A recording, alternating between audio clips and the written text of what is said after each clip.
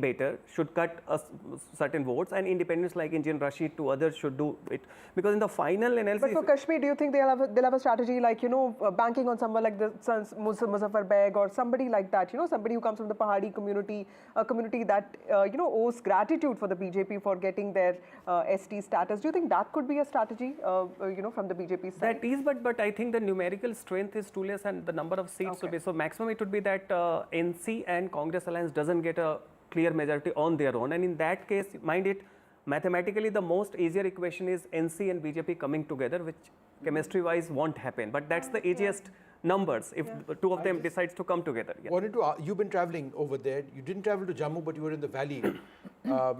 In terms of the dynamics that you've seen and this very remote possibility of the NC and the BJP, do you think that based on what we've Well, heard, you know, Omar, people, many that it's people were unlikely? talking about this possibility because that's a possibility that will give it stability.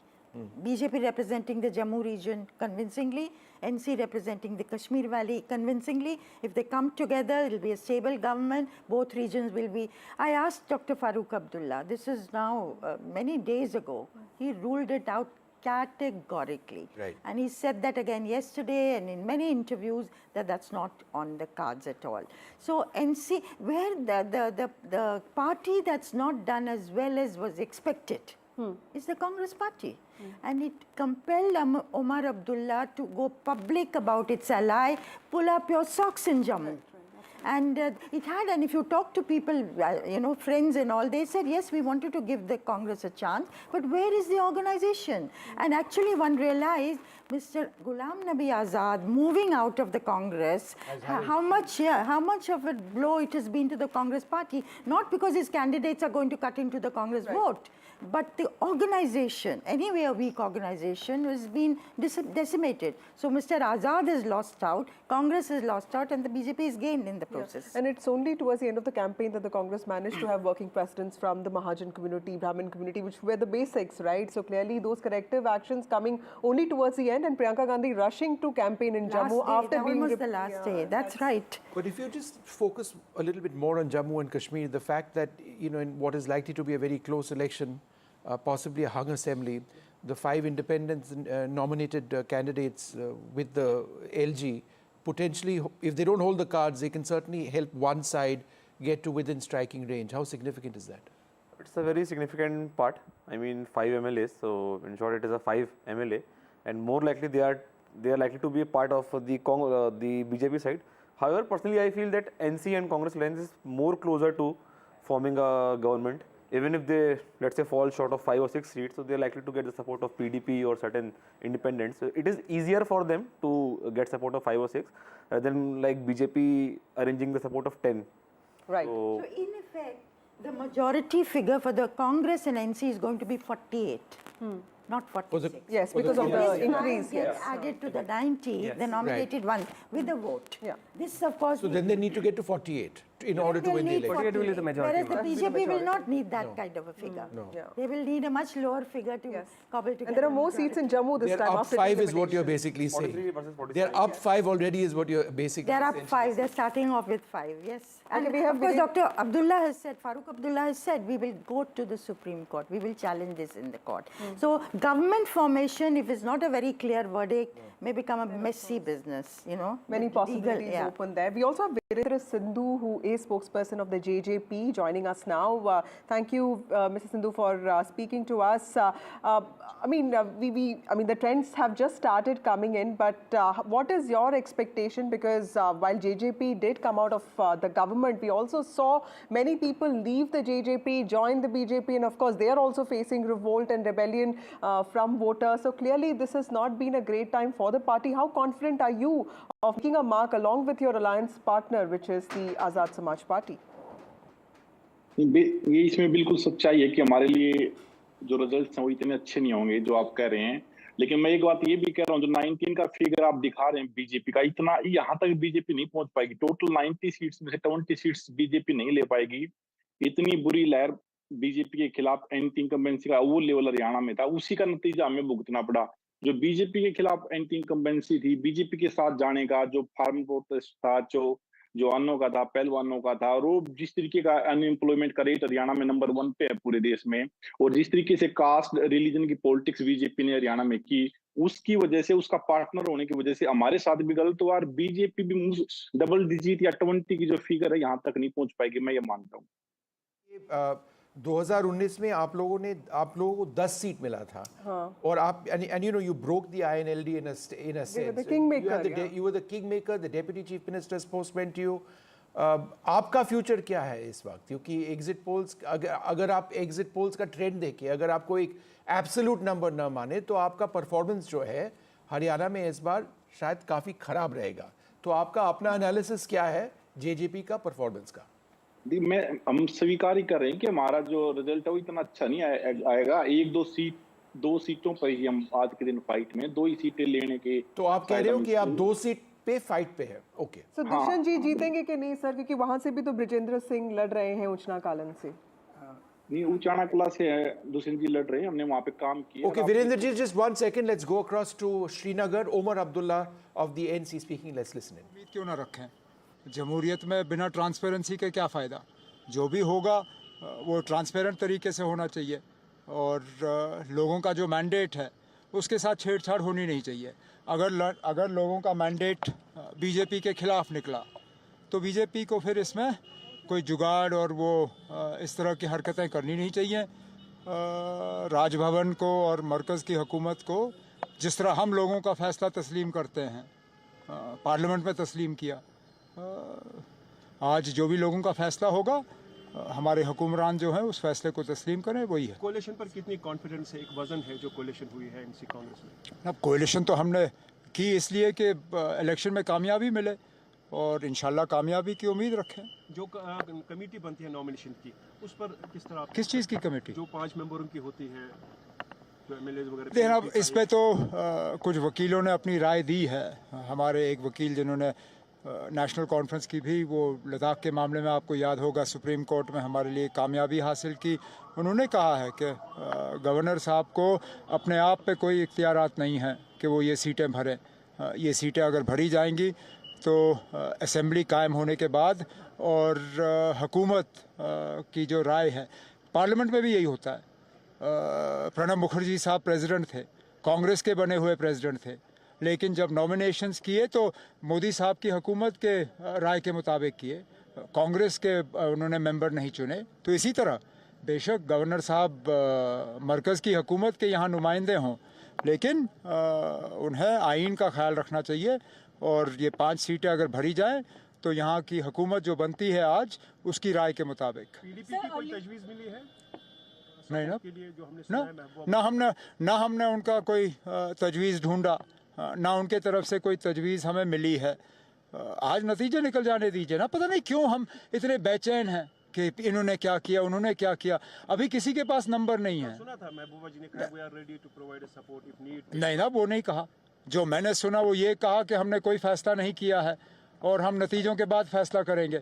पता नहीं हमारे तरफ से इतनी बेचैनी क्यों है कि हम फटाफट कूद जाते हैं और कहते हैं ना कि हम जी बस उनके समर्थन का खैर मकदम करते हैं। उनका समर्थन ना हमने मांगा, ना वहाँ से मिला, ना फिलहाल उसकी कोई ज़रूरत है। नतीजे निकल जाने दीजिए, उसके बाद तमाम पार्टियां जो है बैठ के उन पे जो है अपना वो करेंगे analysis. Sir, early trends are giving an edge to NC. No, I don't go by early trends. Last time when results came out, I came here for a run. Early trends were I was winning. घर पहुंच के सारा बदल गया। मुझे early trends मत बताइए ना, लंच के बाद बात करेंगे। Sir, will Omar Abdullah win from both Budgam and इंशाल्लाह, but no, it's who can say? जो अल्लाह ताला ने रखा होगा वही होगा। और जो गांदरबल और बड़गाम के लोगों ने, मैंने अपने तरफ से जितना मैं कर सकता था किया, और बाकी बाकी डब्बों में है ना। अब डब्बों से निकले नतीजे फिर देखें। Speaking over there, and it has to be said that he retains his sense of humor. Nazir, when he said that last time around I came here for a run, I was leading, then I went back home and I had lost. Yes. But what he did keep talking about, Nazir, significantly was the role of the governor. The sense from that brief conversation is that he believes it's going to be extremely tight, and it is going to go down to those 5 nominated candidates. Yeah, exactly. And we need to know why these 5 candidates are nominated members are there. And why governor has a right to do that even without the consultation of the elected government. We have to understand the constitutional scheme of things. When Jammu and Kashmir Assembly was formed, this under the Union Territory, it was formed on the pattern of Pondicherry Assembly, which was formed in 1962. That time under Article 239A, by then Home Minister Lal Bahadur Shastri, he introduced a bill. But that time there was a proposal that all the members in the UT, Pondicherry UT, should be nominated members. But remember, there was one MP who was from the PSP, Parija, Sabha Party. PSP, his name was Hari Vishnu Kamath. He introduced a bill, said there should be amendment to this, there should be elected members and there can be some nominated members. So this time there was no, Hari Vishnu Kamath in the parliament and there was no Lal Bahadur Shastri in the parliament this time in 2019 who would have accepted amendment. So this time when the reorganization of Jammu and Kashmir Act was introduced, there has been a provision of nominated members. First it was 2 members, then last year it was amended again and there is 3 more members were added. So governor has a right to appoint 5 MLAs who have a right to vote even for the election of the government. When you it's a tricky situation. On one hand you have the 90 members. In case of there's a hung assembly, these 5 members will play a key role. And there are no prizes to guess where these 5 members will go. Okay. Opposition is saying it is just BJP will start from number 5. Nazir, just hold that thought for a second. I wanted to go back to Mayank for a moment. Even if you take for a moment Jammu and Kashmir, these leads at this stage, what I find interesting is that it's 22-19 now. Again, at some stage soon, these will start moving beyond postal ballots to actual trends. Yeah. Which is around 8 o'clock, or 9 o'clock. Which is 9 o'clock, right? So another 13 minutes or so. The point is that even now, it's actually a change of plus 12 for the Congress NC compared to last time around, and the BJP up 3. So the Congress and the NC, if you look at these early trends or these early leads, wouldn't be very disappointed at what they're seeing, even though it's quite close. It's substantially more than where they were at this stage last time around. I think so. These trends will change, but what it clearly shows that others, which used to be a very significant factor in Jammu and Kashmir, and same in Haryana, others are vanishing. So Jammu. The others are down 6. So others are down 6. That's really important. So Jammu Kashmir, like many other states, are also becoming bipolar. And it's but BJP did not really contest on so many seats, right? It was just about 62. So and 43 of that was in Jammu. So it could be possible that these could be from that. PDP is declining. PDP is down 8. They're contesting in 81 seats. And Jammu Kashmir has a tradition of electing at least 10%, 5 to 10% members of independents. That is also coming down, it seems, so far. Let's just go through a couple of these and then I'll bring the Nija in as well. The PDP factor is significant. In these early leads, they are actually down 8. They're contesting in 81. There are leads so far for the PDP of in 44 seats. They're leading in just 5. In 2014, at this stage, they were leading in 13. So they're down 8 from last time around. That's going to be an important factor, particularly if there's any talk of the NC and the PDP and Congress coming together in a close situation. That's going to have a potential impact, right? And PDP also has faced a nightmare of sorts. This kind of setback. With Altaf Bukhari moving out. PDP in some ways has been the actual. The most affected party with respect to abrogation of Article 370. What really happened with PDP was aligning with BJP that big a mistake? Because the overall dominant mood in the state was against the abrogation, particularly in the valley region, and certainly PDP being the ally, it gave a catapult to NC. And therefore, you see, the moment it happens, suddenly the consolidations of the valley vote in favor of the NC, and that gives a very sort of existential crisis. So in this term, I think the PDP's expectation is minimal, just to remain relevant. So suppose as a remote possibility, if NC and Congress government needs the support. So more than independent in a PDP, in order to salvage their image of being pro-Valley, pro-370, etc., they decides to kind of a support. So that is one of the possibilities. So I think, mind it, at this juncture, NC has a kind of a default benefit, but in future, if they are relevant. This is interesting. And Nija, let's go through this. The Leeds position in the Jammu region, all right? This is the Jammu region where the BJP has 18% of the lead so far, the Congress at 6%. So that's not unexpected entirely. We'll have to see how many seats that translates into for the Congress and the NC. So we'll think about that for a moment.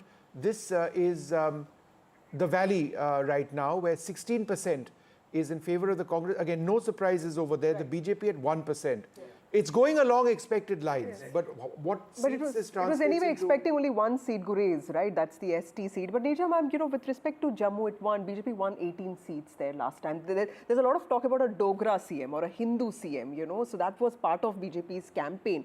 Do you think that is one thing that is the differentiator in the BJP's campaign this time, or it's ideological? You know, I was very surprised to hear from one of the very senior leaders on the BJP side, that if we are in a position, if we are the single largest party, we will definitely form the government. How we do it, but I'm telling you, we will form the government. That's the way he put it. Then he said, no, will it be a Hindu? Yes, they've been promising somebody from Jammu. He said, not necessarily. Okay. We may bring a Muslim face. Who will it be? It could be anyone. We don't know who's going to win, and certainly somebody like Muzaffar Beg. Yeah, the deputy CM. So it would give a very different kind of an impression, taking everybody along. So let's see what happens, you know. But obviously, BJP is, you know, the Congress has not made a mark. No, they've not, and I've got those numbers. The BJP is BJP all the way in Jammu, and that shows, you know, that this election in J&K may be much more about identity than anything else. Kashmir Valley, people are worried about their identity, 370 having dented that, statehood being taken away having dented that. In Jammu, it is statehood, it is economic issues, but much more than that, the Hindu overarching Hindu identity. So I think J&K, if you look at it, let's see what the results throw up. And Vishnu, also in terms of the percentage, 16 and 5 means 16% will walk away with most of the seats. Okay. That's the kind of electoral system. You know who's doing really poorly at this stage in the early leads position is the Congress and the PDP. The Congress leads in 7. In 2014, they were leading in 9, and so they're down 2, right? The PDP are down a whopping 8 at this stage. So let's take a look at this graphic. The strike rate, the target, of course, is 46. It could be 48, but that's in a slightly different scenario. The current, the current seats are 25. The seats required 21 of the remaining 38. So in terms of strike rate, the current strike rate is at 48%. The required strike rate is, and this is the strike rate for the Congress and the National Conference. Okay. They need to hit above where they're hitting to come to power. It's as simple as that. It's going to be close. They are underperforming, and they're underperforming because of the Congress party. Okay. Right, that seems clear. The Congress party is now down 2 from last time around in the lead situation. If you take a look at the lead situation, if you look at the strike rate for the Congress and NC, that's what the situation is. The strike rate for the BJP, again, the target of 46. The current situation is 19 at the moment. These are leads. The seats required now 27 of 37. That's going to be tough for the BJP. They will have their required strike rate, Vasudha, is, it seems, very, very difficult at this stage. Yes. But now that doesn't necessarily mean that government formation is going to be easy for the others. But it does mean that the BJP is well short of where they would like to be. Obviously now, it seems clear that if these leads do continue to become, you know, trends and then results, then the process of government formation is going to be tricky, which is what that's my sense. Nija? Yes, that you know, unless the NC Congress gets a very clear majority, the BJP is not likely to get a majority. Ma'am, what are the broad possibilities? Like if you look at looking at 3 possibilities. You know, about 6 weeks ago, when you talk to people here or there, in the state, people would say it's going to be an NC Congress sweep. Right. That's the word they would use. Then came the independents, 365 independents in the fray. Yeah, 44%, which is huge. 44% of the contestants are independents or these smaller parties. So they have cleared the pitch for the NC Congress. At least that is the popular wisdom. How much of a dent they will actually make, we will know. So will the NC Congress be short of a majority, in which case it has to depend on PDP and some of the independents, and that becomes a difficult area to navigate. Right. But, you know, Vishnu, on the Congress, I want to say this, the amount of goodwill for Rahul Gandhi, I was so surprised. Every single person I talked to in the valley, every single person without exception, and I asked them about Rahul Gandhi, what do you think of him? And they had a good word to say. And the Congress party not making the grade. I mean, this is such a In Haryana, the incredible Congress situation. is above the halfway mark in the leads position. Just a matter of a point of conversation. We'll talk about that in a few moments. We'll take a short break, come back with what is turning out to be, as expected, a fascinating day.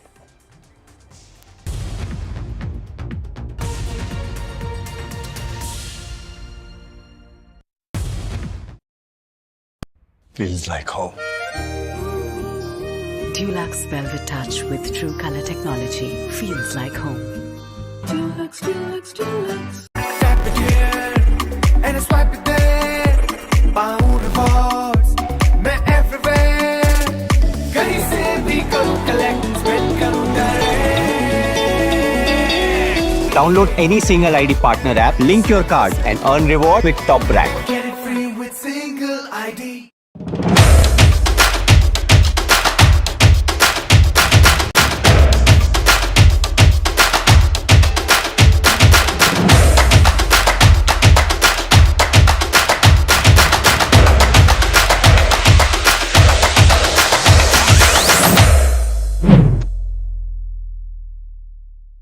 New day, new show, a new experience.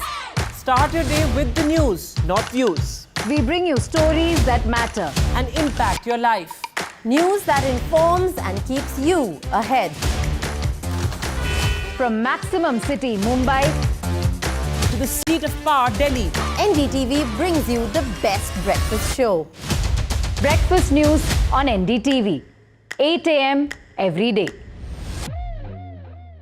I've been reporting on all issues, big and small, from Andhra Pradesh, Telangana, rest of South India, bringing you all the action, all that you need to know, all that you want to know. The energy of Maximum City is infectious. I bring in that energy in our news coverage from financial capital, Mumbai. India's IT capital is always buzz. It's literally a city that never sleeps. And I keep you ahead on all the Bengaluru buzz. Covering from the southernmost part of India over the last 23 years, I bring in-depth and 360-degree coverage from the Dravidian heartland. The land of Mishti is also known for its bitter politics. I have seen much water flow under the Howrah Bridge, covering Bengal in all its vivid colors. Stay informed and entertained with the new and updated NDTV News app. You can watch all our channels live, listen to podcasts, read breaking and exclusive news from around the world and more. Download the NDTV app today and get access to the best journalism and storytelling on your smartphone or tablet. The NDTV app. News that matters to you. NDTV World Summit 2024, October 21st and 22nd, only on NDTV Network.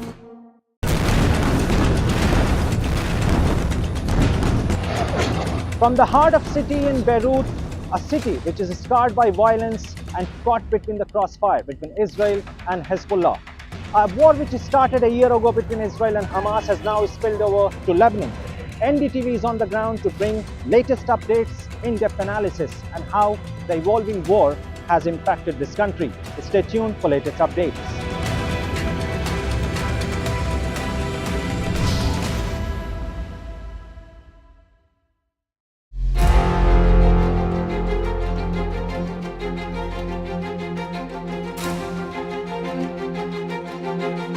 कि जिसकी सरकार centre में हुई है उसी की सरकार प्रदेश में होती है। एंटी इनकम इनकम्बेंसी को कैसे देख रहे हैं? इनकम्बेंसी नहीं है। Pro incumbency.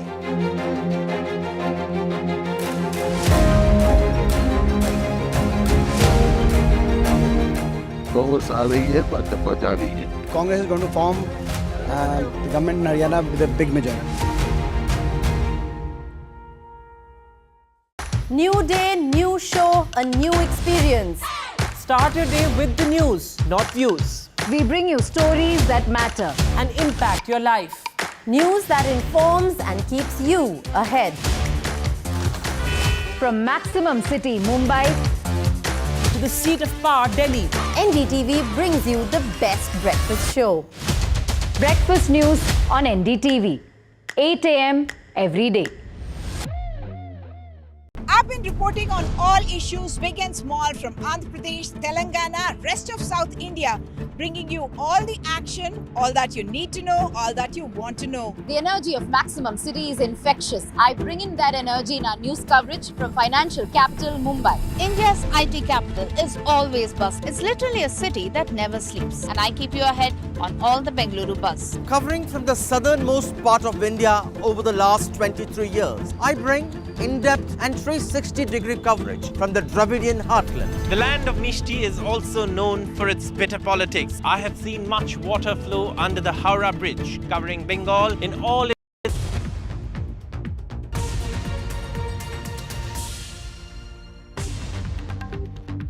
Good morning. Welcome to what will be one way or the other a riveting day for our democracy. The assembly election results in two states, Haryana and Jammu and Kashmir.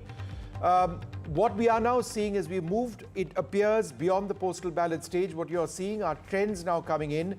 And if you take a look at what's happening in Haryana, the Congress, that's on the bottom right-hand side of your screen, is above the halfway mark. So if these trends hold true, then it appears that the Congress well ahead and well poised as expected to form the government in Haryana.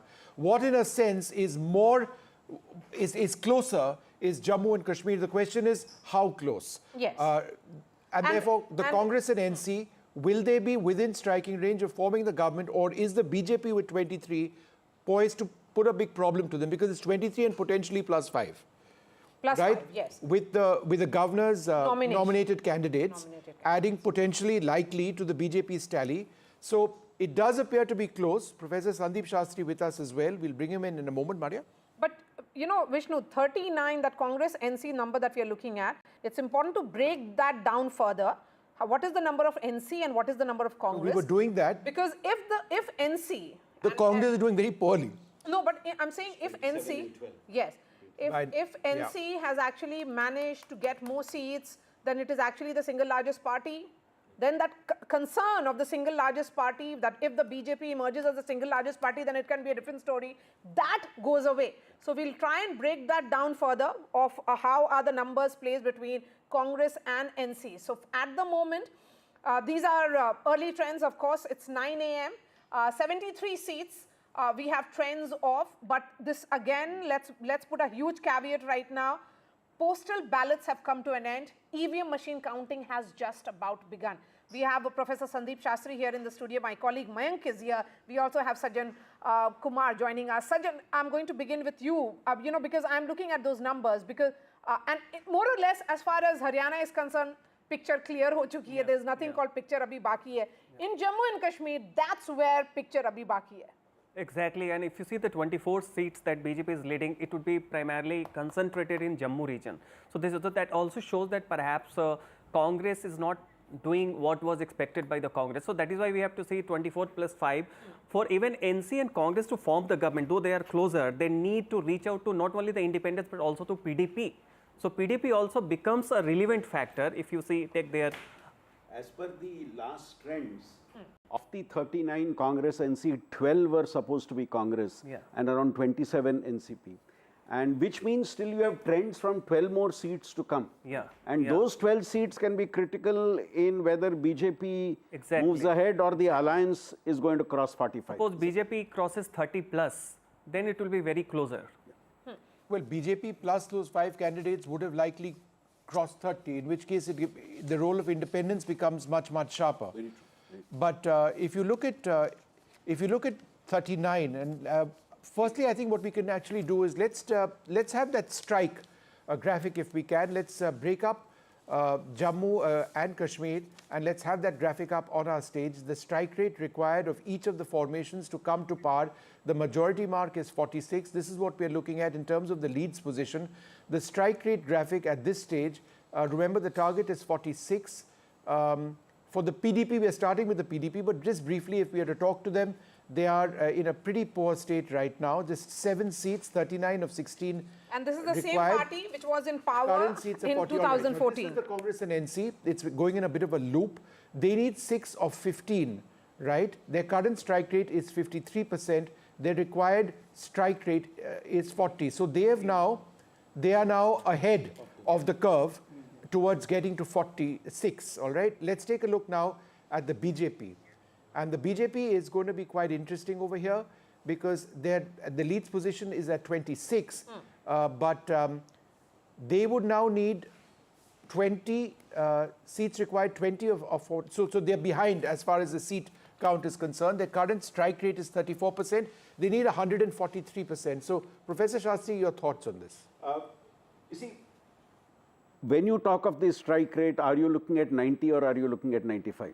Because if you are looking at 95, then the strike rate becomes 40, then the majority becomes 40. I think we're looking at 90, right? But at current trends, if this trend were to hold, I think the Congress-NC alliance has a little better chance because their numbers are a little higher in terms of leads as compared to the BJP.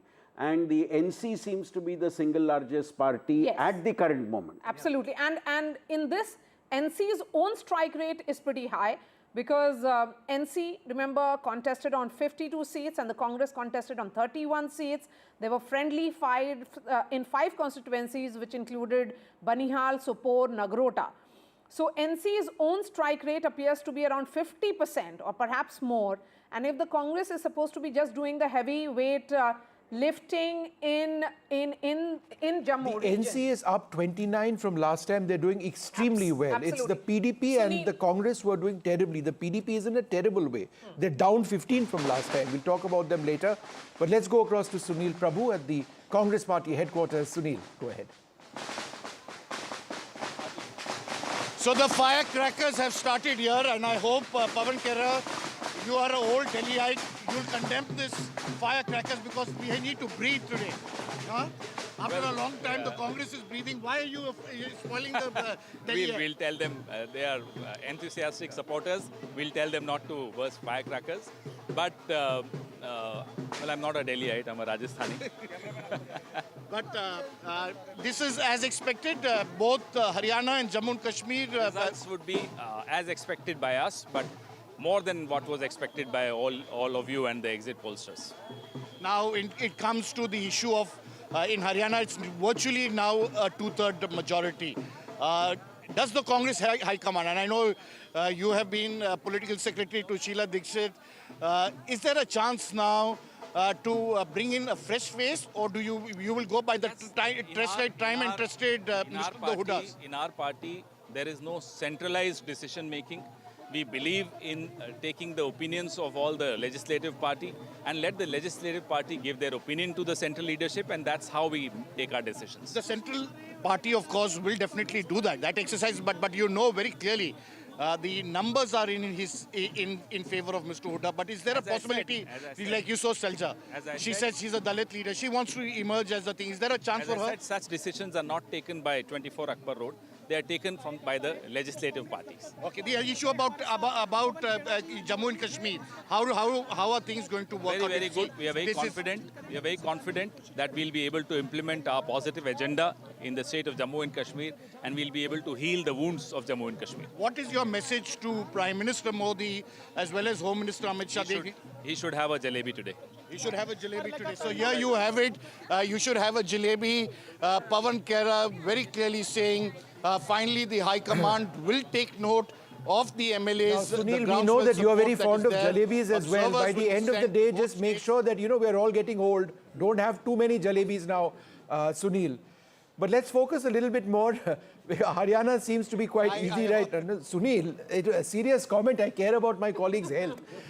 Let's go across to Jammu and Kashmir, bring up Nazir Masoodi in a moment. But let's just, as we bring in Nazir, go through The numbers. The numbers. The National Conference up 29 from last time. They are leading in 29, contesting in 56, leading. So far, they've got leads and results and leads in 47 seats, of which they are leading in 29.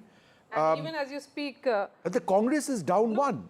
Yes. So, you know, I mean, had it not been -2 for the now, because NC, the is that the case? Yes, the so latest trend. -1, -2. So the Congress is doing quite poorly. So it's the NC, the single largest party. I think we are fair to say, Professor Shastri. We should note that the Congress-NC alliance is coming close to the halfway mark. They are at 44 now, and any moment. Entirely on the back of so that entire thing, who's going to be the single largest party, that has been pretty much resolved. The Congress's performance at down 1, Maria was seeing down 2 on her machine. That is a big factor against them. The reason for that is down 2. The reason for that is Congress is fighting largely in Jammu. And in Jammu the BJP seems to be doing well. So that explains the Congress not doing well in terms of its numbers. So all the numbers are essentially coming for the NC because they had contested on more number of seats. They did so in the Valley region. Remember, post delimitation, these are elections that are happening. So that's an important aspect to point out. There are 47 in the Valley and 43 in Jammu. There were lots of talks of how this, delimitation, is this really anti-Valley on that narrative? But I can see Nazir Masoodi joining us live. Nazir, of course, very, very early, 9 a.m., but the numbers are consolidating. Nazir, are you a fan of laddus as well? Of course, if anybody offer me here.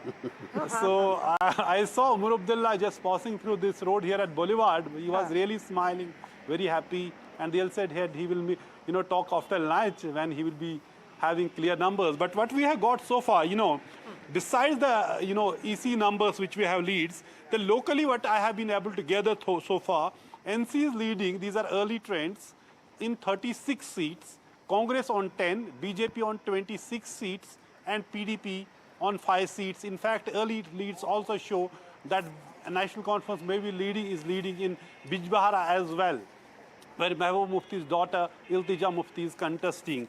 And here in Srinagar, behind me, where counting is taking place at SKICC, I'll tell you, for example, Tanveer Sadiq, the Congress-NC alliance in early trends have actually crossed the halfway mark to form the government. If these numbers actually hold, then the Congress-NC at 9 a.m., 9:10 have crossed the halfway mark. Yes, but these are very early. In both the states. Yes. Yes, go ahead.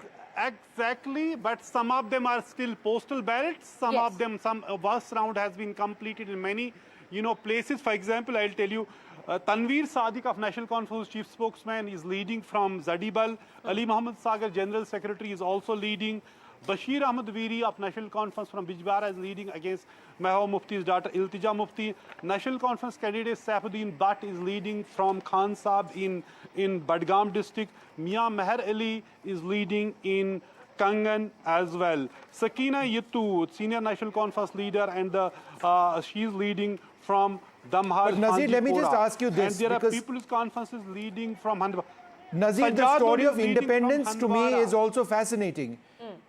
The independents are doing disastrously this time around. Although huge numbers were fielded. In 2014, there were 17, who won. This time, or who were in the lead position. This time, they're down 17. And the PDP is as big a story. The PDP is down 16 this time from last time around. In 2014, they were 24. They are down 16. So the immediate political future of the PDP is something which Mehbooba Mufti would really be needed to introspect, call it what you may. And just to add to that, Nazir, you were saying now that Iltija Mufti, daughter of... Maria. Yes. Go ahead. Omar Abdullah is leading from both Gandarbal and Badgam. Right. Okay. What so about that's the big news. Iltija? Omar What Abdullah, about Iltija who lost Mufti? recent parliament elections. Yes. Iltija, so far what we are getting, that she was trailing in Bijbahara. It was Bashir Ahmad Veeri. But as I said, these are early trends, mix of the postal ballots as well as first round. And these are early trends. Just a word on Bijbahara. 2-3 rounds. This is, then of course, we can say, yes, which... the family turf of the Muftis. Iltija is making her electoral Bashir debut. Ahmad Veeri, And Bashir Ahmed Veeri. There is Bashir Ahmed Veeri is leading. He has got so far 3,451 votes and he is leading. And his nearest rival is Mehbooba Mufti's daughter, Iltija Mufti. That's an important one. So it is though PDP actually a setback, early setback for the PDP as they are only leading on 5 seats. Independents were 44% candidates and they were being accused of being backed by the BJP, and in fact BJP president here, Ravinder Raina, during his repeated interviews after has been saying they have the independent candidates in Kashmir who are being backed by them. With their help, they can form the government. Sure. But okay, right now, but Nazir, I think just for the benefit of our viewers, and I think let's just take a look at the larger picture, Maria, shall we, in Jammu and Kashmir.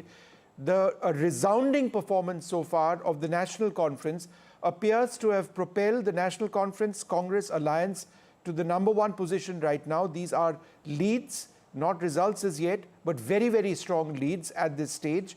The Congress party in this alliance is actually down 2. However, the NC is leading in 33, so a substantial gain from them from where they were last time around as well. The BJP up 3, so it's not as if the BJP has done worse than last time around, but it's the NC which is defining the path. Yes. Professor Shastri, would you agree, of these elections? Undoubtedly. Irrespective of if you look at the numbers which the NCD is leading in, we have been consistently maintaining the point ever since the exit poll day that the single largest party will be a critical factor in Jammu and Kashmir. And if these trends hold, the NC clearly is the single largest party, several seats ahead of the BJP. They were contesting in 56 seats. So far, the counting has happened for 55, maybe not the final counting. Of that, they're leading in 36, and the change is 36. So basically, they got 0 in 2014. In 2014, they didn't win any. Yeah. So, Mayank? While introducing the show, you use one phrase, riveting democracy. Today is a day of riveting democracy. It is. In the sense, for last 10 years, not close counting day used to be so boring and predictable. Yes. Counting day used to be so predictable up till now for last 10 years. Today, see, Congress has every reason to celebrate now. In Haryana, not so much in Kashmir. In both the places. Sure, they're in power. But BJP is just down, not out. Absolutely. BJP has, it seems from early trends, BJP has maintained its vote share. And after 10 years of incumbency in both the places, they look still at have. The BJP number, if it actually consolidates around this number, they had 40 last time around. Yeah. They had 40. 2019, they had 140, so they are down 7, which means there is a possibility that this could not be a huge dip in the vote share. Yeah. A lot of people predict that towards the end of the campaign, the BJP did pick up in Haryana also. There was an estimate of being less than 30, but if these trends hold, it seems to be going to be more than 30.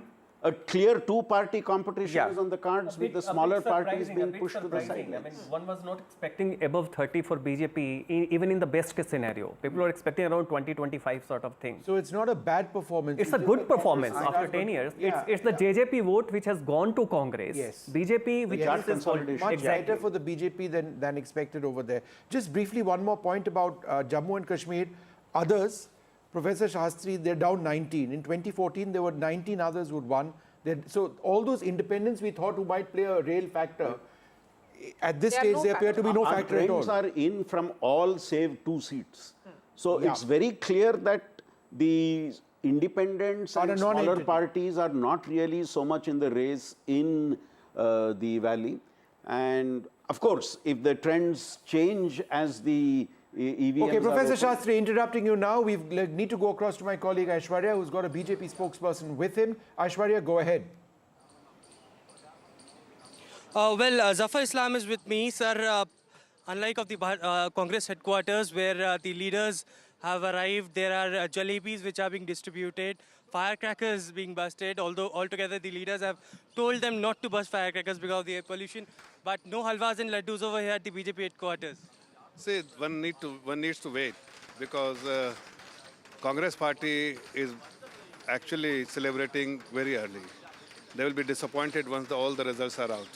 We are extremely confident that once all the results are out, Bharatiya Janata Party will be able to form government in Haryana as well as in Jammu and Kashmir, because these are very initial trend, very initial trend. After the postal ballot, is the first round of counting is on at the moment. There are many rounds of counting left to be done.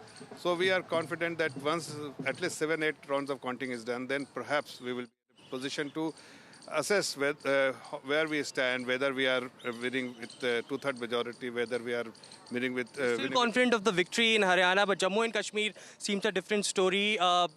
Your leaders have stated that in Kashmir there are independents backed by the Bharatiya Janata Party, but they have not done pretty well as far as the early trends are suggesting. How do you see that happening? No, the initial trend clearly suggests, of course it is an initial trend, but the initial trend suggests that we are currently around close to 37-38 seats. And we, as you rightly mentioned, that we have like-minded people who are fighting independent, as an independent candidate in the valley. Definitely, if they win, we will have an alliance with them, and we will be able to... The party told the supporters not to come early in the morning at the headquarters. They should wait for the results. No, we do not communicate anything to our Karyakarta. They come on their own. So it is for them, up to them when they want to come. But definitely, once the victory is there, once we know the result, and of course the Karyakartas know the result, they will start coming to the party headquarters. They're still waiting for the results to come in, and in anticipation of the victory, Syed Zafar Islam, Bharatiya Janata Party spokesman, clearly had been stating that they are still hopeful that Bharatiya Janata Party will emerge as winner, but the early trends are suggesting otherwise. Okay. Aishwarya, thank you so much for joining us. But let's shift focus now to the winning side. Gurpreet is joining us from Rohtak. That's where the Hooda bastion is. Gurpreet, celebrations have begun already, and we could see those posters which said Hooda Sarkar rather than Congress Sarkar. Well, Bhupinder Hooda is taking very calculative step, and what we have seen, a huge number of supporters, they have already gathered here. So I will show all these colorful visuals from here, what is happening on the ground at this point of time. So far, Bhupinder Hooda, the former Chief Minister of Haryana, he hasn't come out of his residence, but a lot of supporters, they have come here. So I'll request my Vijay to show all these visuals. There is a total celebration mood, and some of the supporters are with us. So अब number भी आ रहे हैं, तो कहीं ना कहीं अभी हुड्डा साहब बाहर नहीं आए, तो क्या लग रहा है? 10 मिनट में बाहर आ रहे हैं हुड्डा साहब, और कम से कम 75 पार सीट आने की उम्मीद है, जैसे अभी वो चल रहा है। और जम्मू कश्मीर में भी एक तरफा माहौल चल रहा है, वहाँ भी कांग्रेस आ रही है। और अब सीएम भूपेंद्र सिंह हुड्डा आज शाम तक 12 बजे दोपहर 12 बजे तक सीएम भूपेंद्र सिंह हुड्डा होंगे। तो क्या लगता है, क्योंकि कहीं ना कहीं अभी बीजेपी के अभी स्पोक्स पर्सन है दिल्ली में, वो कह रहे हैं अभी तो फर्स्ट राउंड है, राउंड काफ़ी होते हैं, वेट करो, अभी we are not able to come up to some result, अभी रिजल्ट पे आने की जरूरत नहीं है। तो क्या देख रहे हैं आप? देखना ये सर, एक नारा दिया था बीजेपी ने कि भाई कांग्रेस मुक्त नारा, तो आज ऐसे हालात शुरू हो गए हैं, हम उनको साफ बताना चाहते हैं बीजेपी को, आला कमान तक की। हरियाणा से आज उनकी उल्टी गिनती शुरू हो गई है।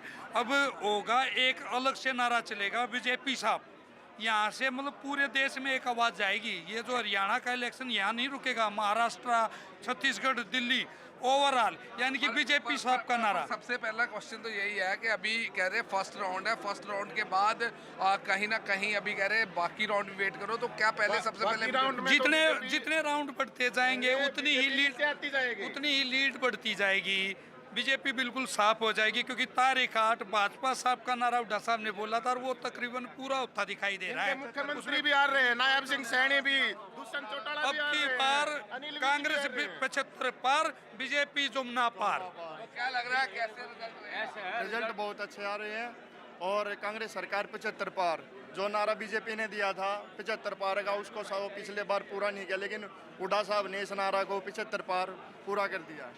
ये जो जीता है ना, पहले जो हुड्डा सरकार ने काम किए थे, उनके विकास और विश्वास पे वोट दिया लोगों ने, और आगे आने वाला जो टाइम होगा हुड्डा साहब का ही है, और जो काम वादे किए वो पूर्ण करेंगे। तो क्या लग रहा है, क्योंकि नंबर तो अभी कहीं ना कहीं कांग्रेस की फेवर है, एग्जिट पोल भी कांग्रेस की फेवर में, आपको क्या लग रहा है? जब हम एग्जिट पोल से पहले ही सरकार बना चुके थे, मेरा बिल्कुल साथ वाला घर है, और मेरा इसी घर में जन्म हुआ था। 2004 में जब हमारी सरकार बनी जब के राज से 10 साल हमने बहुत अच्छा राज देखा, हमारे घर में इन्वर्टर तक नहीं था, रोहतक में क्या पूरे हरियाणा में आरओ लगाने तक की भी स्थिति नहीं थी, लेकिन इस लास्ट के 10 सालों में जिस प्रकार हाल हुआ है वो सबने देखा। मैम आपसे भी बात करेंगे। तो बड़े कलरफुल विजुअल्स है यहाँ पे, देख रहे हैं कि कैसे कांग्रेस के रंग में आए हुए हैं। तो ये सभी जितने भी आप पत्रकार साथी भी देख सकते हैं, जैसे ही सुबह था और कल रात को यहाँ पर भीड़ जुटनी शुरू हो गई थी। जल्दी मुख्यमंत्री भूपेंद्र सिंह हुड्डा जी शपथ का अनाउंसमेंट होना बाकी है। जीत हमारी पक्की थी, बस ऐलान होना बाकी है।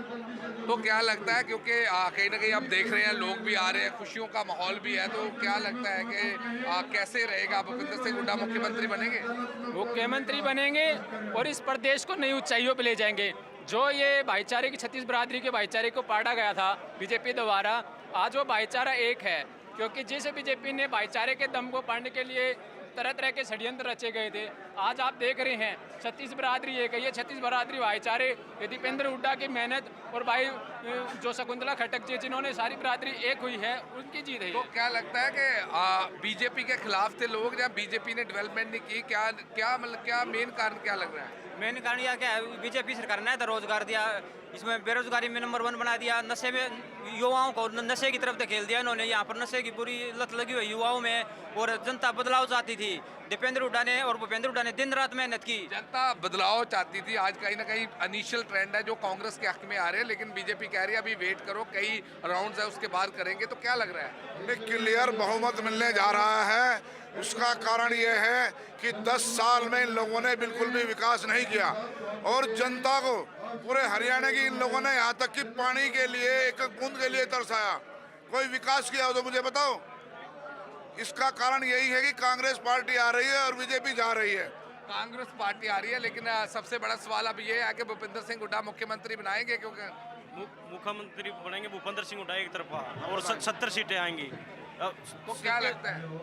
इसका कारण ये है कि 36 बिरादरी के अंदर पूरे हरियाणा में एक ही आवाज है, चौधरी भूपेंद्र सिंह हुड्डा मुख्यमंत्री बने। उसका कारण ये है कि जितना 10 साल में कांग्रेस के Okay, we're going to come back from Mr. Hooda's residence, Gurpreet, in just a moment. But some news coming in from Jammu and Kashmir, where the Jammu and Kashmir BJP President Ravinder Raina at this stage is trailing from Naushera.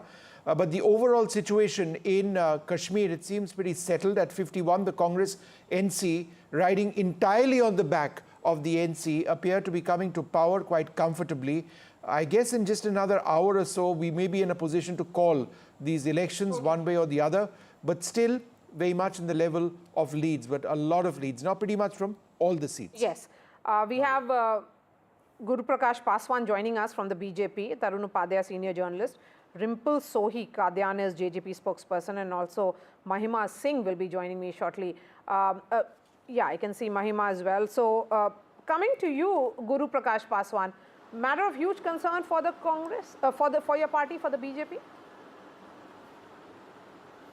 No, Maria, I think we have served for about 10 years in Haryana, and after 10 years, the Election Commission of India website is in front of me. What I see is that Congress is leading in 6 seats, BJP is at 4 seats, INLD is on 1 seat. So I think it's too early, the initial trends, postal ballot, and we could wait for another 35 minutes, 45 minutes to take a final call. I think it's too early to comment anything, Maria.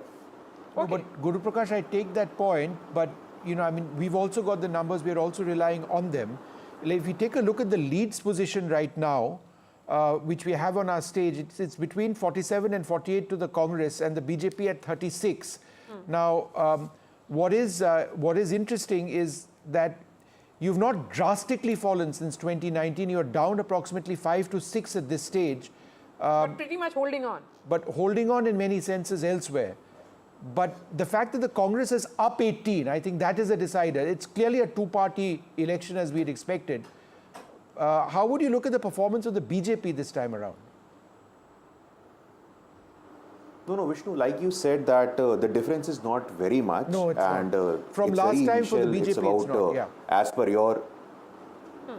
per your assessment also, Vishnu, it's hardly 9 seats. And round 1 counting has been done. That's we'll see round 2, round 3. But after 10 years of service, like you said, 10 years of government in Haryana and 10 years of government in Delhi with the double engine narrative, we are still doing fairly well. If No, you that's ask a valid me, point. In 47, fact, at this 36, stage, you're down 3. That's it. You're just down 3 after so many terms in power in this particular state. But the story it has to be said, is the Congress. At this stage, it's a... And the Congress's gain is at the cost of JJP, because in 2019, the JJP had won 10 seats. They're leading in 1 round. Yeah, so they're down 9. So that is a concern. What do you have to say, Rimple? It's end of road for JJP and INLD as well, but not as much as INLD, I would say. So all the that Dushyant had just before the elections, the Lok Sabha polls, he thought that he'll be able to cut anti-incumbency against doing much better than last the time. party. That is not to be.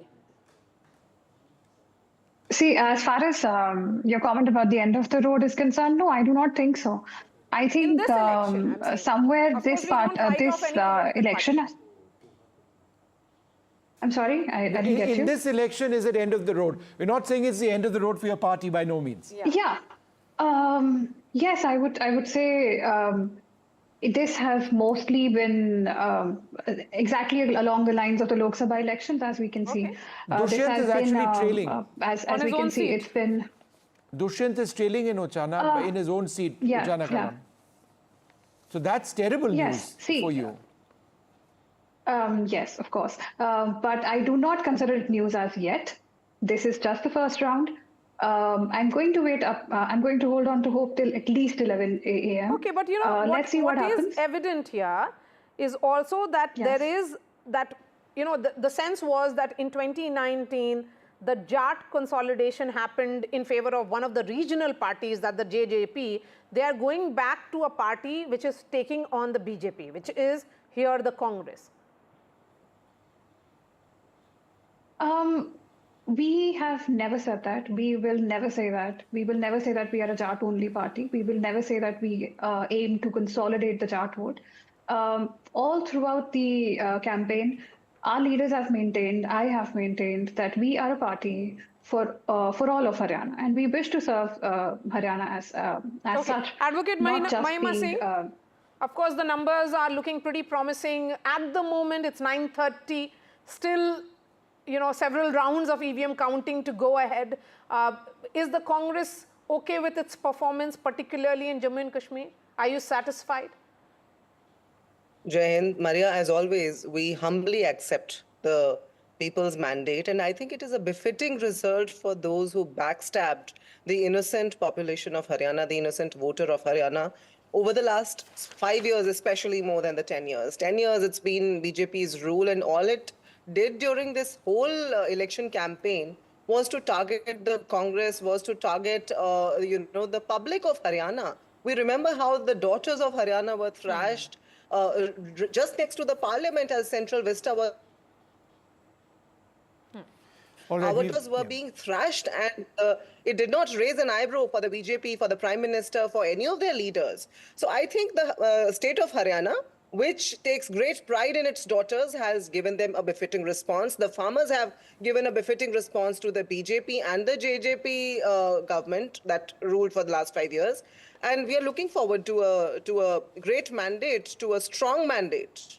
Yes. But Mahima, let me ask you a little bit about Jammu and Kashmir. It does seem that if these trends hold, and you know, chances are they may, then because your alliance is up at 50, so it does appear that you are riding very much on the back of the NC, which is up a whopping 40, which is an incredible performance by your alliance partner. But the Congress itself is down 4. In 2014, you were at 12.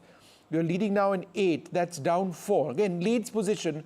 Are you not disappointed by the performance of the Congress? A lot of people, including your alliance partner, in terms of the performance of the Congress party in rallies, etc., in Jammu, they had said that, you know, the Congress really needs to get its act together. In the context of Jammu, do you believe you've done enough? Once again, I would say, Vishnu, we humbly accept the people's mandate as always. Because the state of Jammu and Kashmir had been in such a crisis. It's an election after 10 years. And just last night, as you would have seen, Mr. Jairam Ramesh, Mr. K.C. Venugopal have indicated to foul play behind the curtain, and they have strongly put forward the fact that we have evidence. If needed, we'll put forward that evidence. So we hope that the BJP will let the result be the way it is. And the fact remains, Vishnu, that the BJP did not field its candidates on most of the seats in in Kashmir. It was just 19 seats out of 46 in Kashmir, in the state of Kashmir, which they were talking about, which they were taking great pride in abrogating the Article 370 from. Why could they not field the candidates from that state? Why are they on to the foul play now, which our leaders are having to indicate? Those are the questions that need to be asked today. The Congress party, as far as we are concerned, will accept every public mandate with humility.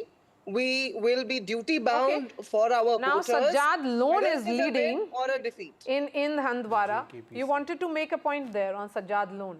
You know, because this time there were record number of independents, and there was a lot of interest around how is Engineer Rashid's party doing, how is Jamaat Islami doing, how is Apni party They've done doing. terribly. None of them are factors They're right not now. factors. They're not really factors. Zero independence. So, to be fair to them also, there already was a narrative against them that they are the proxy of the BJP, and given the kind of the sentiment in Valley post 370 abrogation, Which of course he denied completely. of when he course, came I mean, out with the they were seen as a proxy. So whatever little legitimacy they may have was already eroded. So while they created a kind of a budge, you know, they're up in only one seat. Exactly. So the very charge that they are a proxy of the BJP in Valley region certainly went against them. You know, you made a really important point. The PDP over here, at down 24 from last time, there were 128 seats. At down 24 this time around, leading in only 4. They are not, certainly going to be not the principal opposition. No, so they're neither the ruling party nor the opposition. Nor the opposition. So that's the real crisis of the PDP. I think the real crisis here is that the daughter, if actually, you know, it actually, yes, she's consistently training, Iltija. The fact that the PDP is leading only in 4 seats, I think, and being in the Kashmir Valley, the fact that this party had aligned with the BJP in the previous elections and had come to power, in that state, I think is impacting on the PDP in the Valley. That you were a party who formed a government with the BJP. That I think is impacting on the PDP's It's a performance. huge defeat potentially for the PDP and for their politics. You know, and if we were to look at this, the Congress NC has consolidated around 51, could go up, could go down. But in Haryana, is very close. Haryana is still very close. Very I mean, close. it's appearing to be very surprising in terms of how it's playing out right now. God, I blinked and I looked again. And so Haryana, which 10 minutes ago appeared to be... Tarun Upadhyay is joining us. Tarun, what's your reading particularly now? Which you are showing that Alliance is getting about 51 and the BJP 27. And the other thing that BJP state president Ravinder Rana is trailing from Naushera. It sums up, the trailing of Ravinder Rana and the BJP getting 27, it sums up the story of the BJP in Jammu and Kashmir. Firstly, if Rana is trailing and the BJP is sweeping the Jammu region, the important point which arises here is that then if in the event of government formation, that will be NC Congress will come to power, if these numbers do hold, then there will be the Jammu in the governance. If we go, I am not sure what is the exact number of Congress, but as far as I can see, the Congress doesn't have any Hindu face which are winning. So last time also the Congress got 12 seats, but there was not a single Hindu in the Hindu who won from the Congress seat. So in the Hindu majority area, if the BJP is sweeping, so in the event of the government, where will be the Jammu representation? Especially I'm talking about the Hindus. I wanted to go across to Professor Shastri because there's a huge reverse which is happening in terms of the early trends in Haryana. It's now neck and neck, Congress and the BJP, when there was a clear-cut lead of the Congress even 5 minutes ago, more rounds of counting, and it appears that's absolutely even Stevens. It's too close to call from being quite clear in favor of the Congress. Professor Shastri, your thoughts? I think this is a very dramatic shift in the trend that we are noticing, where the Congress has just a 1-seat lead in trends. people were talking of the BJP being in the 25 to 30 range, but now its leads are 42. We were asking who the next chief minister would be. Would it be a surprise? Perhaps we should roll back those questions. I think it's early because it's 9:30 only. We'll have to wait and see how it actually consolidates. BJP would be very happy if that is the lead situation. No, it's still in terms of the vote percentage, Congress has 4% lead. I mean, 38-42. That's how Election Commission is. Yeah. So still the Congress is 4% lead. But 4% so BJP lead, is 32.2 and that's why Congress is 40. it's very close. I mean, 4% lead, it's 43-42. Yeah. Technically right now. In a two-cornered contest, a 4% lead can Is make a a lot landslide. of difference. Exactly. But this seems to show that it's a neck-and-neck race in Haryana also, as per current trends. Yes, but I'm just trying to understand. In assembly elections, there are around 12 rounds, 12 to 13, depending on the size, not more than that. And if it would have started around 8:30, 1 hour already, so close to 5-6 rounds would be over.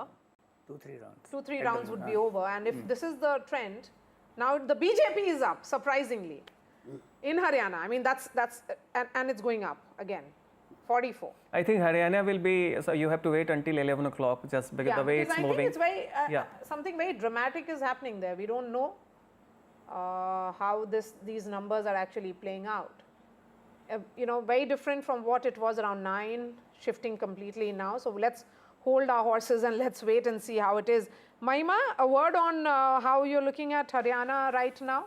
Of course, very early, so we are not sitting in judgment at all. These are changing trends, as you rightly pointed out, Maria, but Haryana, as I already said, has ousted the rule. That I can assure you. What the mandate comes out to be is to be seen. But we are going to sweep Haryana. It's going to be a clear win because, as we have been talking about through the elections, Jawan, Pehelwan, Kisan, Mahila, everybody has been troubled. The issues are galore. And I think the BJP has failed to address them. More than the issues being there, the BJP has looked away from them persistently. And at the end, their campaign was stooping so low that it was... Now they're ahead, they're 3 ahead. Ma'am, the BJP is 1 ahead now. It's going back and forth. We need to all catch our breath also. I assure you, Vishnu, it's going to be a clear win for the Congress. Yes, as the we are not saying anything, ma'am. We are just showcasing numbers. 940, this is what the numbers I are. asked you a question 5 minutes ago, assuming that you'd won the election. I am now asking you a question now, assuming that the chances are that you may be losing. So, it's we difficult are forming to the government, Vishnu. It is very early. It is very early. It's too early. But it may be closer, one way or the other. I think that's a fair sort of statement to make at this so stage. It's not going to be a... Maria. Yes. So, Mahima, continue. You were making a point, please. Go ahead. I was saying that we are forming the government with what margins needs to be seen. Sure. But we are forming the government because the people of Haryana, we were on the ground. We have seen how the people of Haryana talked about the agonies they've been put through over the past 10 years. And it's high time that we got change. You see unemployment at an all-time high, inflation, the injustices on all fronts. So Rahul Gandhi ji, when he came in the last 4 days and he addressed the people through the yatras, the excitement was, I think, very prevalent all over. And that is what is going to reflect through the results. I can see this round is bringing a sort of a surprise for all of us, but I think the next round of counting will bring a okay. So let's wait. Will bring a bigger surprise for all of us. We can shift focus to Jammu and Kashmir, and that's Maria, where it's interesting. It's flipped, right? What we were talking a few absolutely hours back. in a matter of few seconds. Haryana would be absolutely clear. Kashmir would be tight, but it's gone the other way around. Yes. So okay, Nazir. What are the big numbers in terms of the highlights that you're picking up? And Nazir, I want to know, in terms of how many rounds over, how many more rounds to go in EVM counting? Well, there are several rounds going, but there have been at least 2 rounds in most of the constituencies, and it's clear National Conference has crossed 40 mark in the early leads. So, and Congress is only leading on the 7 constituencies. BJP is leading on 24 constituencies. Sajjad Loon's People's Party is leading on 3 constituencies. Interestingly, Engineer Rashid's brother, his own constituency, Langate, he is trailing there as well. So against the Sajjad Loon's candidate, Irfan Pandit Puri in Langate. As we reported earlier, trends also show Omar Abdullah leading from both the seats, Ganderbal and Budgam. And then you have Patan constituency. In the first round, it was Imran Ansari of the People's Conference. He's leading. And then you have Chanpora, Altaf Bukhari, who was the first political party that was first political party that was launched after abrogation of 370. A party known as King's Party in Kashmir. He's himself trailing from the Chanpora, where National Conference candidate Mushtaq Guru is leading. And Gurez, where BJP was hoping to win, and Defence Minister Rajnath Singh himself and other senior leaders campaigned their Gurez around near the line of control in Kashmir Valley, and it was only seat where it was expected that BJP may win. But National Conference is leading there. So, and there are others, Handwara, as I said, Sajjad Loon is leading from there, and Iltija Mufti was trailing. But as I said, these are early trends. They may change, but right now it appears that PDP is doing very, very bad. It is first time after the formation of PDP, they are doing very, very bad if these trends don't change. And National Conference is doing extremely well. And their strike rate appears to be, as far as early trends are concerned, very, very high. They have contested only on 56 seats, but therefore now they're leading on 44 seats. That is phenomenal. And BJP is leading on 23 seats. That's right now I'm getting. All right, so Nazir, any reactions from Omar Abdullah? He's leading in Ganderbal at this stage. It's, I mean... In both these constituencies, in Budgam as well. Any recent reactions a few hours back, he was apprehensive. With a comfortable margin. I see. What is the margin of his lead? Yes, he was very apprehensive because he was... Okay, in fact, Bhupinder Hooda is speaking. Let's listen in.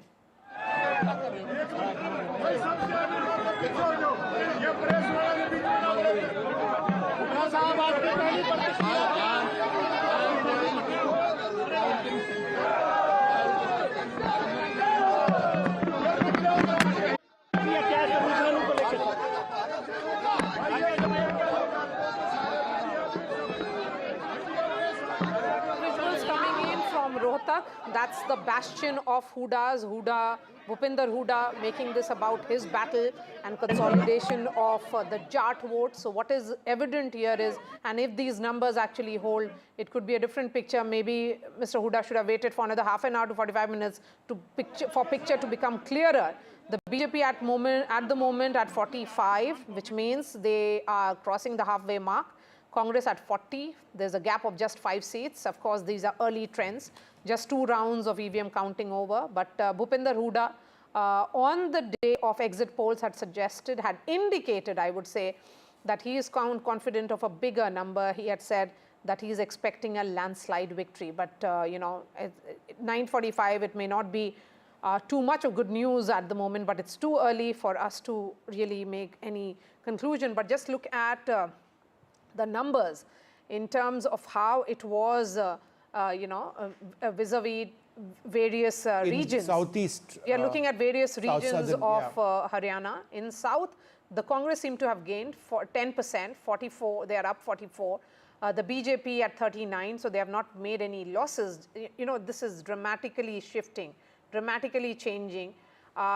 In central Haryana, which is where Rohtak and other parts are, that's where 19 seats become very important, which are seen as the Jat land of Haryana. Congress at 43%, which means they have made a massive gain of 16%. BJP down slightly, just 1% down, Sandeep Shastri. They are not down and out. I mean, it's a party which is holding on pretty much. And just look at this, north of BJP is edging ahead of the Congress in terms of this lead situation, Maria, now. And I think this entire narrative that we've been talking about in the morning through the of the Congress resoundingly coming to power in Haryana, that has to be questioned. It's Mahima Singh of the Congress telling us that she feels that they will form the government one way or the other. But it is increasingly going to be difficult for the Congress to do that with the BJP up ahead. In fact, if anybody at this stage, it's 9:47 in the morning. It appears to be neck and neck the now. BJP is up ahead. Yeah, so it's they're neck up and ahead only 4 versus 2019. The Congress at up 10, but it's not enough. So it appears. if this is actually the picture, Mayank. Something interesting is happening in Jammu and Kashmir.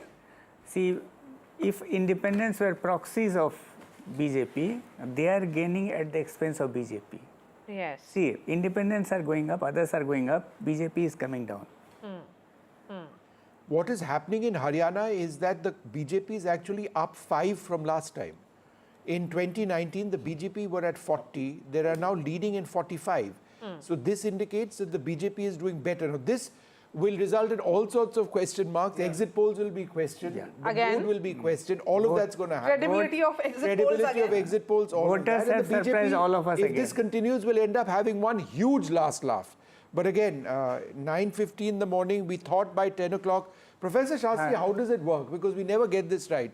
When do we start saying that, you know, this is now going to be what the result is going to be? It's 10 in the morning. Yes. We never know when to say that. I think it depends on how many rounds of the counting have been completed.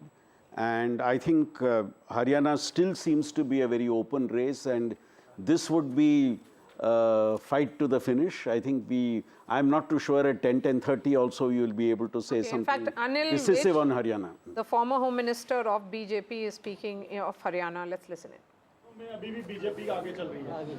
हाँ ऐसे ही रहेगा, आप देखना अभी ये जो है ना, जिस वक्त ये रिजल्ट बताए जा रहे थे उस वक्त अभी पोस्टल बैलेट गिने भी नहीं गए थे। उस वक्त तो पोस्टल बैलेटों की स्कैनिंग हो रही थी। प्रोसेस है, पहले पोस्टल बैलेट खुलते हैं, फिर उनकी स्कैनिंग होती है, फिर काउंटिंग होती है। अब एक राउंड खुल चुका है, दूसरे पर गिनती हो रही है। ठीक है ना जी? जिस तरह के ट्रेंड आप श्योर है बीजेपी की सरकार बन जाएगी अंत में जब नतीजा आएगा, क्योंकि अभी आगे हो गई है बीजेपी, 38 पर बीजेपी है from Ambala cantonment. हाँ हाँ बिल्कुल बिल्कुल बिल्कुल बिल्कुल। Maria, the Congress needs to put away the laddus. I think they got the laddus out too soon. Way too early. Way too early. So yes, I think it's very, very surprising here because his main opponent, Anil Vid's main opponent, a word on Ambala Cant, he contested in 2019 and his main opponent is an independent candidate. In fact, he himself is trailing at the moment from there. Gurpreet is joining us from the Hooda bastion of Rohtak.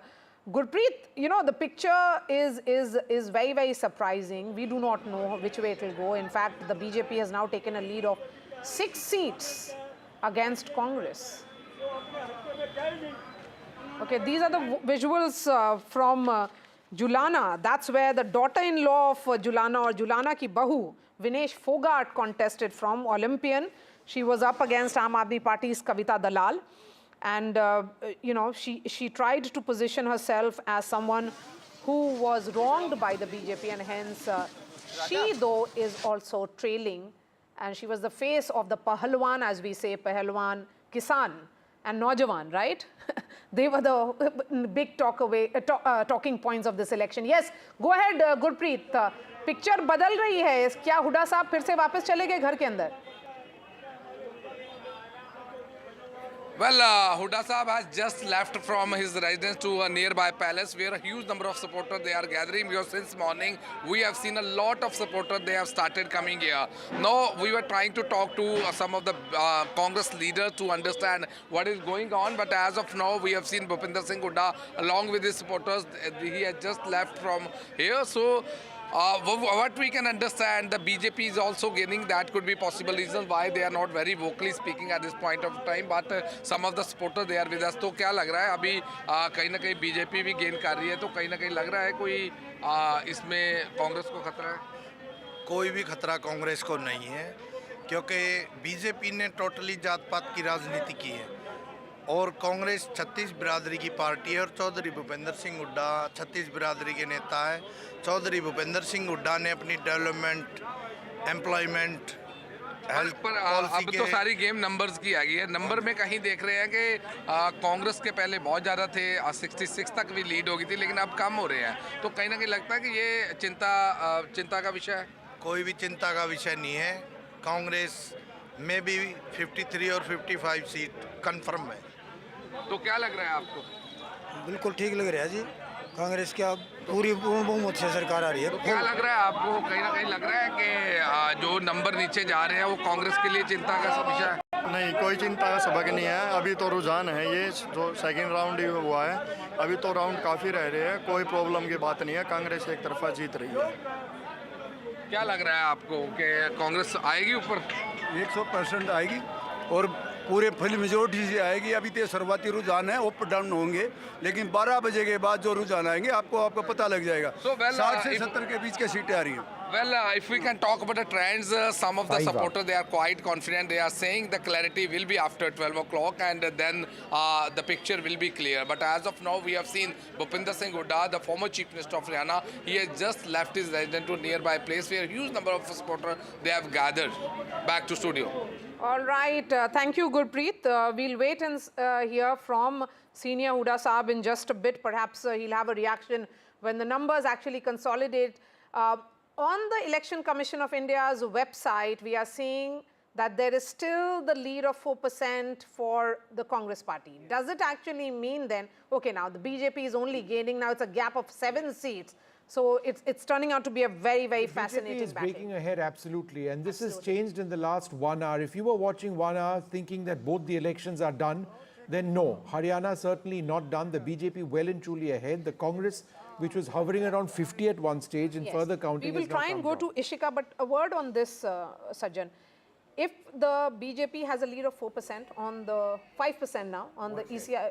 No, Congress is having 3%. 3% lead. So that and the seats of the BJP is high, which means they consolidate. They made the gain only on those seats. So I think it indicates that they went for a very customized strategy, not to waste their energy onto the Jat dominated, which was clearly, and also in terms of the narrative, it seems that we focus too much on the Jats and the Dalit factor, and thinking that because some of the OBC leaders etc. deserted BJP before, so we took it for granted.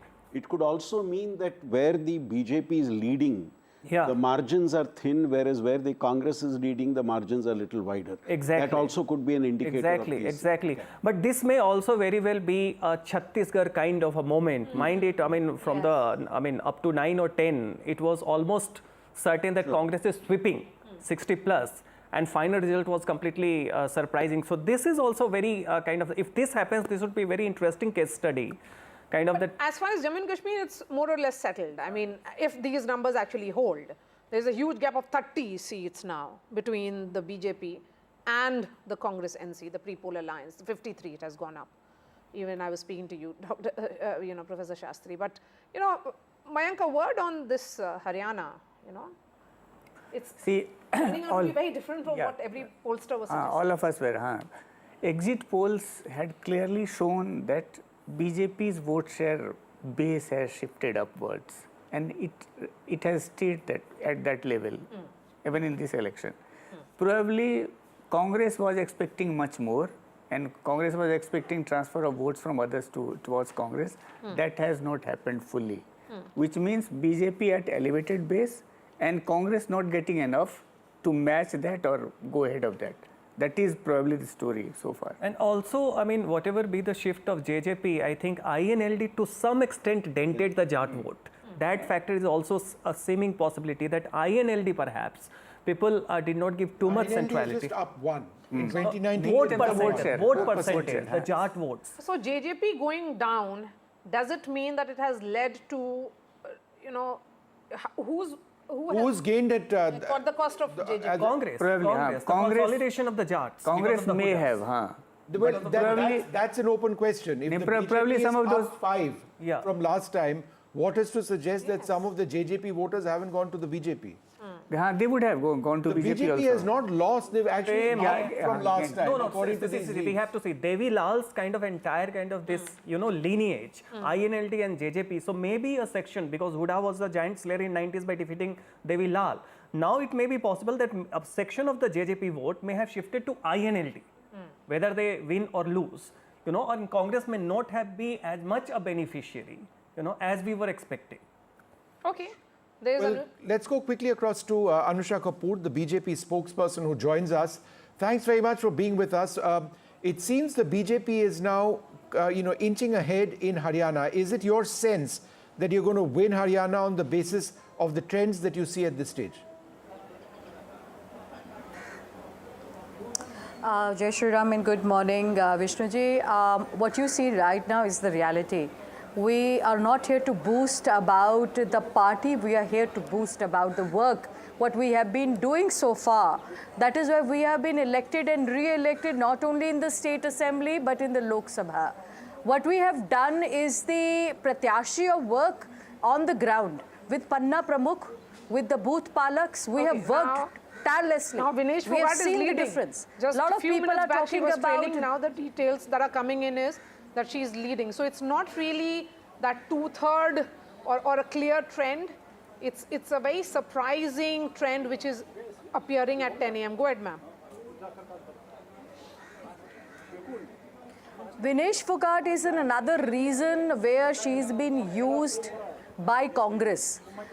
She is an Olympic leader where Modi ji had done for any Olympic person what could have been done. But Congress made it her as an scapegoat. And what you see, the Dalits, how Congress reacts towards the Dalit, whether it is Mallikarjun Kharge or Haryana Shailja ji, look at it, the way they treat them. I would not be surprised when we say that the Congress is the one who just talks about themselves. We have always been speaking about Sabka Saath, Sabka Vikas. It is okay. We have always seen and worked for the nation first and the party second. There are times when you lose, when you win. But we are very happy for the work what we have done in Haryana as well as in Jammu Kashmir. And what we are seeing right now in your area also, when we talk about BJP is leading, this is something is always a news which never dies out, because what our former CM has worked, what our present CM has worked for, we have worked for the betterment and the life, the poverty for what the people are talking about. We have worked for them. We have worked for Antyodaya person. So you have seen how Congress makes its own money. You look into the states of Congress. Okay. And you've seen in Karnataka, in Himachal Pradesh, you see how they are in Telangana. Can you talk about toilet seats where Modi ji has has made the toilet free? They are talking about tax concern. I have seen this. It's a very sad figure for Congress. They just talk about politics. Only for the elections so now they come, have changed and then they are seen nowhere. It's become very close now between BJP and Congress. But the vote so share I of think INLD is quite all significant, the sides just at 5%. wait before you jump the gun and yes, Sir, INLD is 5%. INLD is 5% vote. Margins, I think, in all these. So the changes are keeping on happening. Yes, it's very close. Professor Shastri, a word on how it is playing out in Haryana. I think very clearly in Haryana the contests are very close, and with every round there seems to be a change happening. So I think there will be a lot to talk about in Haryana in the remaining 1 or 2 hours now. Yes, but if these numbers hold, because it's 10 a.m. already, nobody got it right. Yeah, undoubtedly. Pollsters get several elections BJP's wrong, but leads are 3 more than what it won. Even the BJP was not anticipating this. They have got 3 leads more than what they won last time. Right. And as was being discussed earlier, it will be interesting to see which regions are those leads in. Yes. And now the lead has come down to just 1 seat, 43 to 42. So I think we will need to go do a region-wise breakup of where these leads are coming from, yes, so if the that's BJP possible. is ahead in Haryana. What we were thinking, it's a completely different picture in the matter of a few minutes, I would say. My senior managing editor, Nikunj Garg, is joining us here. And, it's fascinating to see how numbers are playing out. But Haryana is where the story is. As far as Jammu and Kashmir is concerned, the picture is more or less clear. BJP at 22, the NC-Congress alliance, which was a pre-poll alliance, having a clear lead of 30 seats. Others again become important because that is where the high percentage or high number of independents play out. But Haryana is where we do not know which way it will go. 43 to the BJP, Congress at 42. That's the reason why Bhupinder Hooda, though, stepped out of his house but did not say a word, Nikunj. Well, Maria, one thing is clear, and Nirja, bear me out on this one. One thing is clear, the way most of the pollsters, the way most of the people who had gone to Haryana were seeing Haryana elections, it is certainly not turning out to be that way. You know, I went to the Ahirwal region. It was a takkar between Congress and BJP. It's a stronghold of BJP normally. But you know, what is very interesting is that Dalit was much more assertive. They wanted a non-Jat CM. They talked about, they feared the return of Jat Shahi. Ye sab unhone kaha. But they said they will anyway vote for the Congress, but hope that some kind of a, formula could be worked out, pass sharing formula could be worked out, which would involve the Dalits, Shelja, Udebhan, Ashok Tanwar, who's come into the party. Now, if this is the case, the BJP has fought back hard. This is in the BJP's DNA. They don't sit back. And the Congress has celebrated. They continue to fight even the losing battles. You see, look at their star power. You know, any other set of circumstances, the Home Minister, the Prime Minister, at least will pull back. At least will pull back and say, look, this looks like to be a lost cause. Let's not take too much of our prestige into it. But that's not the case. How BJP fights it. That's not the case. Congress tends to celebrate too early. Absolutely. Yes, they did that. Even today. Looks like they did that. Looks like at the moment. Yes. At the moment, lot of caveat. We are not calling elections. It's 10 a.m. You know, we do not know which way it will go. You know, it's turning out to be like Chhattisgarh, where it was going in one direction, but now that gap between the BJP and the Congress is increasing. It's 6 seats. But as I said, that, you know, one thing is clear from this, that this was certainly not a sweep election as many people were reading it. And this is certainly now throws a big question mark on your ilk too, that exit pollster ilk. Definitely, all the pollsters, not only me, all the pollsters. I said your ilk. Yeah. So all the pollsters, who were on ground, they were off, so they need to go back to the they're getting it wrong election after election. I mean, I understand. I mean, I keep wondering, when you go on the ground, why can't you get the surveys right now? You know, you've got even Jammu and Kashmir wrong. There you thought that it was, That's what my sense is, that both the elections this time again. What's the issue here? So I cannot say much about Jammu and Kashmir, but particularly in Jammu and Kashmir, let's say the issue here is that you cannot do much of this sampling properly, because it is an issue that you cannot visit certain areas provided by the Indian Army. So there is a sampling issue, which I agree. But Haryana needs to be understood properly, because Haryana has been a setback for all the pollsters, including us.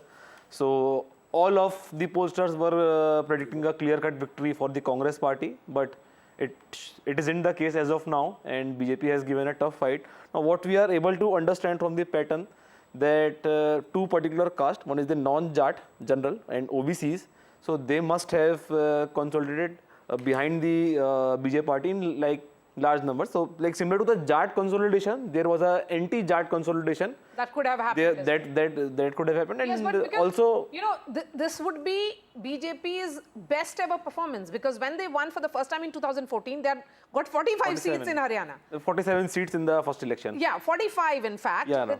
Then they got 2 extra independents. But Congress, and then in 2019, they won 40 seats. Now it is far bigger than even those elections. And these numbers now look to be consolidating. These numbers have now been there on screens, and on all the screens. It's not just one screen, any screen, but they have been on the screens now for close to 45 minutes. Close to 45 minutes. Absolutely. So, Salman Soz is joining us. Salman, good morning to you. Although we would have discussed both the states, but I think you will be more interested in discussing Jammu and Kashmir here. Salman, when I met you in Srinagar, you said you had reasons to cheer, and perhaps with 30 seat gap between BJP and your pre-poll alliance, it's consolidating as you know, you could very well be heading to form the next government there? I think we were cautiously optimistic. I think the resentment against the BJP because of 10 years of rule, basically, last 6 years basically were, central government rule. So I think we were cautiously optimistic that the people and the people's anger would show up, and I think it has done so. I'm still looking at the 22 seats for BJP, which, to my mind, is still high. As far as I'm concerned, that means that the BJP has put up a stiff fight.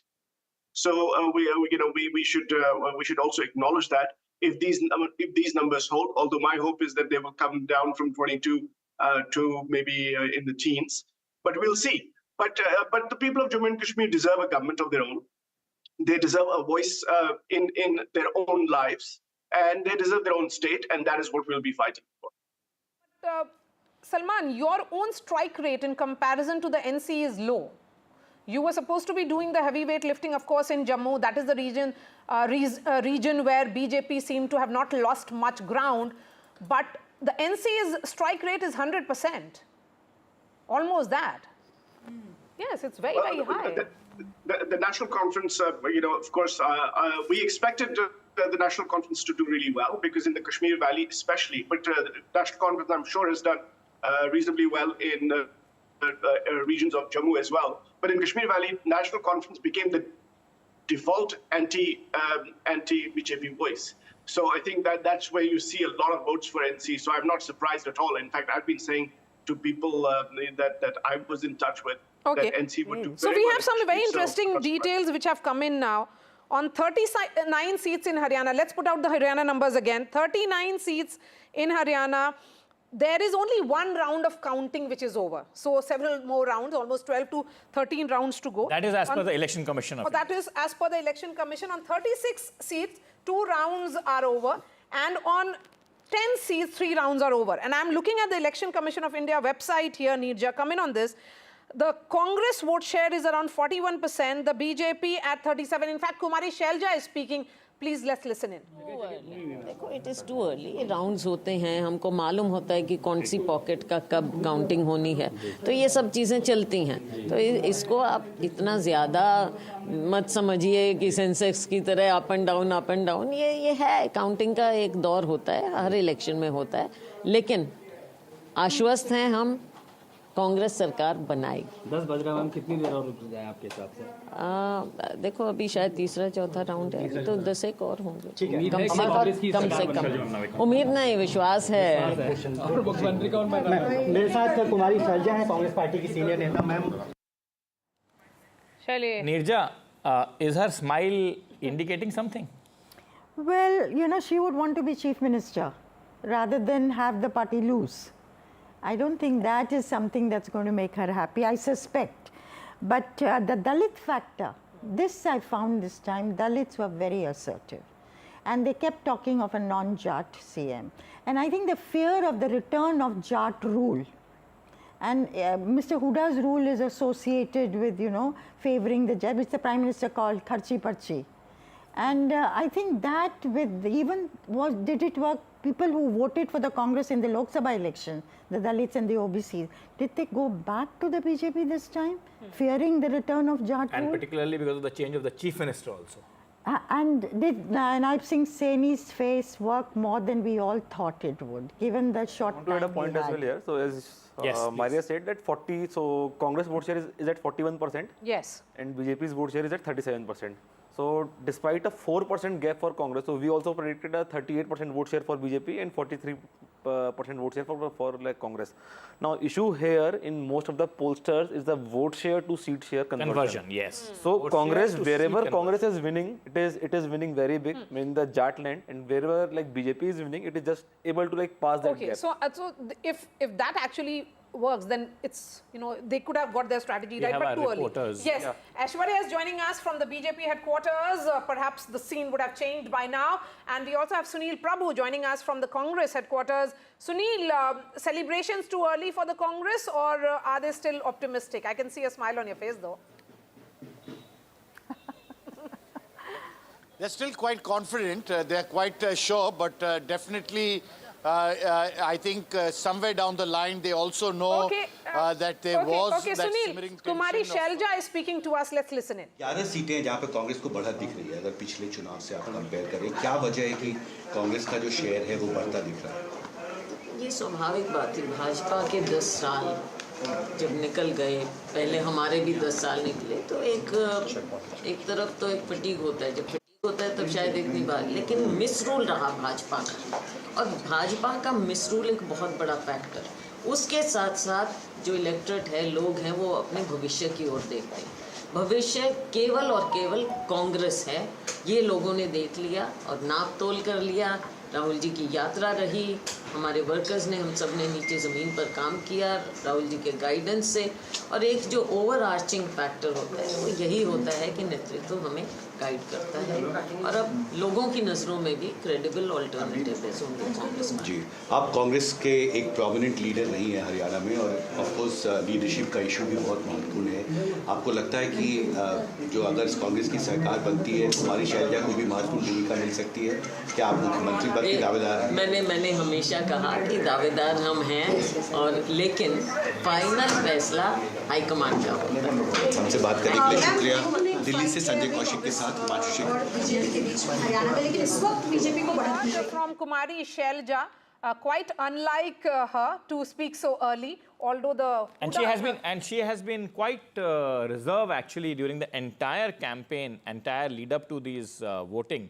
She has been quite reserved, cautious, reserved, and unlike the rest of the Congress party, not very boisterous at all. Yes. Lekin, it's very unusual for her to throw her hat in the ring. Congress people don't do that.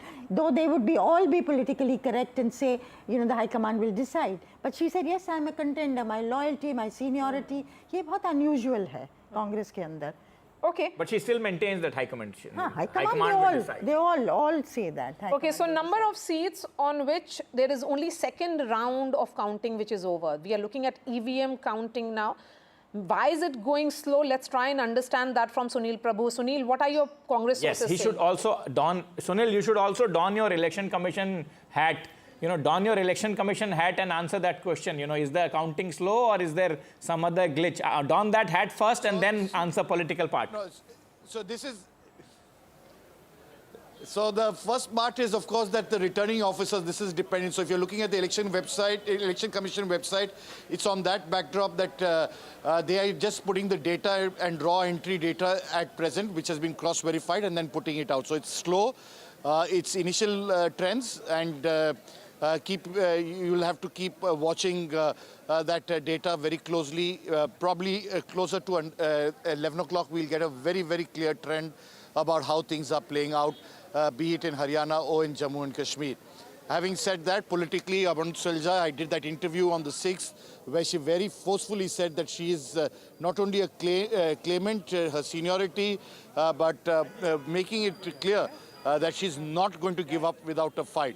Having said that, if the numbers are as it is, as the trends show, then the Congress definitely would have to back somebody who they've been backing right throughout. Kumari Shelja, as you know, was upset with the ticket distribution. She sulked, she stayed away, she was then placated, she was brought around, had a meeting with Rahul Gandhi, finally went down to campaigning, and even on the last day was doing a discussion with Rahul Gandhi before Mr. Ashok Tanwar made that, what I call a 100-meter dash from the BJP to the Congress to say that, he is with the Congress party after campaigning for it for the BJP in the morning. So there have been lots of ifs and buts. There has been caste polarization by the BJP as alleged by the Congress, Jat versus non-Jat, and all those factors, but still they are quite confident that they will emerge victorious. This is an election where they feel they should get a 2/3, but anything less than 50 will be something that will be quite a shocker on our screens for the now. Congress party. Sunil, just hold on to your thoughts. If actually the numbers turn in favor of Congress, if the tide turns, away from what we are seeing at 10-15, then he could be the man of the moment. But he looks a little worried. Yes, certainly not a very confident Mr. Hooda. Yes. I happen to see Mr. Hooda almost on a regular basis at a public place. but he's certainly not looking confident. Nirja? Yes, that's absolutely true. And he's not spoken, unlike Selja. Yes. And total 93 counting centers, remember, were set up in Haryana. So let's wait. Let's wait. Although the Election Commission website at the moment is suggesting that the Congress vote share is at 40.65%, the BJP at 38.23%. So the vote share gap is also reducing. It's now just around 1%. So and in the interim, there is something very interesting happening in Jammu and Kashmir also. Those leads for Congress party coming down, yes. Congress NC alliance coming down to 48, BJP crawling up to 26, others at 13. At 48, of course, the alliance still remains above the majority mark, but it's just a wafer-thin majority. Yes, absolutely. And we were wanting to go to Aishwarya. Yes, Aishwarya. Just to assess the mood in the BJP camp, which I'm quite sure would be now jubilant. Aishwarya, what is the scene like now? Are the laddus now finally being made? Jalebis or laddus? What are you seeing? Because, well, it's buzzing now a bit. It was deserted in the morning. Nobody was here. Halwas and laddus were not prepared early up in the morning. But unlike of the AICC headquarters where celebrations already took place, now a lot of people are coming. Altogether, the media personals are here. But most of the spokespersons are clearly waiting. And what the BJP leaders have been stating is, they are waiting still, and wait and watch policy is something that the BJP has still adopted. They're very confident, as being stated by many of the Bharatiya Janata Party leaders in the morning as well, that please wait till at around 11 a.m. because anything can happen. They're very confident of the work that they have done in the last 10 years and the report card that they have presented in front of the people. And therefore, the reason suddenly when the things are changed, the breakfast had opened up for the media. Earlier, the main gates of the BJP headquarters were locked. But now, the BJP has, the leaders are very happy. They're smiling. And they're saying now the numbers will pile up. And certainly, this is the trend that we are looking forward to. Aishwarya, tell me something that have you been able to speak to some BJP leaders or spokespersons since for last 1 hour or so, since past 9 a.m.? Have you been able to speak to them? And if you have been able to speak to them, what has been their reaction? I mean, has there been a change in tonality? Well, I spoke to Syed Zafar Islam just an hour back, and he clearly stated that these are the initial trends. We have not communicated to our Karyakartas to just come into the BJP headquarters, and they have stated that whenever the results will come, of course, they will come because they are very confident of their victory.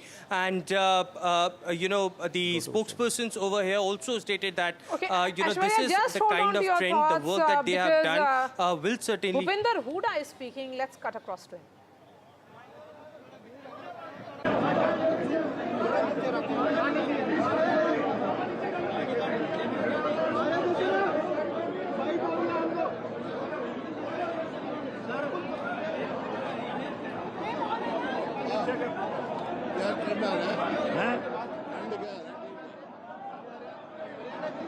The gap between the BJP and the Congress has increased further. Yes. The BJP now, it's above 13 seats ahead of the and Congress. very clearly above the majority. Very clearly above the majority mark. So is that a matter of concern?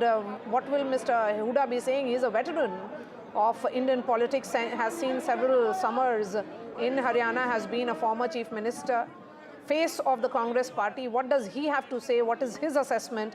We'll try and pick up from him in just a bit. But yes, 93 polling centers, 93 counting centers is something that we can tell our viewers that was set up, that has been set up across Haryana by the Election Commission of India. Let's listen. अनुसार कांग्रेस की सरकार बनने जा रही है। नहीं होता, अभी 2 राउंड 3 राउंड हुए हैं, वो जितने रिपोर्ट जाती है उतने सारा जो खबर आई है कांग्रेस की बहुमत आ रही है। 10 साल के बाद क्या कांग्रेस पार्टी उत्तर भारत में वापसी कर रही है? 10 साल के बाद? हाँ, 10 साल के बाद क्या कांग्रेस की सरकार बनने जा रही है? जो ट्रेंड सर चल रहे हैं उसमें बीजेपी खेमे से कहा जा रहा है कि बढ़त बनाएंगे। कहीं नहीं बढ़त बनेगी। आप देखना नतीजा है कांग्रेस का जो ट्रेंड आ रहा है वहाँ कांग्रेस का ज़्यादा बहुमत आ रहा है। हजारों लोग नारा लगा भूपेंद्र सिंह हुड्डा जिंदाबाद मुख्यमंत्री के तौर पर आपको देखना चाहते हैं। ये पार्टी फैसला करती है। बड़े बीजेपी के बड़े लीडर जो पिछड़ते हुए नजर आ रहे हैं, बीजेपी के बड़े लीडर पिछड़ते हुए नजर आ रहे हैं। कांग्रेस की सरकार बनने जा रही है भाई। सर आपको अलायंस की जरूरत पड़ेगी या कांग्रेस एबल टू नहीं, कांग्रेस अपनी मेजोरिटी लाएगी। सर फुल फ्लैग मेजोरिटी वाली कांग्रेस की सरकार बनेगी, पूरी उम्मीद है आपको? हाँ, कह तो जगह कितनी बार कह रहा हूँ। Sir credit goes to Rahul Gandhi and Bhupendra Singh Hooda ji only. Credit goes to party, Rahul Gandhi ji, Mallika खड़गे ji, Priyanka ji, all leaders of the Congress. So what's your and real credit goes to the people of Haryana. What will be your priority for government? What will be your priority? How many questions will you ask? You ask one question. There are others also. Sir काफी रुझानों में close contest नजर आ रहा है, ऐसा expected था क्या? नहीं था, जहाँ कहीं क्लोज है, कहीं पे है, लेकिन Congress is getting majority. Sir आपके लिए नतीजे आने वाले हैं, जो नतीजे अभी दिख रहे हैं? नतीजे मेरे को मालूम है, कांग्रेस की सरकार बनने जा रही है।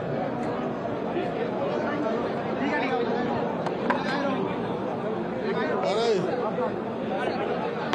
नहीं जलेबी खा सबने। ठीक है सर, बंदे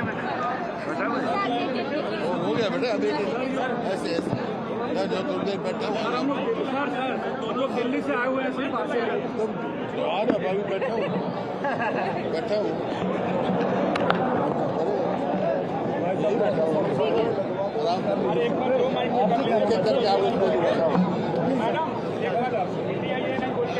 एक एक करके आने को सबको देंगे ऐसा बोल रहे हैं। एक एक करके सबको बोल रहे हैं, लेकिन कोई माने तो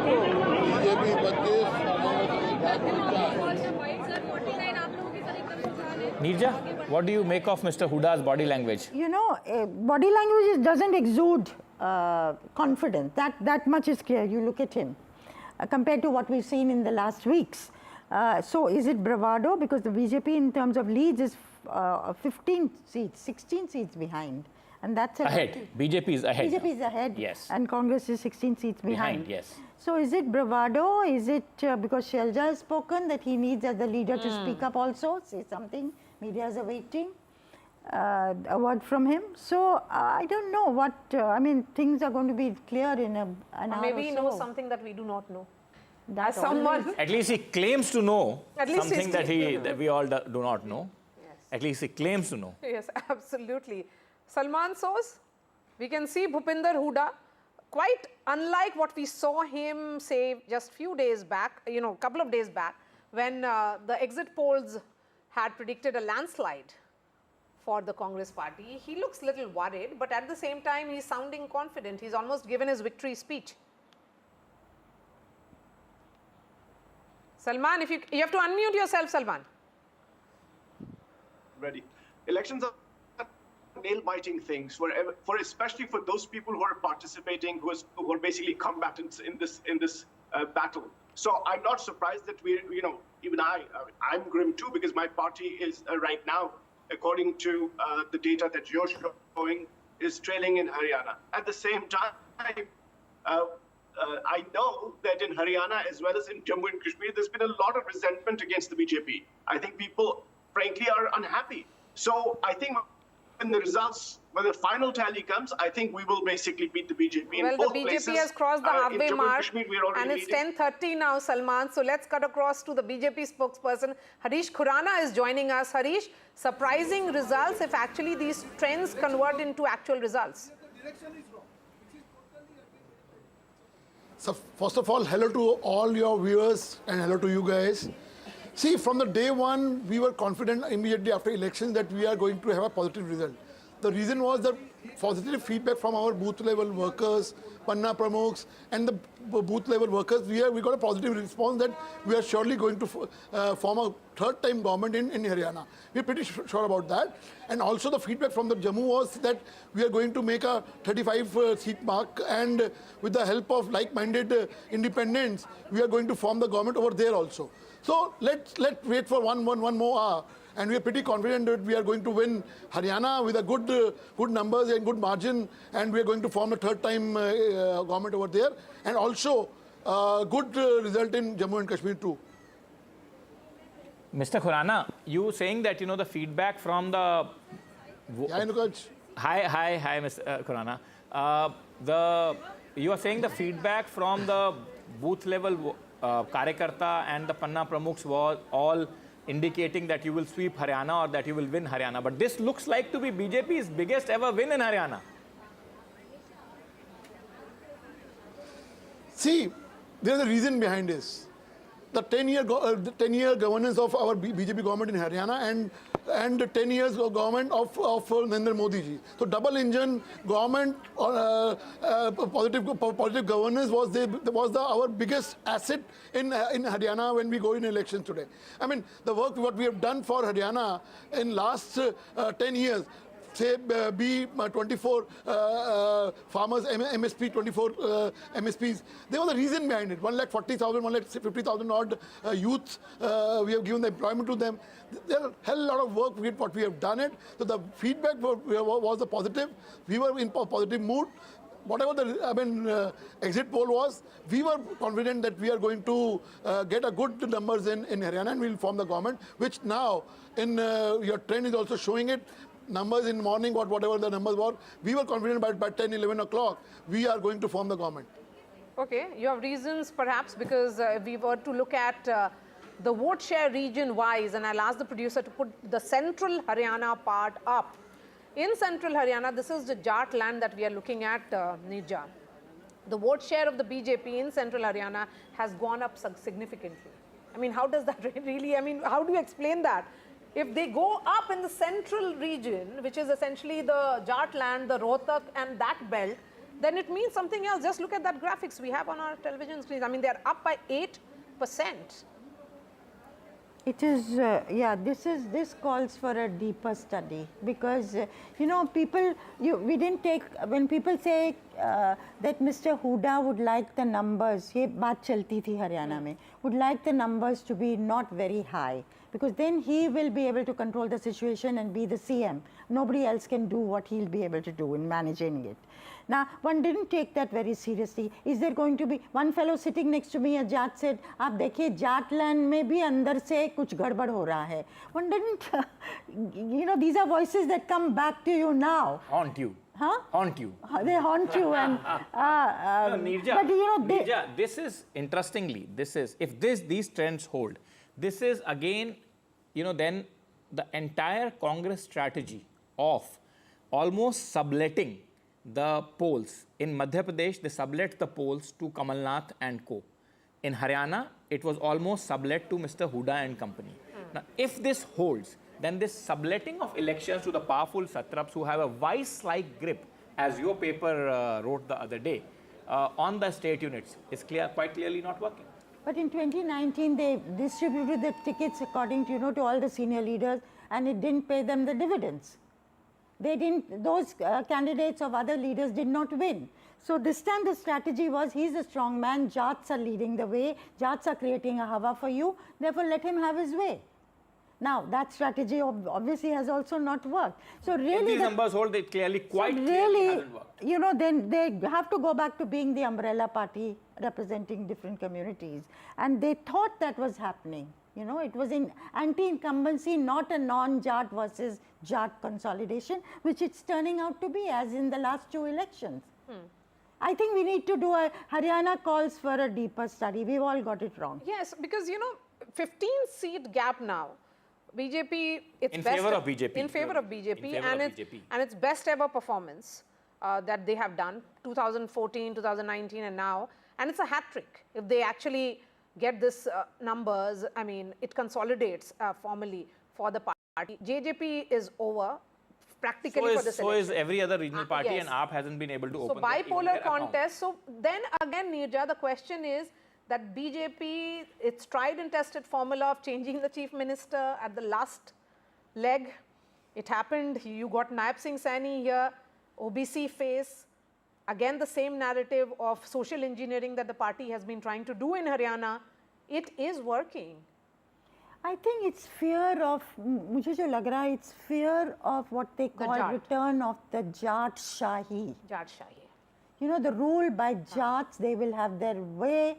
And somewhere all the way. They will have their way all the way. Some people said Mr. Hooda was much more pro-Jat than other Jat CMs in the past. Bansi Lal फिर भी औरों को consider करते थे, and Devi Lal also. But somewhere I think the fear of the Jat rule and complete consolidation, if the Dalits have gone back, in Lok Sabha they voted for the Congress and now they're going back to the BJP again because of this fear, then this is something... And then quite clearly the attack by the Prime Minister and the Home Minister and the brass of the BJP that Congress has scant regard for its Dalit leaders. Look at what they are doing to Kumari Shailja. So the Shailja factor also worked. It looks like, because something certainly seems to have gone drastically wrong. Not wrong, drastically wrong. Of course, it has gone dramatically wrong for our pollster friends. But एक चीज और, you know, in a Dalit basti, this is very interesting. Again, words that come back to haunt you. They said Shailja sat at home for a week or 2 weeks, whatever it was. अगर वो ज़्यादा wait और घर पे बैठती तो BJP जीतती, Congress हारती. Now, पर हम लोग कांग्रेस को वोट दे रहे हैं. Did they not vote then? See, the fact is that the point to consider for that community and for the marginalized communities, it sometimes become a very strong point that, you know, if this is the scenario before they have won the polls, that our leader is being humiliated in this vein, then what would be the scene after the massive victory that everyone is proclaiming? That fear was there, and they talked about a part sharing formula in which the Dalit that quite leaders clearly would get the the numbers that are showing the Congress has not been able to convince the people that there can be a genuine power sharing with is there the Jat possibility chieftains. Also, Nikunj, that there were certain Jats who were upset with the Kisan Andolan? Maybe the BJP sensed it, the Congress did not. You know, the Kisan Andolan became like a rallying point. Kisan, Jawan and Naujawan, right? That was the talking point. Pahalwan. But did they get that assessment also wrong? That there could have been a significant percentage who would have been upset with the Andolan? So I personally feel so. I would want to answer this. So if you look at the Punjab elections, Lok Sabha, so BJP got 18% vote share in the state, despite that like massive resistance in the state against BJP. Here as well, the Jats were the only like majority of the caste who were protesting against BJP and the central government because of the these farm laws and then the Pahalwan protest. What could have happened? There is a certain category of Jats maybe who are quiet, who don't want and who are happy with the current government. So they would have sided with BJP because then you don't like that much of shore and I mean, see, I'll tell you one conversation that I had in Delhi with a Haryana couple. And the Jat couple, the gentleman had returned from United States. The wife lives in Malcha Marg. So I asked them, what is the sense? The husband was the first one to point out that, look, in the last 10 years, there is a lot of employment, a lot of jobs that have taken place without any kharchi parchi, etc. And people are getting government jobs without any sifarish, so to say. Wife obviously was quite, saying, no, Mr. Hooda is winning. But again, in the family itself, there was a divide. So BJP's work, as they have been championing, as they have been claiming, had its own takers. Okay, and we have now, I'll ask the producer to put that up. And welcome to this broadcast, Tom Vadakan of the BJP. The seats with high Jat population, in all 33 seats we can make an assessment of. The BJP is leading in 17. The Congress is leading in 14. So even in Jat-dominated seats, as we were showing, that is essentially central Haryana, the BJP is making a gain of 9. So, you know, Nirja, let's go to SC seats. We can break that down further. In SC seats also, seats where the scheduled castes have a particular dominance, 17 seats in all. In that, the BJP is leading in 8. The Congress is leading in 9. So that in that case also the BJP is not making huge losses. So that, you know, we were talking about Chhattis Biradri. यहाँ पर Chhattis Biradri का भी reading different हो गया है. So that social engineering which started in 2014 is continuing. You know, Tom Vadakan, of course, now we'll be seeing far more activities at the BJP headquarters than what we saw in the morning. What was giving the party more confidence than say, the pollsters? You were saying that just like Madhya Pradesh and Chhattisgarh, the pollsters will have selection wrong as well. This looks like completely going the Chhattisgarh. Yes. Well, we have our information based. We have our information coming from our Karyakartas. That has given us the base information that we require of what is happening at the ground. Whatever survey has been done or whatever has been done, they may have their scientific methodology. We are not questioning that. But the ground reality that came to us from the Karyakarta was that we are forming... Election trend. Congress is going to form the government in India. And sir, we have seen yesterday the Chief Minister of Haryana, Nab Singh Saini, held a press conference saying EVM fault will be one of the main issues which Congress is going to highlight. There is no issue. You wait for some time. Congress is going to form the government. Congress is getting the majority. Sir, in the initial trend we have seen Congress was leading, but now we have seen the Congress is going... After 1 hour, again you will see Congress is leading everywhere. I have got the reports, Congress is going to form the government. So, well, we can see this is very clear-cut answer from Congress leader Bhupinder Hooda, who has already said the Congress will come back, and the trend which initially he has seen, it was a clear indication, and now he is also quite confident once again this the lead will be taken by the Gurpreet Chinna there speaking to Bhupinder Hooda, and the news that is coming now is that yes, thank you for getting us that exclusive with Bhupinder Hooda. We don't know how it will turn out to be, but you know, Neerja, 48-35, you know, it's 10:30 already. 13 seats gap between the two sides, and you know, the high prestige battles that we are looking at, even Nab Singh Saini is now leading from what it was earlier. You know, that's again an important and interesting battle in Ladwa playing out. OBC faces, you know, he was up against Congress's Meva Singh, and there was INLD's Sapna as well. Despite Saini's position in this community, he had lost in 2019, now he is winning. So 2019, Nab Singh Saini loses, and now in this election, which was seen as an anti-incumbency, 10-year anti-incumbency election against the BJP, the Chief Minister is actually gaining. And Meva Singh has a very good image. He has a very good image. And is an incumbent MLA. He was expected to win. And they used to say, even though Saini is a CM, he was facing a tough time. Yes. So if he's leading, then that's a, you see, is the OBC factor been a very critical, OBC Dalit factor is been a very critical factor. Yeah. I tell you something, my reading from Kumari Shailaja's smile is that, you know, that the High Command's thought of handing it over all the baton to Mr. Hooda hasn't certainly played up, hasn't certainly played down well in the rank and file and in the electorate. That's what my sense is out of that smile. I don't know. I mean, we are in early days yet, you know, as they say. These are early trends, but you know, they seem to be consolidating, and for last 1 hour plus now, 1 hour plus now, BJP has actually just look at the strike rate. Just look at the strike rate, Nikunj. Haryana. In yes, Haryana, BJP has been leading for last 1 hour now, and there has been no change. The only change is that Congress's tally is falling. That's the only change I see. Yes, absolutely. And I've been noticing this tally very, very closely from sometime before 9 a.m. Even a close contest in Haryana would have been creditable for the BJP. Yes. Given the anti-incumbency, given the number of people who were talking about, you know, desire for change and freshness to come in. But obviously, I think it's brand Narendra Modi. Let's talk about the brand Narendra Modi again. Tom Vadakkan, I would say that again as a journalist who has covered the BJP closely.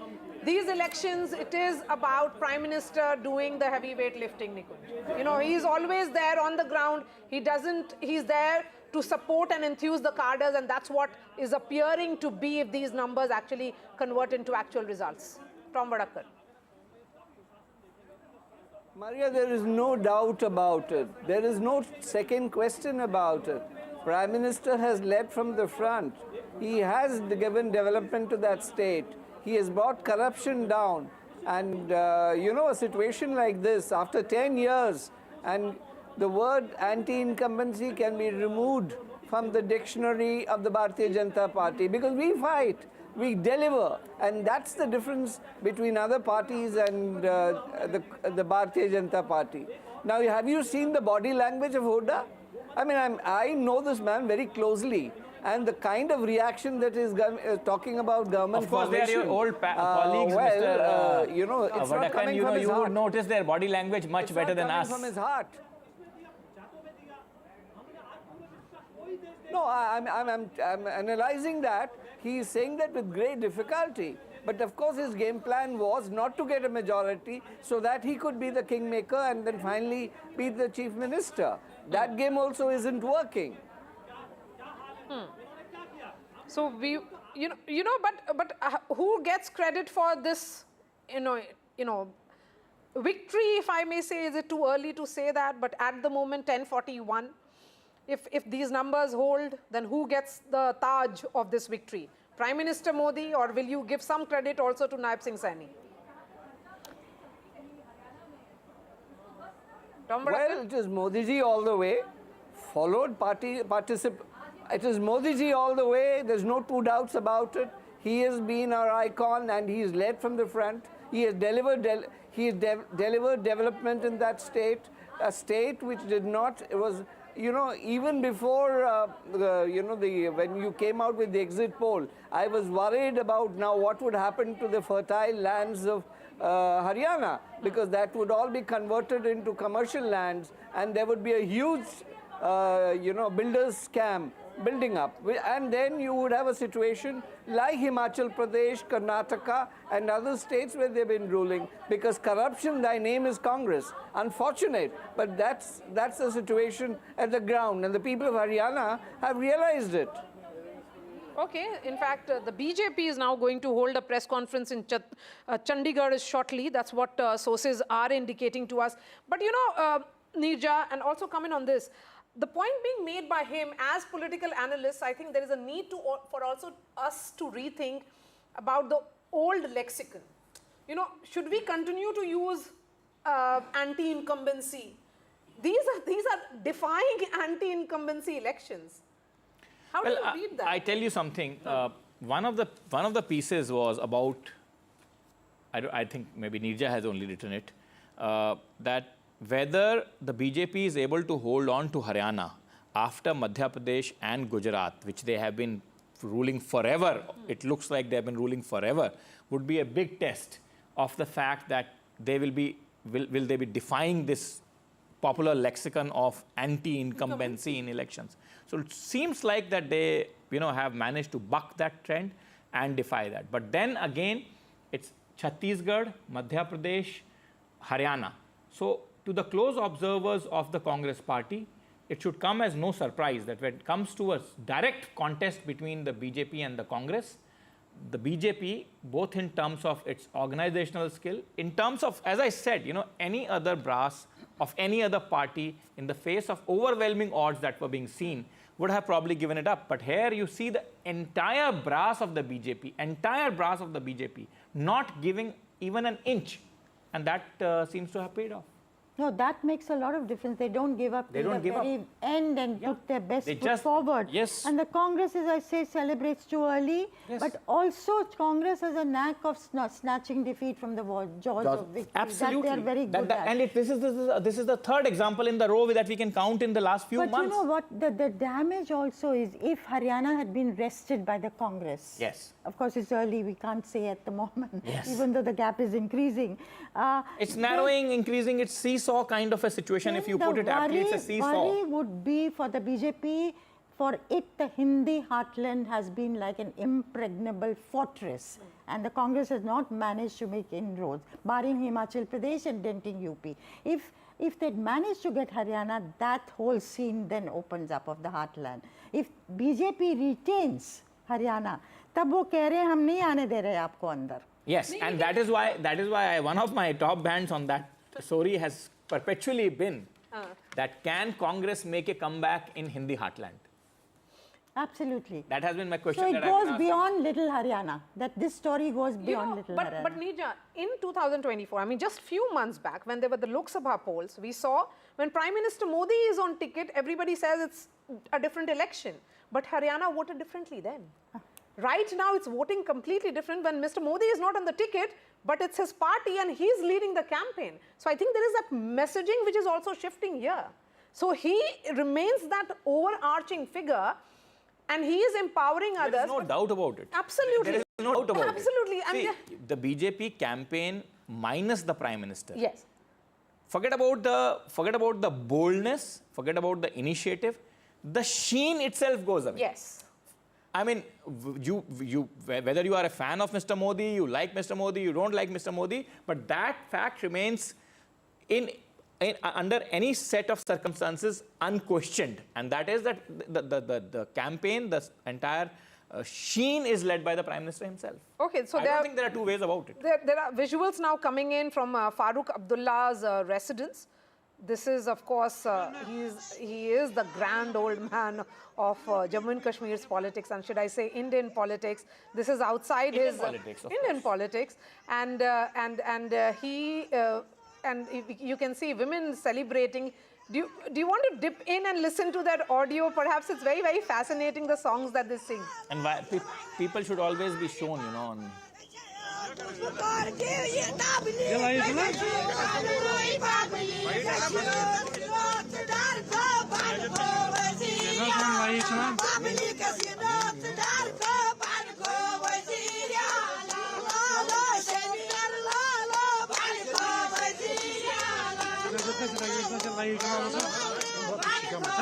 आजकल NC के office ना NC के उमर अब्दुल्ला के घर पे बाहर celebration हो रही है. Okay. Outside Gupkar residence home of Farooq Abdullah, celebrations have begun, and what a comeback for the National Conference here, Tarun. We have seen them fight, and it is, I would say, again, Farooq Abdullah leading from the front for his party. He was the man, Akshat, who ensured that alliance with the Congress party. He scripted it, was the architect of this alliance and ensured that, he understands. I mean, he's the veteran of the politics there, so he understands how to make that comeback. I think PDP at 4, for a party which was forming the government, which had Mehbooba Mufti as its chief minister in 2014 to now, many would say they are being punished for an alliance, but the Congress NC getting their alliance right. So agree to this. So in case Congress wouldn't have any alliance with NC, so NC would have been able to get any seats, maybe like without alliance in the Jammu region, and without that, the government formation in Kashmir is very, very difficult. So I guess NC played a smart move, and Congress also played a very smart move that during the Lok Sabha elections, Congress was with PDP. But after the Lok Sabha elections, they saw that the PDP is not as popular now as. I mean, they were part of an India alliance. But still, they were not fighting against each other. Part of an India alliance. Okay. So. And Tom Vadakkan, BJP till now is not leading on a single seat in Kashmir Valley, although you're leading in Shopian. But clearly, as far as the Jammu and Kashmir, your consolidation. Shopian is not less. Shopian is the heartland of militancy. Shopian is, the hotbed of anti-India activity. Yes. So Jammu. Or at least used to be. Absolutely. So, your influence continues to be in the region where you had the influence, which is Jammu region. They have not been able to extend the arc, is what you mean to say. Well, Maria, that was that has been the trend earlier too. It's something that is new. But let me add one thing. This is the victory of the people of Jammu and Kashmir. This is the victory of a free election. This is the victory of the Election Commission. This is the victory of people have come out, 80%, 90% vote percentage in some of the constituencies. Never heard before. This is the same place where Rahul Gandhi goes to Lal Chowk and enjoys an ice cream, without any security. This is the same Jammu and Kashmir which has been delivered by Prime Minister Modi with his steps, with his development agenda. And I hope that Omar Abdullah and his father follow the footsteps of development which is required for that state. It is not who wins or loses. We need Jammu and Kashmir as a powerful state. Okay, Salman Soz wants to come in. Go ahead, Salman. Although Tom Vadakkan is a former colleague, I will not let his information pass here. Jammu and Kashmir has voted less this time. The voter turnout in Jammu and Kashmir is less in 2024 than in 2014. Please get your facts correct. Most seats, more than 50% of the seats have lower voter turnout. And the kind of 80% voting he talks about, please look at Election Commission data for 2014 and 2008, and you will see seats with 80% voter turnout. So don't give us this kind of, this is a victory for democracy. In fact, if that is the measure, voter turnout is the measure, then this is not a victory for democracy. In fact, democracy was killed in Jammu and Kashmir by the BJP. That is why people have voted this time for the India Alliance. So this, please get your, at least Tom, get facts, speak factually. I think you need to hold your horses. At least today, because I think you should be, you have reasons to smile. So why don't you smile and extend that? EVMs have been buried. Yeah, he has a point to make, but there is no reason to lose the calm. Salman, you have a point to make. You make a good point. Salman, you make a good point, but don't be angsty. Don't be angsty. I wish, quite frankly, I wish TV anchors would do the job that I have to do as a fact checker. I am a politician. I should not be fact checking these people, but I have to. Tom, you're lying on national TV. Why are you doing this? Tom, you don't have to spread disinformation. I'm sorry. Omar Abdullah gave it to you. You're spreading disinformation. Now you can come on television, scream out that democracy has been saved, but the reality is Salman, one by one. Celebrating. One by one, guys. One by one. One by one, guys. One by one. You cannot. One by one. Salman, you finish your point. Salman, you finish your point, then let Mr. Vadakan speak. Salman, finish your point. Spread disinformation when I'm on the other side. I'm sorry, you cannot do that. You speak about data, you get all voter turnouts for all 90 seats. In fact, if you have to do a proper comparison, because there were only 87 seats last time, 4 of them went to Ladakh, so 83 seats. Compare those 83 seats after delimitation with 83 seats, and you will see that voter turnout is down. In what world are you living? Okay, Salman, you have made your point. Mr. Vadakan, please. I would request my friend Salman to smell the coffee in the room or see the elephant in the room. 370 is what the NC wants, and you have no position on that. How are you going to compromise? There's a major agenda.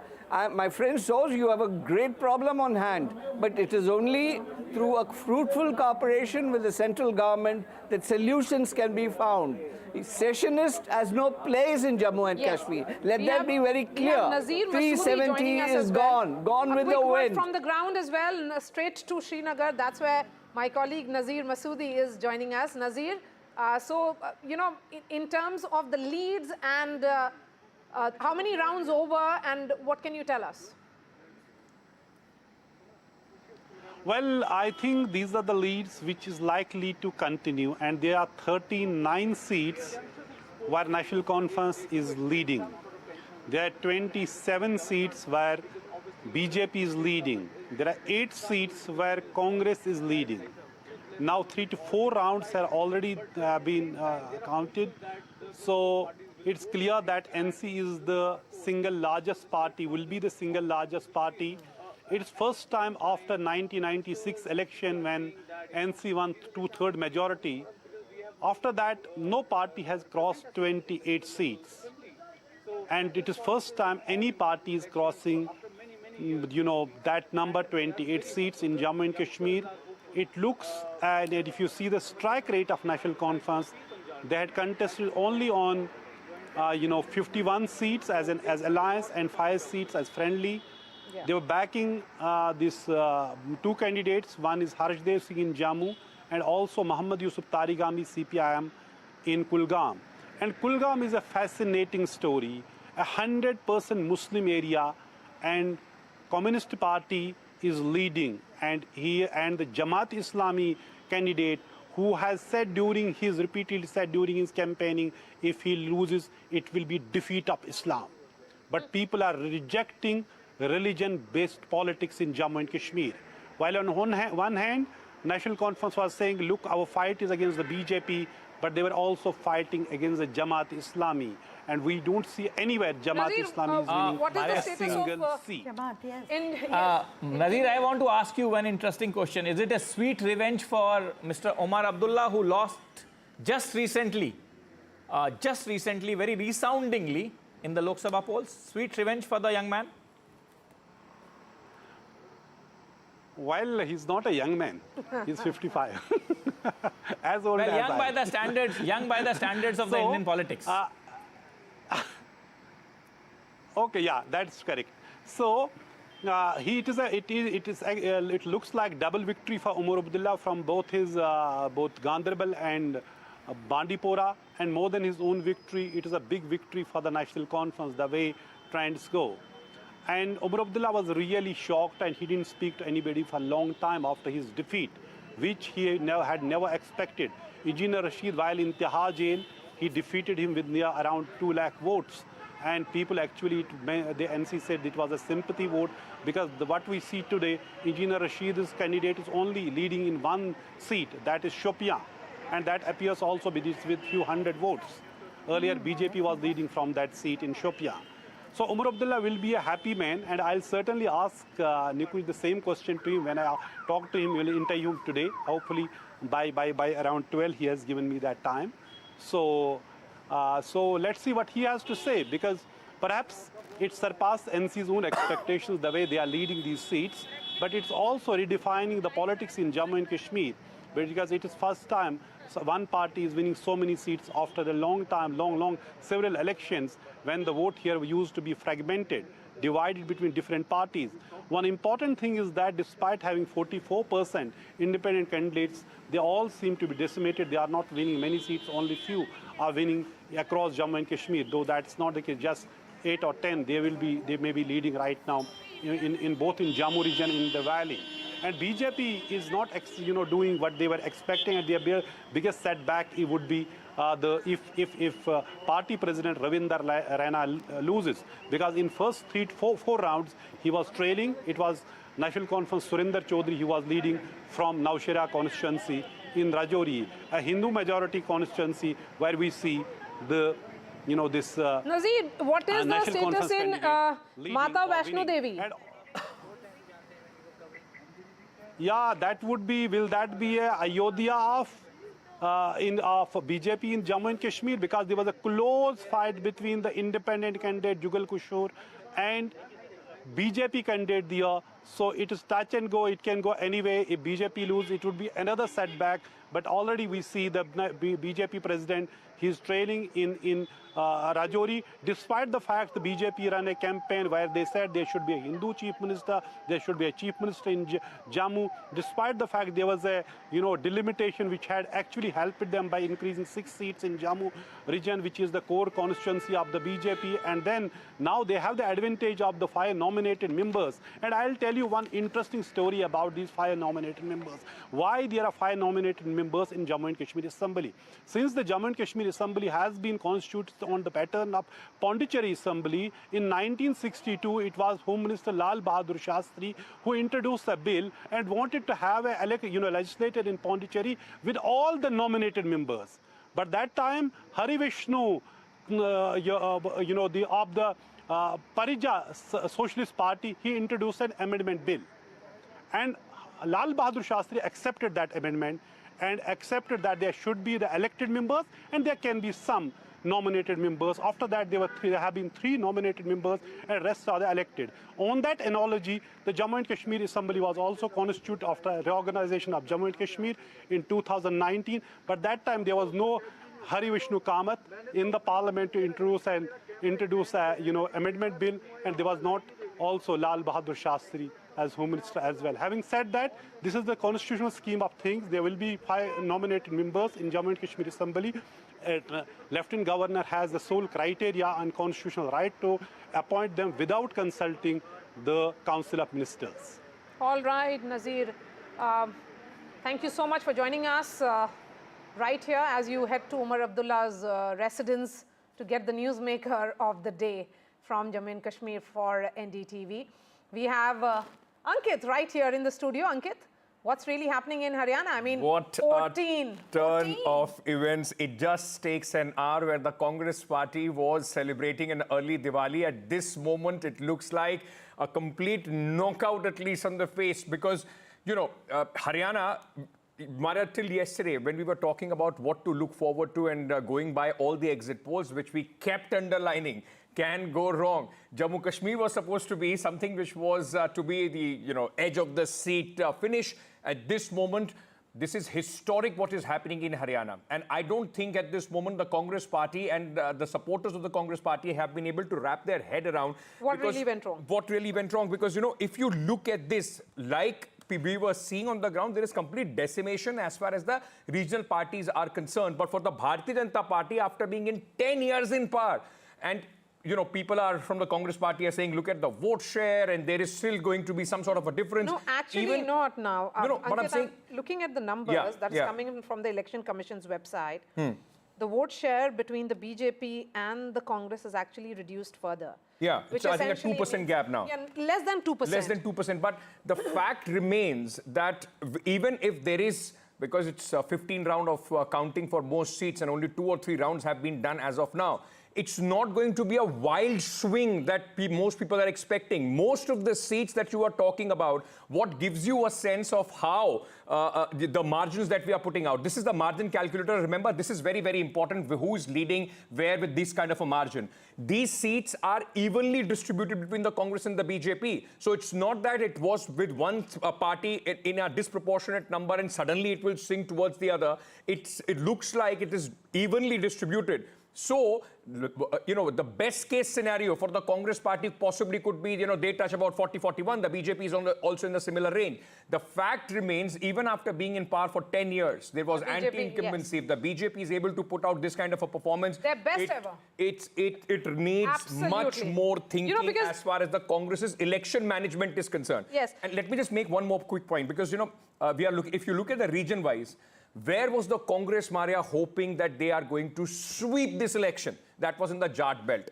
There are about 30 seats in Haryana which have more than 25% population of Jats. I'm not essentially talking about the Rohtak and other districts where the population goes even further, but largely if you look at it, there are 30 seats which have population of more than 25% concentration of Jats. Even on those seats, the Bharatiya Janata Party has been able to make inroads. It also tells you the election management. I'll give you an example. Take for Julana, though Vinesh Fogad at this moment is trailing, there are 12 Jat candidates in Julana, chipping away little bit of anti-incumbency Jat vote. And that is exactly how election management works on the ground. And that is what BJP is proving at this moment. Yes, absolutely. I think there has been a non-Jat polarization as well, which is becoming clear, knowing that there would be some kind of Jat Shahi. The concerns are that around that entire GT road factor, which we had constantly been speaking about, farmers were seen as disruptors. So those who backed farmer protests could be sending a message again. But so anomaly is the Kurukshetra area. Yes, anomaly is the Kurukshetra area where that the there are Congress multiple is still readings in this, but it's a complete switch from what we have seen. Absolutely. I can see Gurpreet joining us. We also have Sunil Prabhu. Sunil, before I come to you and get a mood in the Congress headquarters, Gurpreet, what is Senior Hooda, saying now? I mean, it's 11 already. It has consolidated in the favor of the BJP. It's unlikely that it's going to change anymore. There's a gap of 14 seats between the Congress and the BJP. It's BJP's best ever performance. So the Jats could have very well ditched Mr. Hooda. Well, if we can talk about the former Chief Minister of Haryana, Bhupinder Hooda, very clearly he says in some of the seats he is getting feedback and margin is very low, and any time the Congress graph will be able to come up. But that seems a very difficult scenario as of now. We have seen Bhupinder Hooda along with all the supporters, he has shifted from his residence to one of the palace where we have seen all the supporters of the Congress party and specifically former Chief Minister of Haryana, Bhupinder Hooda. They are sitting here, they are watching this television also. We will also talk to them to understand अब graph आप देख रहे हो, graph बहुत नीचे जा रहा है। ये ग्राफ बढ़ेगा सर। अभी ये एग्जिट पोल है, जब एग्जैक्ट आएगा ना तो चौधरी भूपेंद्र सिंह हुड्डा हमारे सीएम होंगे और 55 से 60 सीट कांग्रेस की आएंगी। पर शुरू में हमने ट्रेंड में देखा कि 60 पे भी गई, 80 पे भी गई, लेकिन उसके बाद लगातार नीचे आ गए और यहाँ पे आके नीचे जा रहा है ग्राफ। तो क्या एरिया होता है, जैसे हमें पता है कि शहरी इलाकों में बीजेपी जो है वो टक्कर दे रही है, लेकिन जब ग्रामीण इलाका आता है तो कांग्रेस का ग्राफ एकदम से ऊपर जाएगा और चौधरी भूपेंद्र सिंह हुड्डा हमारे सीएम होंगे और कांग्रेस की जो है 60 सीट प्लस हो जाएंगी हमारे पास। आपको क्या लगता है, ट्रेंड आप सुबह से देख रहे हो, क्या ट्रेंड में क्या लग रहा है कि अभी भी कांग्रेस को उम्मीद है? हाँ जी, कांग्रेस आएगी जी सीएम, भूपेंद्र सिंह हुड्डा होंगे जी सीएम, 100% आओगे जी कांग्रेस। पर ट्रेंड तो कुछ और दिखाना शुरू कर दिए। ये शहरी इलाका आ गया ना, तो उसमें जो नीचे आ रहा है, नहीं तो बेहतर भी आ गया। हमारा देख लो 65 के 70 के करीब, 60-65 के करीब हमारी जीत आएंगे जी। और 60-65 के लिए तो बहुत बड़ा मार्जिन होना चाहिए, लेकिन कहीं ना कहीं लगता है कि 60-65 तक पहुंचना बड़ा मुश्किल लग रहा है आपको। 60 से 62 सीट लेंगे कांग्रेस सरकार। अभी ट्रेंड के हिसाब से तो बहुत मुश्किल। अभी समय है, शुरुआती रुझान है, अभी टाइम काफ़ी है। आप 2 बजे तक देखोगे तो यहाँ चौधरी भूपेंद्र सिंह हुड्डा सीएम होंगे और उनके नारों की गूंज चंडीगढ़ तक जाएगी। तो आपको क्या लग रहा है? आप भी हम देख रहे हैं सुबह का, लगातार टीवी को देख रहे हो, कहीं ना कहीं ट्रेंड पहले ऊपर गए फिर नीचे गए, तो क्या लग रहा है कैसे? ये जो है ना मीडिया पे की हो रहा है ना, ये उनका प्रभाव चल रहा है। ठोक का वोट गिर रखे हैं, देखे नतीजे अपना आप बदल जाएंगे। अभी उम्मीद है ठोक का बढ़ावा, उम्मीद के सरकार मारी है। तो क्या एक तरफा जी हमारी पूर्ण बहुमत से सरकार बनेगी? अभी गांव की वोटें नहीं खुली, अभी शहरी वोट खुल रही हैं, इसी कारण कोई कहीं 20 वोटों से बीजेपी आगे है, कहीं 25 से। एक तरफा आप देखना 55 से प्लस सीटें हमारी आएंगी। So well, if we can talk about the supporters there, so I'll request my Vijay to show a visual of former Chief Minister of Haryana, Bhupinder Hooda, because at this point of time, these visuals have a lot of political importance. One side we have seen the BJP graph is going up, on the other side we have seen the Congress graph is going down, but the former Chief Minister of Haryana, Bhupinder Hooda, he is with his own supporters. So क्या लग रहा है? अरे अभी तक शहरानी चल रही है, गामा में बढ़ते एकदम उल्ट हो जाएगा, सब फिट है, होता कोई कमी नहीं है। So well, they are quite confident. They say the counting is just in the middle. गामों में आते ही एकदम पलट जाएगा. Hoping against hope, the supporters of Mr. Hooda there. You know, one thing when I was traveling across before I go to Sunil Prabhu, one thing I kept hearing, and this is what people used to say in Haryana if they had to speak about their leaders, कि नेताजी के hard Kapan लग रहे हैं. That means that Netaji is shivering right now. So at this moment it will be Mr. Bhupinder Singh Hooda उनके hard Kapan लग रहे हैं. Sunil, is this Chhattisgarh redux for the Congress party election that was seen as the party for them to win or for them to lose at this moment, the worst nightmare for the Congress managers coming true if these numbers hold? Absolutely, and a lot of lessons to have been learned about the fact that the caste polarization. They were warned about Jats versus the non-Jats, which the BJP, as they alleged, was doing in the state of Haryana, caste polarization. Even though now it's quite clear that the BJP is all set for a comeback, and you can see here the Congress party is completely deserted. The doles are off. The people who were blowing the conch are all now keeping quiet, watching. There are only media persons here. That crowd has dissipated. Clearly, I think the writing is on the wall for the Congress High Command. The decision of going ahead and putting all its egg in one basket, that is with Mr. Bhupinder Singh Hooda, ignoring the claimants like Kumari Selja as well as others, have created a clear issue for the party, and I think it's a little bit too late. Rahul Gandhi himself wanting Hooda and extracting that demand that, let's have an alliance with the Aam Aadmi Party for the India Alliance in thing, but that was not to happen because the seats that Mr. Hooda was ready to give were not more than 4 to 5.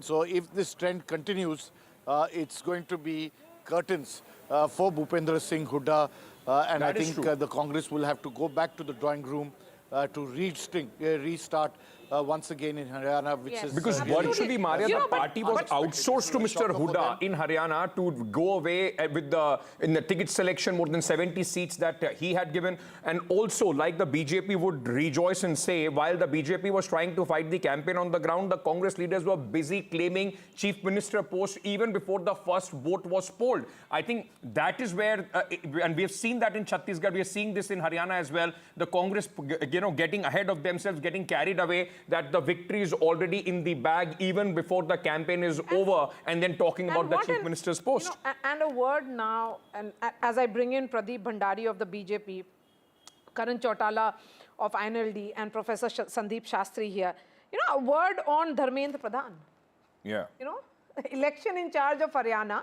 He doesn't give interviews, doesn't speak much. He was camping in Kurukshetra, in the entire Panchkula area and in Rohtak. And he gave confidence to the party leadership. I mean, he's a nuts and bolts man. I mean, completely different picture he presented to the party from the numbers. Just look at this. Wherever he has led the party campaign, he has always been somebody who has been a very low-key operator, yes, never coming before the media. But understanding the ground reality as it is, that is something that he has been known for. Yeah. And we are still unsure as to which direction the Haryana result would go, because you have very, very small margins and just 2 rounds or 3 rounds of counting. But whichever way it goes, I think clearly the BJP has performed or is performing in a manner which is very different from what a lot of people expected it to. Definitely not the way the exit polls thought that this... Maria, before you go to Pradeep Bhandari, let me just put out one more interesting data point at this moment which is coming in from Haryana. Because the assumption was, and you heard that Bhupinder Hooda supporter saying, "Abhi gaon ke vote khulne do, hum aage nikal jayenge." At this moment, even in the rural belt, it's not. The Congress and the BJP are even keen. They are 28 playing 28 in the rural belt, while the BJP has an advantage of 20 seats over the Congress party in the urban area. So they have held on to their stronghold, and they have not done badly in the rural areas, which usually we used to see a contest between the INLD and the Congress and the JJP and the Congress. So while the decimation of the JJP might have helped the Congress consolidate the vote, but the BJP has become the party, in fact, the only poll against which the Congress is fighting, even in the rural areas. Absolutely. They have been able to hold on to the rural areas as well. Pradeep, the point here is that this is the biggest surprise for the party perhaps as well. But you have leaders who are solid backroom workers who ensure that they can turn the tide. This is essentially will be seen as turning of the tide. From the Lok Sabha polls to now, even in Lok Sabha, you had a loss of 4 to 5 seats in Haryana. Just look at the results. If these numbers hold, it's 11-15 already. Not much of the trend will change post now. But this is good news for the BJP. It's a hat trick for you in Haryana. It's historic. Well, Maria, what is happening is historic, because never in the history of Haryana, as Ankit was saying, that any government is repeated for the 3rd consecutive time. We are very, very confident that this trend will stay, because all the close margin seats are evenly poised. This is because of the developmental work of Prime Minister Narendra Modi, which is supported by the entire party machinery. Every individual in the party, Dharmendra Pradhan ji is the election in charge, Home Minister Amit Shah ji managing it, JP Nadda ji ensuring that the party is absolutely on track. So we were very, very confident since the start that the ground on Haryana, the 36 Biradri in Haryana, the poor in Haryana is with us, and this is where we were confident. Even in the Lok Sabha elections, Maria, if you see, we had a 3% increase in more vote share than the Congress party. That projection is what is happening right now in the Haryana Assembly elections, where we are leading with the Congress party with that significant vote share and seat share margin. So the one part is to get the Jat-dominated vote. Even in the Jat votes, if you see, the perception was that the entire vote will shift to the Congress party. But now on the ground, we are also getting significant part of Jat vote. This establishes that we've got a cross-caste vote, and what the Congress party was saying, that the women are with them, the farmers are with them, the Chhattis Biradri is with them, the wrestlers are with them. All of this is completely fallen flat on the ground. Yes, Pradeep, you make an interesting point. Then I'll bring in Professor Sandeep Shastri here. Professor Sandeep Shastri, in the Lok Sabha polls, we did see that shift of the Dalit voters. That Dalit vote is back with the BJP. But can I just make one distinction here? even with the Dalit vote, even in the Lok Sabha, the Valmikis were still with the BJP. They did not shift to the Congress party. And also the Jatav vote, which was the BSP vote, stayed with the BJP. The challenge for the Congress party was to ensure that the Ramdasias still vote for them and they get a chunk of the Valmiki vote as well. But Professor Shastri, like Maria was saying, if you map this according to the Lok Sabha election 2024, the BJP was 44-seat advantage, the Congress was 42-seat advantage. It almost, I mean, the BJP is at this moment +4, but it almost is playing exactly like the Lok Sabha election. So it was not disadvantage to the Congress party. They were not being able to gain on that momentum. Undoubtedly, these results hold, the trends hold. What it clearly shows is the consolidation which the Congress was hoping in the Jat vote has not happened because the INLD has been able to snatch off a part of it. And secondly, the non-Jat vote, reference here to the vote of the scheduled castes and the others, has consolidated in favor of the BJP. Yes, there may be the various segments within the scheduled caste vote, a part of which go into the Congress, but the BJP has been able to perform well among the non-Jat votes, and that is clearly reflected in the trends. And if these trends hold, that social coalition which the BJP was able to build seems to have been would be responsible for the numbers that we are seeing. I think one important factor, especially in the Jat belt that we are talking about, and like I said, over 30 seats where the Jat population is over 25%. Some may even have a concentration of 70, but largely if we talk about those 30 seats, look how the BJP micromanaged those seats in the Jat areas. I gave you an example of Julana, and Pradeep will come in on that as well. Most of the Jat seats, you will see 10 to 12 independent Jat candidates, those who are standing. I will give you another example of Kalayat seat, which was possibly the bone of contention between the Aam Aadmi Party and the Congress, where in Kalayat, there are two independents, those who are very strong. Their Khaps, the Dhoon Khap, have supported the independents, and which has chipped away essentially the anti-incumbency vote away from the BJP and has made the BJP at this moment reckoning in the Jat belt as well. Pradeep, please go ahead. See, absolutely, Ankit. In fact, these are micro issues which you're talking about, but I want to talk about a macro point. Generally, the trend of anti-incumbency has been said that a party, if it rules for 5 years or 10 years, a trend of anti-incumbency establishes. If you look at the Bharatiya Janata Party, and not just Haryana, across states, we are the only party which has the tendency to repeat government. The Congress party has not repeated a single state government since 2011. It's the Bharatiya Janata Party, whether it is Madhya Pradesh and now Haryana, where we are creating a history, we have the tendency of repeating governments, which means this whole larger political analysis that if a government governs, there is a trend of anti-incumbency which establishes. This does not apply to us, because under Prime Minister Narendra Modi, if you see every state government, we've repeated the maximum. So it will be right to say that the more the BJP governs, the more the pro-incumbency also can set in and is settling it. Okay. You know, very interesting, and we'll also talk about Jammu and Kashmir, possibly the state that till yesterday we were hoping that it is going to be a very tight finish, the BJP in the reckoning, at least at this moment, even if you include the 5 seats that the Lieutenant Governor has to in fact nominate, the Congress and the NC alliance is comfortable even over that. But let me very quickly, we also have Karan Chautala from the INLD. Mr. Chautala, at this moment, I mean, two things are very, very clear. A, it's a bipolar contest. The BJP and the Congress are to the two poles as far as Haryana is concerned. There's room for the regional parties is only squeezing. For your party, at this moment, leading on 2 seats, has the INLD, rather than winning many seats, has played the role of a spoiler, let's say, for a Congress party, which was hoping to encash the anti-incumbency, sir? No, I think Mr. Bhupinder Singh Hooda is to be blamed for spoiling the Congress, basically, because he didn't actually play the role he should have been playing as a leader of opposition throughout in these last 5 years. And that's a major problem that Congress is facing. And the infight of the Congress is also a major issue. And Mr. Shastri before me said, there are very small margins and the result is still awaiting. There have only been, I think, 5 or 6 rounds in throughout the election. So let's wait and watch what happens. You're asking us to wait and watch, but you know, increasingly, JJP, remember, had won 10 seats in 2019. They are minus 10, so you know they have not even opened their account in this election if these numbers actually hold. INLD, of course, is making some gain of 2 seats.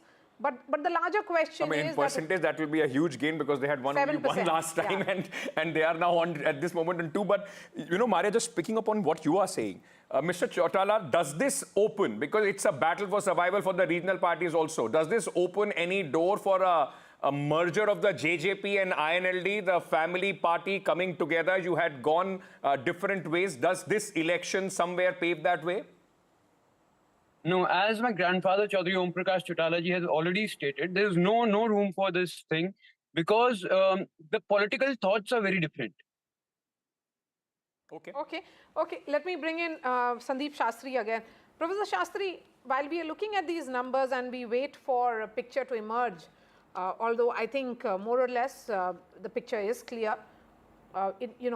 One can continue to wait, but it's 11:30, and there's a unlikely any wild swing that is going to happen. There's unlikely any big swing that is going to happen. But yes, talking about various factors which were at play here, the SC factor, the Jat factor that we keep talking about, the urban-rural, nothing seems to be working against the BJP.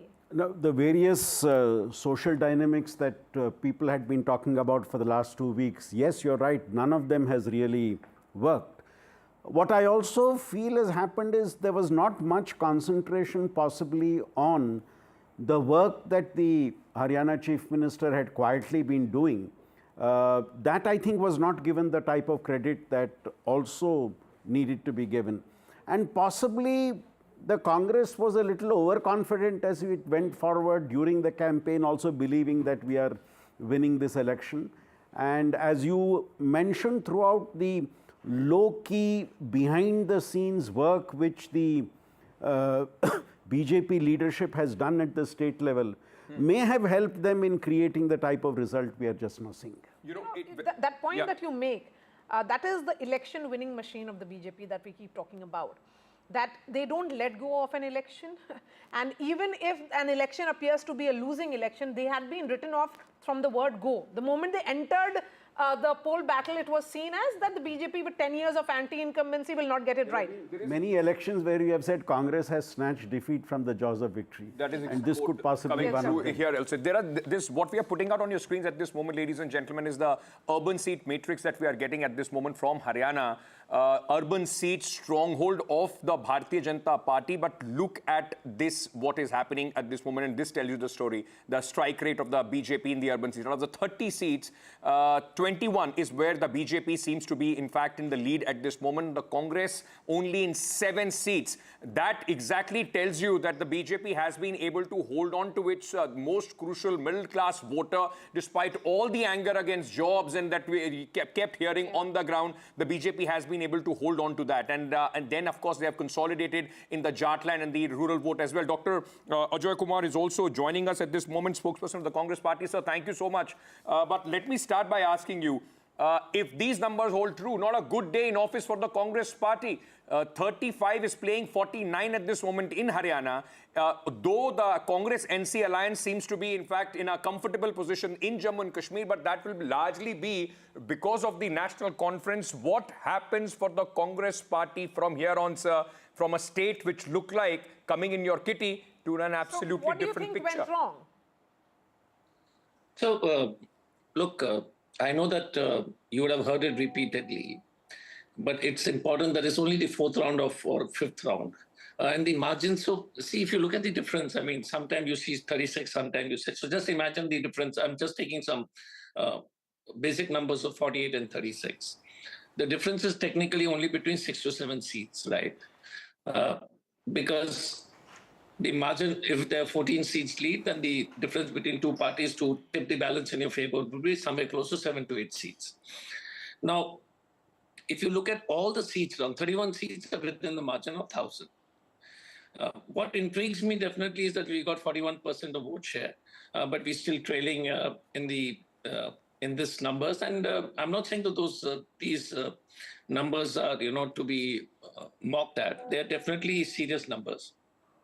But Dr. Kumar, there is a statistical explanation to that. I mean, despite you getting more vote share, and we have seen that repeatedly with the BJP also. Let's say in Karnataka, the BJP's vote share may be less, but the strike rate is more. That tells you that in the areas where the BJP is strong, they are able to convert those seats. And in the other areas, even if they draw a blank, the Congress is maybe widespread, but the conversion rate of the Congress party is not as good as the BJP is concerned. On the other hand, sir, like you are saying, till yesterday, the Congress was talking about an Andhi, a Tufan and a tsunami. Today, even at this moment, you are conceding that it's a difference of 5-6 votes. So, despite the BJP being in 10 years in Haryana, and, you know, for the last 2 years, the noise that we have heard about farmer movement, Kisan, Pahalwan, Jawan and everything, Congress is finding it very, very difficult to dislodge BJP out of power, sir.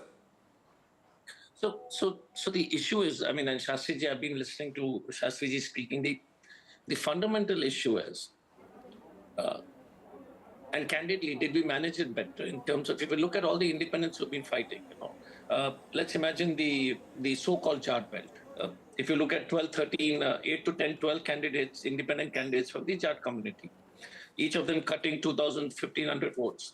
So, fact is, look, it's easy for us to, it won't be appropriate for me to blame the way it has happened.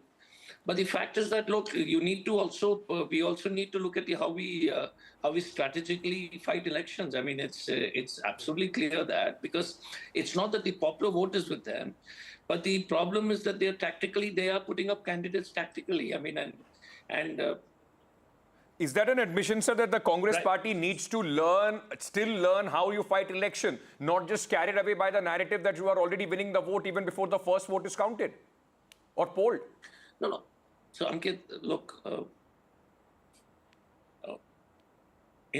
there are two main questions it is. So I'm not going to hide the fact that there are certain requirements to look at it, and Shastriji presented it appropriately. I'm the last person to look at these numbers and say, look, there's something which needed to be done from our side. My only belief is, okay, and I may be proved wrong, like just now, as you say, 48 becomes 36 and up and down, but they are 31 seats below a margin of 1,000, and there's some 12, 13 rounds to be going. Get him back. So they are, and it needs a switch of 7 to 8 seats. So I'm saying that things can change. But the issue for sure is, we need to relook and definitely relook at, tactically, strategically, tactically, how we doing our, fighting the Bharatiya Janata Party. I mean, and the fact is that even if you have the people's mandate in your favor, by and large, that's what the mood was there. I mean, I was in Haryana for some time and I saw it. The inability to make that into a humongous lead is something we need to introspect for sure. I mean, because there was, so winning elections... Sir, this squabbling over the Chief Minister's post, do you think your senior leaders coming out, Kumari Shailja not even campaigning for straight 11 days in between, while the SC vote was so important for the Congress party, do you think that has also been detrimental? I mean, it is at least clearly visible with the numbers that we are seeing that your leaders, even before you could, the results were out, the talks were of who is going to the Chief Minister, the Deputy Chief Minister, the cabinet was being decided. So, was it arrogance or complacency? No, look, I mean, you cannot be arrogant in one place and not arrogant in the other place. So whether it's Jammu and Kashmir or I don't think it's, I think this results if it continues. First question is a significant impact on the way we fight. Okay, because I'm just telling you that candidly, the people were with you. Now, if you're not fighting the way we should, then there needs a lot of introspection of the way we are fighting. And I'm saying it as a student of politics. Shastriji and other people are much more what you will care. Just a word on the vote share. The vote share between the two parties has also reduced now. Congress 40 and BJP is at 39. No, so Maria, so one question I told you. If you look at the list of independent candidates, it's very interesting for you guys to look at. Can you hear me? Yes, sir, go ahead. Loud and clear. Yeah.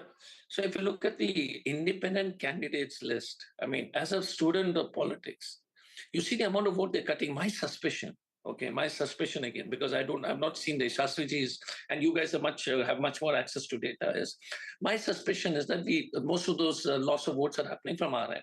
My suspicion again, whether we should have fought it, whether this was an election for us to definitely win. There's no debate on that. This was definitely the public mood in our favor. Did certain decisions by certain leaders impact us negatively? Yes. I definitely see it as an impact for sure. Right. And it needs for us to see what, maybe if this continues, it's heartbreaking for one simple reason. Okay. That this was an election to win for the simple reason. Right. Sir, please stay on with me. I mean, we'll because there is much more talk about, or just not about Haryana, because Haryana at this moment, how fortunes turn, and this is what politics is. Till 9 a.m., the Congress party was celebrating Diwali, and at this moment, it looks like a rout for the BJP. Historic, in fact, what Congress would have hoped their tally is at this moment is what the BJP has. 50 is what the BJP is touching at this moment in the lead, 34 for the Congress party, 2 to others. So yes, it is a bipolar election that we are seeing at this moment. But overall, if you look at this, the BJP is, if these numbers hold, it's on its way to make history. We'll talk about Jammu and Kashmir as well, but very quickly, Zafar Islam, senior leader of the Bharatiya Janata Party, spokesperson, is joining us also. Zafar bhai, so much focus on Haryana because of the way it has turned around. But for the BJP, the other headline, I mean, of course, Haryana would be a good day in office. You would be celebrating. But look at what has happened in Jammu and Kashmir. I just want to shift my focus to that because we've been talking continuously ad nauseum about Haryana. 26 place 52. The Bharatiya Janata Party, in the last time the elections happened, when it was 38 seats, got 25 seats. With 5 more seats in Jammu region, the BJP at this moment has only been able to add 26. Is there a sense of disappointment? Because till yesterday, the BJP was hoping to be the single largest party and then, of course, being in play. Because Jammu and Kashmir at this moment seems to be giving a very clear mandate in favor of the NC and the Congress alliance.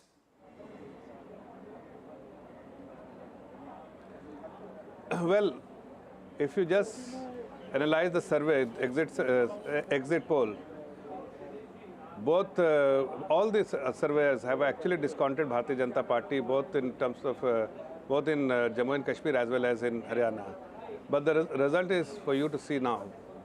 Haryana, we were in the beginning we were actually behind them, but after the first round we are leading, and now it more or less has stabilized, and we will definitely win.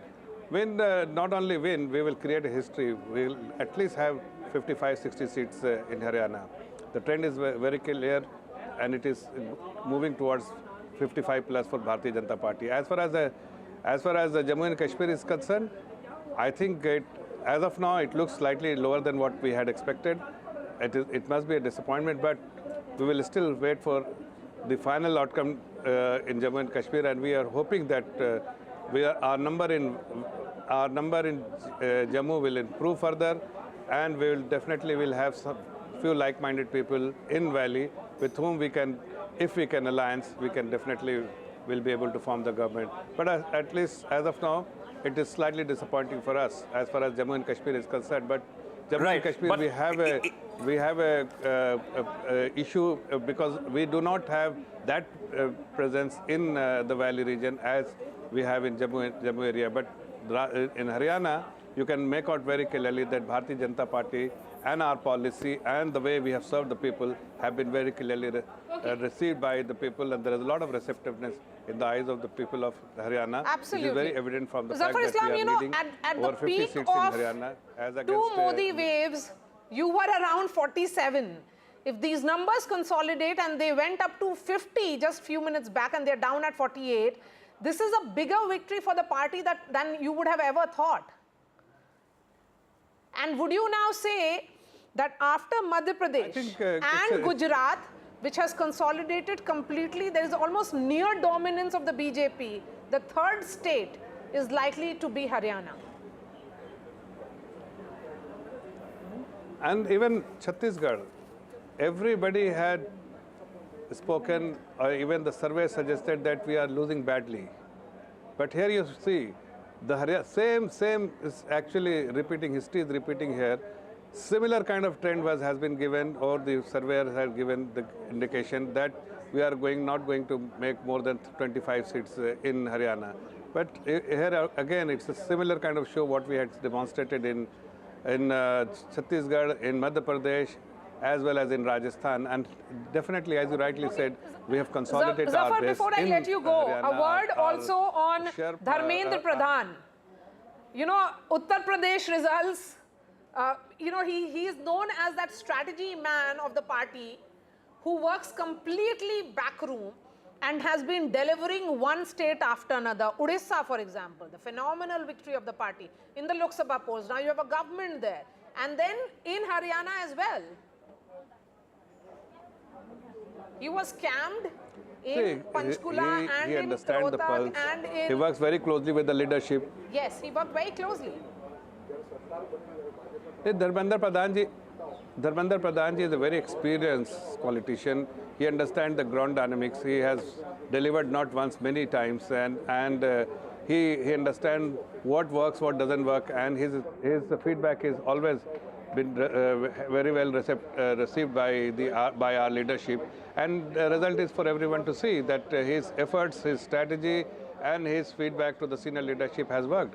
And more importantly, he has fought many elections as a leader for the Bharatiya Janata Party in several states. Okay. And his strike rate is very, very high, because the way he works is something which many politicians should learn, because his experience and expertise and his ears to the ground has always worked for the party, and it is going to work here in Haryana as well. Okay, Sandeep Shastri, you know, I'm very, very interested to know or at least understand from you at this moment. Like, after what the BJP was hoping, in the Lok Sabha election, the 300 par came to 240, and since then the Congress thought that they have some sort of a momentum going into these elections. There is large messaging that Rahul Gandhi, with his constant Dalit focus, was trying to put forward. With these results, both of Jammu and Kashmir and also Haryana, my sense is Haryana would matter more because it is in the Hindi heartland. And for Maharashtra voters, it's not that there is going to be a direct correlation, but possibly will identify more with Haryana than with the Jammu and Kashmir. What message does the Congress party and the BJP now go with to Jharkhand and Maharashtra? If it would have been 2-0 for the BJP, there would have been an upswing as far as the Congress and its allies are concerned going into those elections. Right now, the BJP, even in Maharashtra, would say game on. Undoubtedly. I think while the Haryana verdict will be critical, I would not underemphasize the importance of Jammu and Kashmir, especially in the wider context of the politics of the country. Having said that, yes, even though this result may be 1-1 in important ways, as the campaign now moves to Jharkhand and Maharashtra, I think one thing all parties are realizing is, for state assembly elections, it's essentially local. In Haryana, the BJP changed its strategy and made it an essentially local campaign. And I think if it is at 45 to 50 now, it is because of that change strategy of making it local and doing the work slowly, gradually, but consistently on the ground. And also, I think the Jat, non-Jat playing out once again, which the social coalition they were able to build up is very important. Yeah. And a similar factor will be seen for competitors in Jharkhand and Maharashtra. Okay, the type of social coalitions you build, the type of political coalitions you build, because both Jharkhand and Maharashtra will see coalition politics playing out. Yes, but interestingly, in both these states, the BJP does have a chance. Nobody was giving the party a chance, even a chance in Haryana. I don't think so many BJP leaders were themselves hoping that this will be the result. But just look at the results. I mean, if this consolidates firmly, and if it is not about what some sources are indicating that yes, there are gaps which could be narrowing. But yes, let's hold on and wait. But it's increasingly becoming clear that Haryana BJP is heading for a hat-trick? I think every state election is a different story, is a different strategy, is a different way in which it has to be dealt with. Yes. So while there would be lessons from Jharkhand and Haryana, I think lessons from Jammu and Kashmir and Haryana, Jharkhand and Maharashtra will be a totally different ballgame. Interestingly here also, Sandeep Shastri and Zafar come in on this.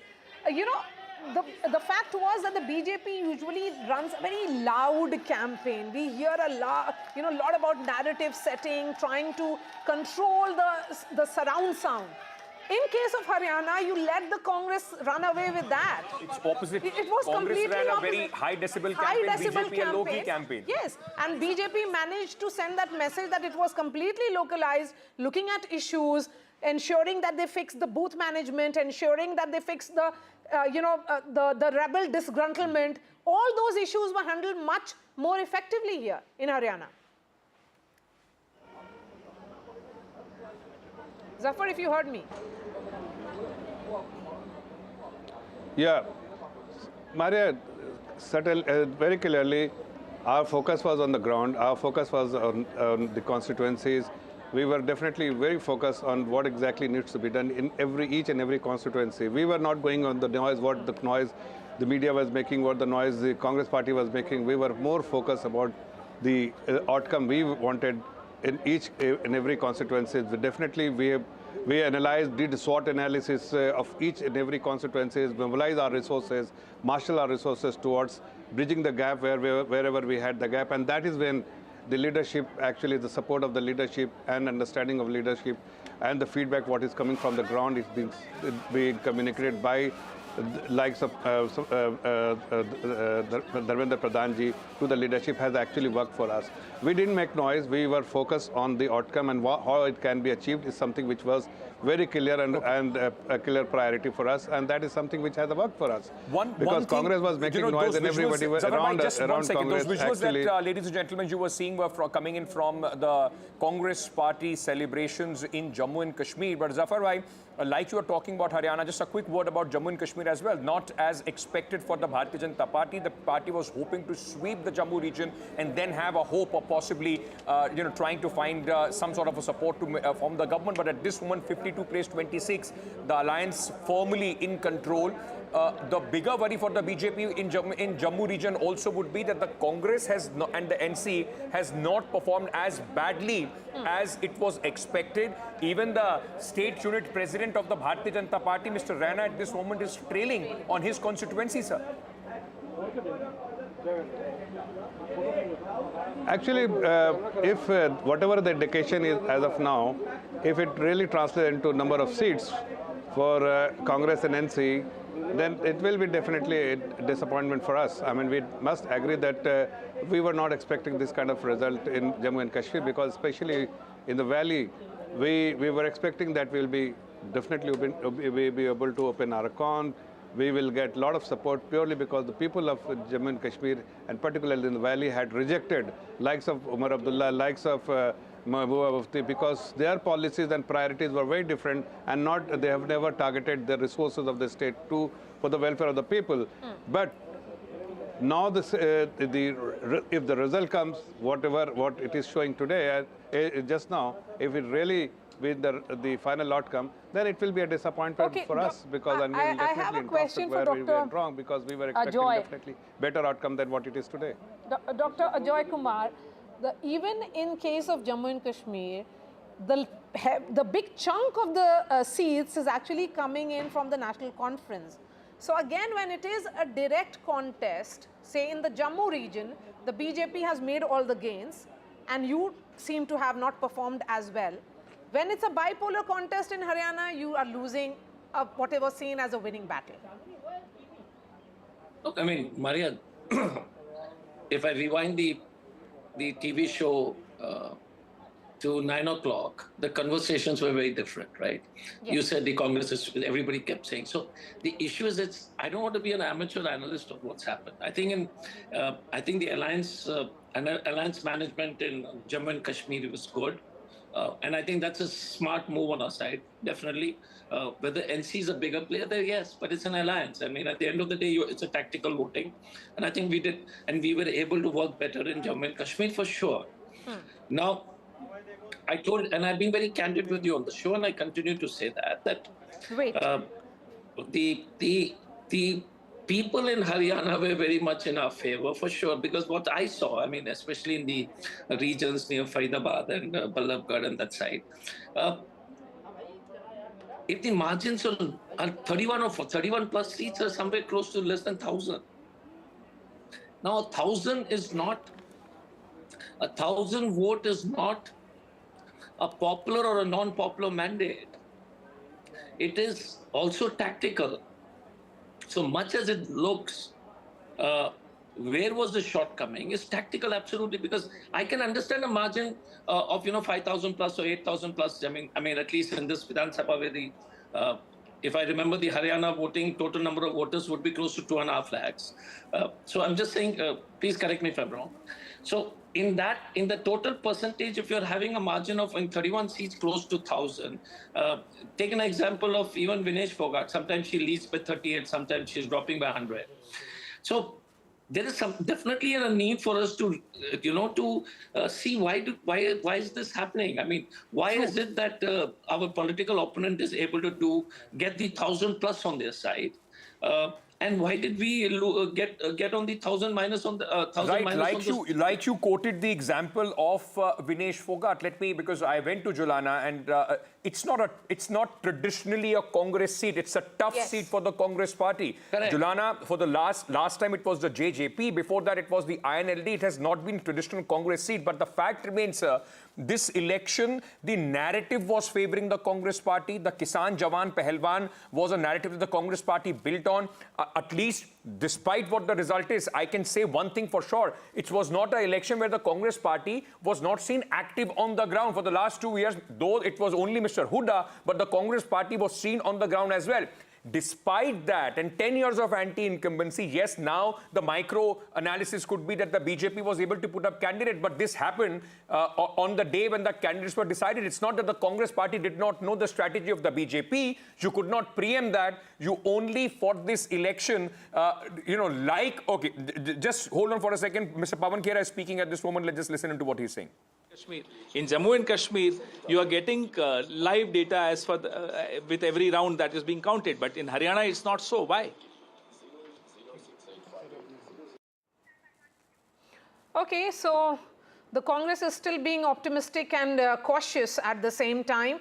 But Dr. Ajoy, come in on this. Of course, BJP is doing much better than it had expected. The Congress doing much poorly than it has expected. But the larger question is, what now for the Congress party? Just like Madhya Pradesh, where you relied completely on Mr. Kamal Nath, did you rely or over-rely on the Hoodas?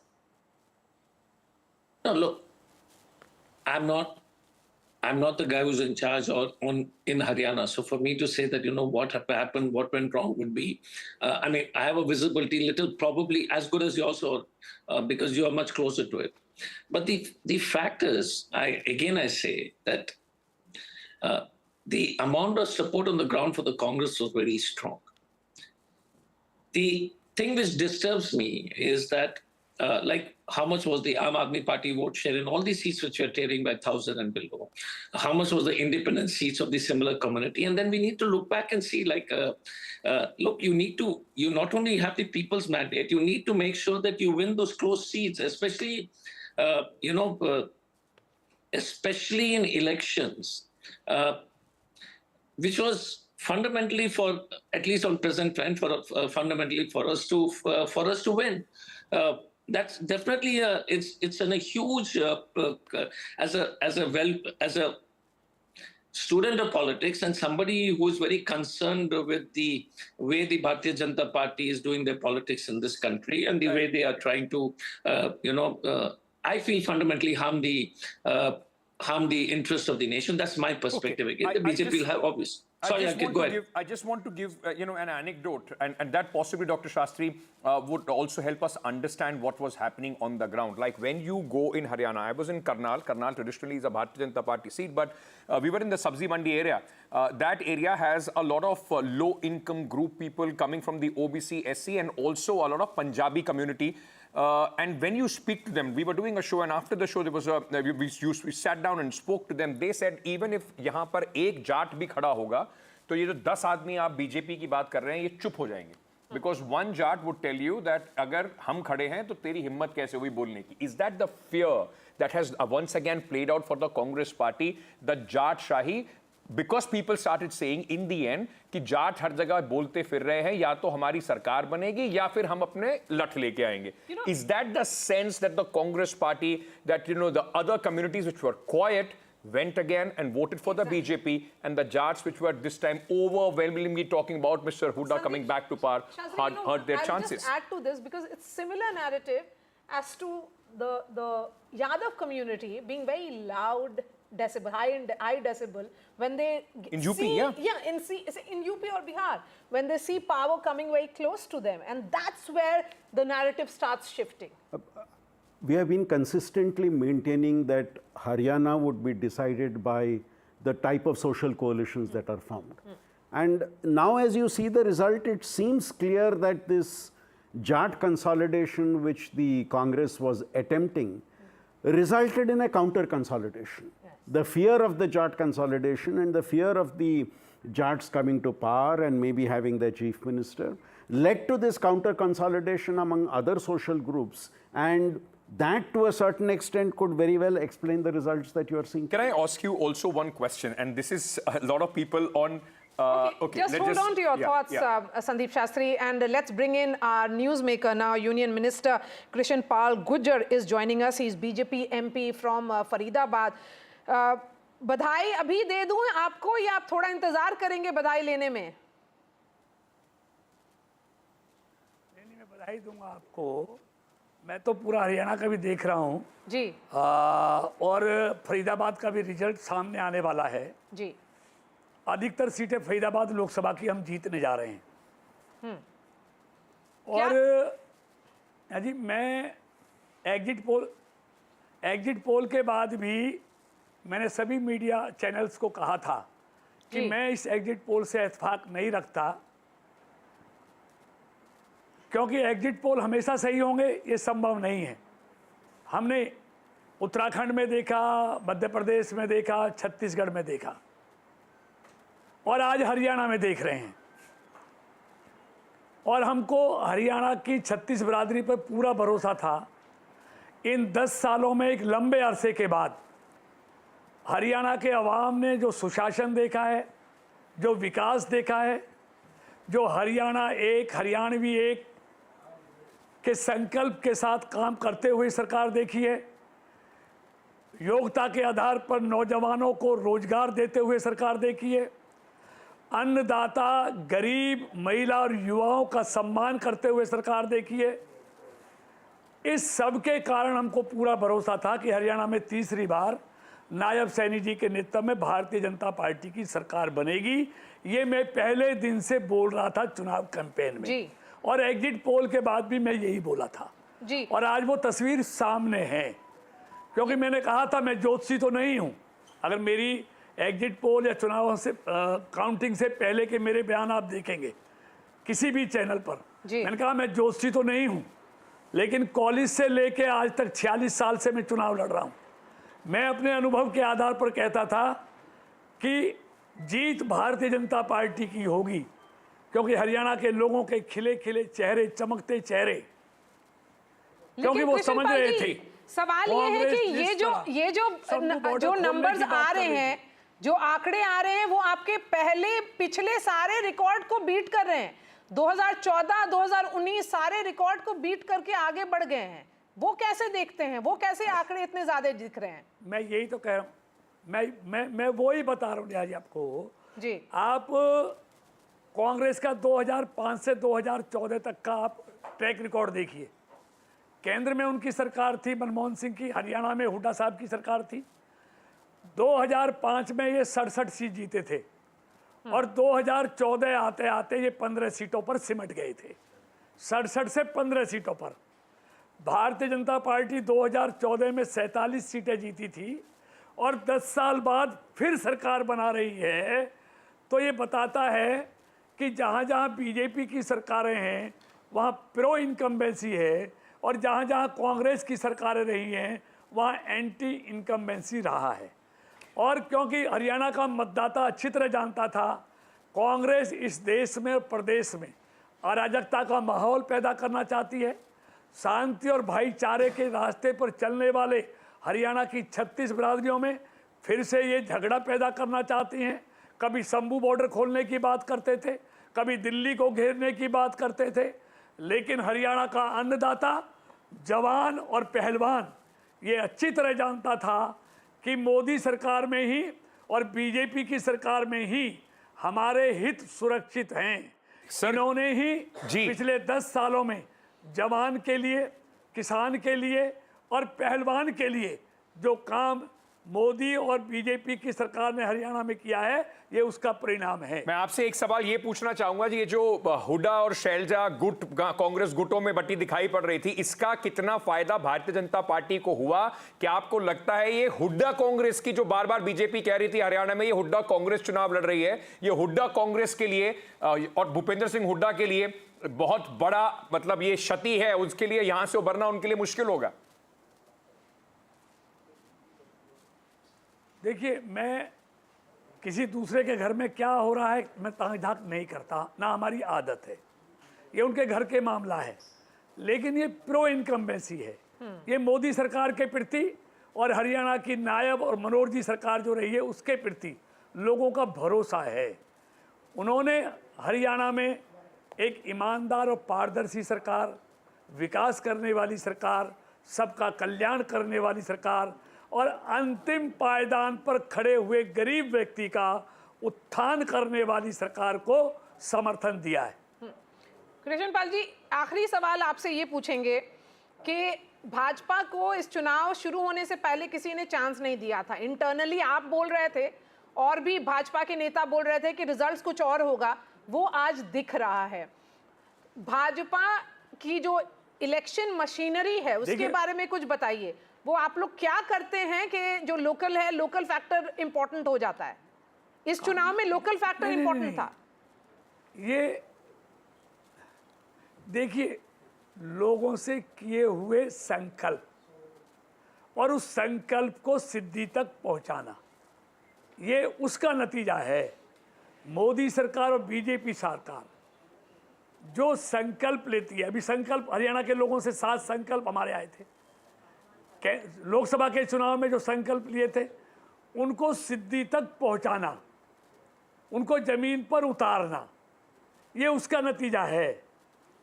वो झूठ बोलते हैं, उन्होंने हिमाचल के लोगों से झूठ बोला, उन्होंने तेलंगाना के लोगों से झूठ बोला, उन्होंने कर्नाटक के लोगों से झूठ बोला। आज हिमाचल की क्या हालत है? आज वहाँ की बहनें 1500 रुपये का हर महीने इंतजार करती हैं। 300 यूनिट बिजली का लोग आज तक 2 साल होने के बाद भी इंतजार करते हैं। और जो पेंशन पे आज वहाँ तनख्वाह देने के लिए पैसे नहीं हैं जी, यही हाल कर्नाटक में है। तो ये कहकर मुकरने वाले लोग हैं, हम संकल्प को सिद्धि तक पहुंचाने वाले लोग हैं, इसलिए विश्वास बढ़ रहा है। ठीक है बीजेपी के प्रति। सर, बहुत बहुत शुक्रिया हमारे साथ जुड़ने के लिए। अभी कम से कम ये बिल्कुल साफ दिख रहा है कि भारतीय जनता पार्टी एक हिस्टोरिक जीत की तरफ हरियाणा में बढ़ रही है। बहुत बड़े उलटफेर क्या इसमें होता है नहीं होता, अगला शायद आधे पौने घंटे में और लगेगा, लेकिन एक बहुत वाइल्ड स्विंग का at least at this moment is not expected. Thank you for joining us. Sandeep Shastri, very quickly I just want to ask, because a lot of people are asking this, where does this leave the political pundits, the pollsters, the exit poll, because from the Lok Sabha election, the way in fact the pollsters got that Lok Sabha election wrong, and now even with both the states, Haryana and Jammu and Kashmir, the picture is absolutely opposite to what the pollster was saying. They were in fact hinting at a very tight race, a hung assembly in Jammu and Kashmir. We are seeing a clear mandate in Jammu and Kashmir. On the other hand, this picture is absolutely reversed to what the pollsters were in fact predicting in Haryana. Where does that leave their credibility? I think it's a very difficult time for all of them, especially in the case of Haryana, where things seem to have gone round. You could actually put the figures for the Congress, for the BJP, and the BJP for the Congress, and then the exit polls will turn out to be correct. That's what it seems to be if the current trends hold. I think what we are seeing is in a tight two-party race. Yes. And when there are a lot of new uncertainties which come into the campaign, it becomes a little difficult for pollsters to actually tap the real issues that are impacting on the poll. And that seems to be the factor which may have led to the type of projections that happened in Haryana. We are also noting in a lot of surveys, there is a big section of the voters who say, we are undecided. And we that don't want to take a undecided stand. necessarily means... And what often pollsters do is, those are eliminated and then you do a study of those who have taken a stand on the issue. But these are critical voters who could decide either way, and they could change the way you actually projected what is going to happen. A lot to think about, just not for the Congress party, but also for the political pollsters, analysts, everyone. Let's now listen in to Kumari Shailja and Bhupinder Hooda. Both of them have spoken to NDTV on the earlier leads, or should I say now consolidating results. 11 सीटें जहाँ पे कांग्रेस को बढ़त दिख रही है, अगर पिछले चुनाव से आप कंपेयर करें, क्या वजह है कि कांग्रेस का जो शेयर है वो बढ़ता दिख रहा है? ये स्वाभाविक बात है। भाजपा के 10 साल जब निकल गए, पहले हमारे भी 10 साल निकले, तो एक तरफ तो एक फटीग होता है, जब फटीग होता है तब शायद इतनी बात, लेकिन मिसरूल रहा भाजपा का, और भाजपा का मिसरूल एक बहुत बड़ा फैक्टर। उसके साथ साथ जो इलेक्टोरेट है, लोग हैं, वो अपने भविष्य की ओर देखते हैं। भविष्य केवल और केवल कांग्रेस है, ये लोगों ने देख लिया और नाप तोल कर लिया। राहुल जी की यात्रा रही, हमारे वर्कर्स ने, हम सब ने नीचे ज़मीन पर काम किया राहुल जी के गाइडेंस से, और एक जो ओवर आर्चिंग फैक्टर होता है वो यही होता है कि नेतृत्व हमें गाइड करता है, और अब लोगों की नज़रों में भी क्रेडिबल ऑल्टरनेटिव है कांग्रेस। जी, आप कांग्रेस के एक प्रोमिनेंट लीडर नहीं है हरियाणा में, और ऑफ कोर्स लीडरशिप का इशू भी बहुत महत्वपूर्ण है। आपको लगता है कि जो अगर कांग्रेस की सरकार बनती है, कुमारी शैलजा को भी महत्वपूर्ण भूमिका मिल सकती है? क्या आप मुख्यमंत्री पद के दावेदार हैं? मैंने हमेशा कहा कि दावेदार हम हैं, और लेकिन फाइनल फैसला हाईकमान का होता है। We have former Chief Minister of Haryana, Bhupinder Hooda, with us. So, sir, how do you see this election trend? Congress is going to form the government in India. And, sir, we have seen yesterday the Chief Minister of Haryana, Nab Singh Saini, had a press conference saying EVM fault will be one of the main issues which Congress is going to highlight. There is no issue. You wait for some time. Congress is going to form the government. Congress is getting the majority. Sir, in the initial trend, we have seen Congress was leading, but now we have seen the Congress is going... After 1 hour, again you will see Congress is leading everywhere. I have got the reports, Congress is going to form the government.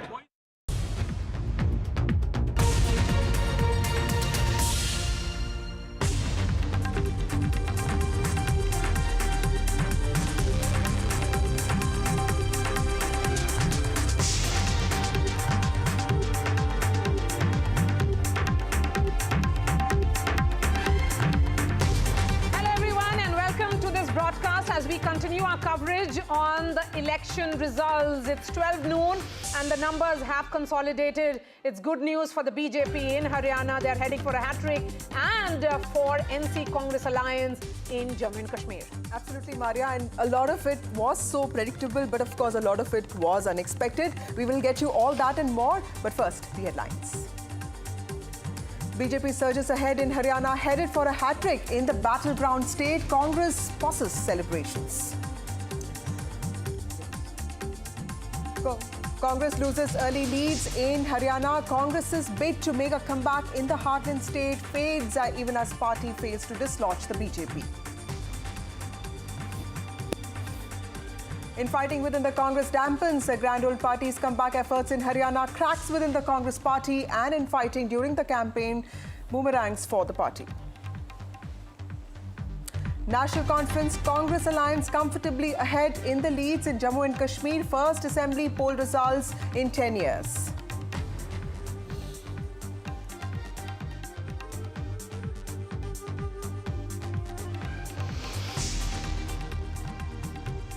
And with early trends, in fact, by now, most of The direction is very, very clear. Jammu and Kashmir seems to be going the Congress National Conference's way, but it's not really a close contest in Haryana. In Haryana, it is the BJP which is clearly consolidating, with a significant difference between them and the Congress party. The big question right now is what happens now in that alliance in the NC Congress? Is Omar Abdullah the next chief minister? And what went wrong in Haryana for the Congress? And of course, the big question, like you rightly pointed out, Maria, what did the BJP get right and where did the Congress party, sitting in the opposition for 10 years, do wrong? Well, to start with, many things, like you would know, you've been covering the party for so long, including a change in the CM's face, and of course, many other things which we will discuss in the course of this bulletin. But clearly, the BJP is consolidating its base amongst non-feudal, non-politically mobile OBC communities and SC votes, even as the BJP has surpassed the halfway mark with leads in over 48 seats in Haryana. Now, senior Congress leader Bhupinder Hooda has also spoken to the BJP, and he's spoken to NDTV, spoken to us, and he has maintained that he's confident that his party will independently form the government, but the numbers here tell a very different story. Absolutely, and Prime Minister Narendra Modi is expected to arrive at the BJP headquarters around 6 p.m. This is the customary address that he does to the BJP Karyakartas. It's a surprise victory for the party in the state of Haryana, a state where they have been in power for 10 years. Nobody gave BJP even a fighting chance. Before the Model Code of Conduct was in place, it was seen as a battle for the Congress to lose. But it's very, very clear that it has sprung a complete surprise. So with that number of 29 in Jammu and Kashmir, where they have won significantly, almost 50% of the seats that they contested in Jammu region, and the number in which they are forming the government in Haryana, hat-trick. So there's no anti-incumbency when it comes to the BJP narrative, a lexicon which all of us, absolutely, journalists, analysts and pollsters will have to revisit. But we have Nazir Masoodi joining us from Srinagar. Nazir, and Maria, we have to again talk about pro-incumbency now, because that's something we used to talk about earlier. Yes, absolutely. Where is the man of the moment? Omar Abdullah. Well, I will be speaking to Omar Abdullah after a while, but I'll be speaking another man of the moment of Jammu and Kashmir Assembly elections. It was actually the bigger fight than any victory or loss. It was the fight against in a state, in a place which was the communist island, and where Islamist party Jamaat Islami was trying to win that seat, fighting assembly election first time after 30 years. But Muhammad Yusuf Tarigami, only Communist Party member here, was contesting election backed by National Conference. He clearly is on his way to win this election. Thank you very much. Tarigami Saab, this was seen as a big battle, and Kulgam was seen that Jamaat Islami is winning that. But finally, you are making it. You are defeating them. It's not me. I should say it. I should accept it, and all of us should admit it, that the role played by the people of Kulgam, I salute them. It's they who fought for Kulgam, for Kashmir, for the rights of the people of Kashmir, and defeated those who became collaborators of the government after going through a big turmoil or initiating the turmoil in Kashmir. They were sitting in the front row of the turmoil. Now, all of a sudden, there was a U-turn. With the blessings of those in power, they tried to defeat the people. They tried to defeat the aspirations of the people. And I remember during campaigning, Jamaat Islami candidate said if he loses, it is a defeat of Islam. And then people chose not to vote for a religious-based party, and instead 100% Muslim society constituency voted for a Communist Party member. This is exactly how they were exposed, that mere going for a vote after so much of turmoil and so much of violence which they initiated, which they were part of it, and now they put it as Islam versus something, the people's interest, the people's aspirations of the Kulgam area. It's not lost for Islam. It is lost for their demagogic politics. It is lost for their double face. It is lost for the deceptive politics of Jamaat Islami, which they have been working on since long here in Kashmir. Wasn't this very interesting battle? On one hand, National Conference, CPM or Congress combined were fighting BJP. On the other side, you had to fight Islamist groups like Jamaat Islami. You see, the question is, we were never having any confusion. Go through in 72 when Plebiscite Front, now the National Conference was banned. They obliged the then government and got 5 seats. I was in prison and Plebiscite Front leaders, now of course those are National Conference, they were in prison. They have, Jamaat Islami has always, this way or that way, collaborated with the regime just to be on the other side. But Jamaat Islami was some which was actually in the forefront of militancy and separatism in Kashmir since 90. Finally, they made a U-turn and chose to contest elections. But this election actually was something which was seen which side of the people would like to be. Will they go with the Islamists, religious-based politics, or they will support someone who is kind of a atheist type of politics? Here, M.Y. Tarigami Sahab, it is, because communists is seen as who don't believe in God. It is a political party, not the faith. But the point is something, when in a Muslim society, when you see the separatist movement, when we talk about radicalism in Kashmir, your victory defines something bigger than just winning a seat. That's what it has been confirmed by the verdict of the people now. They have on the one hand rejected BJP, and on the other hand supported the Secular Alliance, National Conference, Congress, CPM. And you see the wisdom of the people is such. So again, it's not the question of atheism versus something religious based and all that. It is because it is between the two, something which is real on the ground. Real means the interests of the people of Kashmir, the Kulgam area, and those who have been advocating something till yesterday. They have been, you see, you and me, all of us know that they were telling whosoever participated in election is an Indian stew, is a traitor, and I must tell you, today's vote is a tribute to all those people who have been killed because they were believing in democracy. They will be believing a right to vote. Thousands of people have lost their lives, including members of Tarigami Sahab's party, and his own relatives, his own brother was killed by militants, but that was the same group when he comes and contests election, and he defeats them today. So as I said, this is an important development. CPIM member M.Y. Tarigami defeating Jamaat Islami in Kulgam. So Tarigami contesting from Red Island of JNK, Kulgam. That is a M.Y. Tarigami. We also have Sunil Prabhu joining us now, and also Radhika Khera and Shama Mohammed. Shama Mohammed from the Congress Party and Radhika Khera from the BJP. In the studio, we have our panel of esteemed guests. We have Vanija Chaudhary, reputed author and senior journalist. We also have Akshat Goel, who is the founder of Dhruva Research. Thank you all of you for joining me on this show. Starting with you, Shama, clearly the Congress Party in Haryana was banking on Kisan, Jawan, Pahalwan, but would you agree that a lot of it was probably a lot of noise and probably a little less substance? See, I'm looking at the EC website even now, and right now it's not even said one. I want to know if the 49 have won. Still they are leading, and we are trailing. We are leading by 35. So unless and until there's a victory there, I'm not going to talk in a way where the Congress has won, where the Bharatiya Janata Party has won. I still feel I was campaigning, I was there in Haryana, and what I saw was there was a lot of wave for the Congress Party. So I'm a bit shocked what exactly has gone wrong.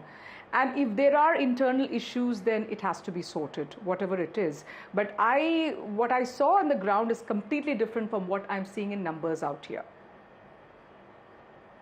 Radhika, how do you look at your own party's performance in Haryana specifically? Because this looks like one of your best performance, clearly the best performance till date.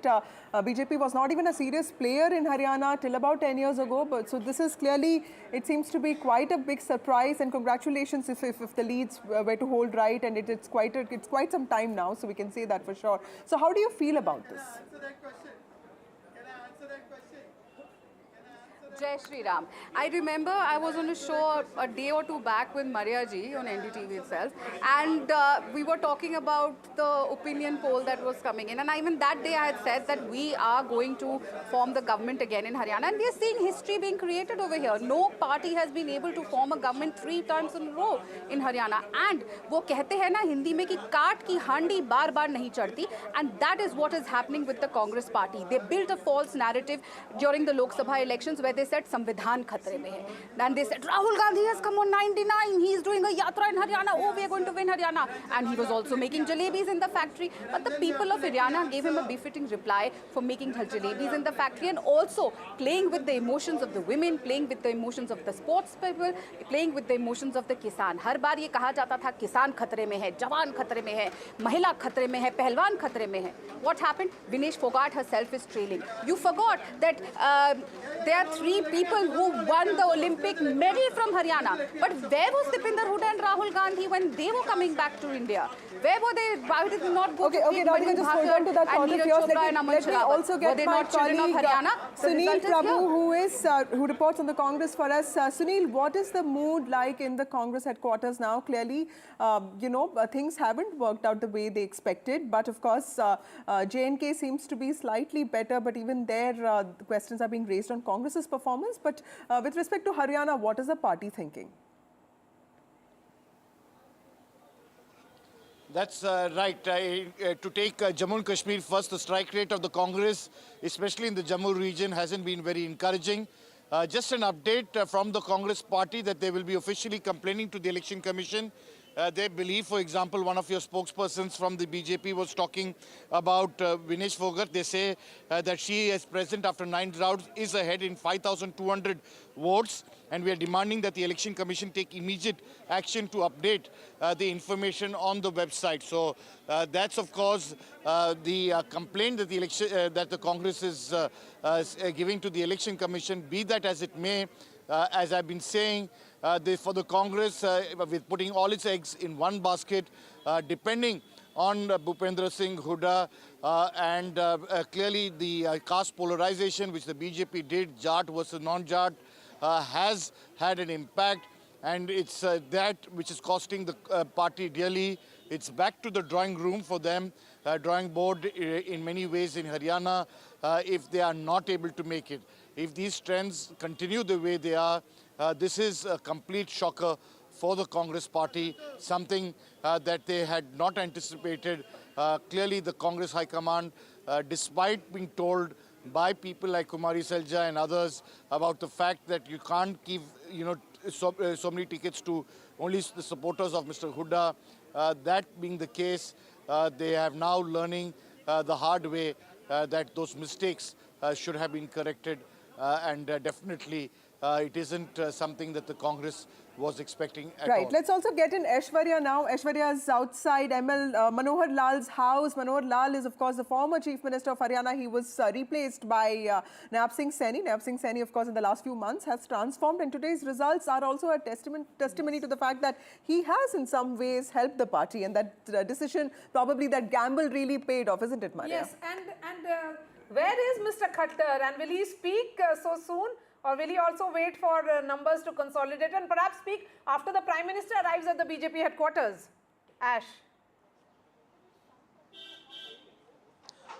Well, Manohar Lal Khattar is at his residence, and there you can see more senior leaders now going inside ML Khattar's house. Of course, we all know for the fact that Mr. Khattar is an old-style politician, and he will wait, of course, for the final results as being suggested by, his secretaries inside. And finally, after the result comes out, he will be speaking, of course, to the media. But I was fortunate enough to speak to him on the day of voting when he came to Karnal.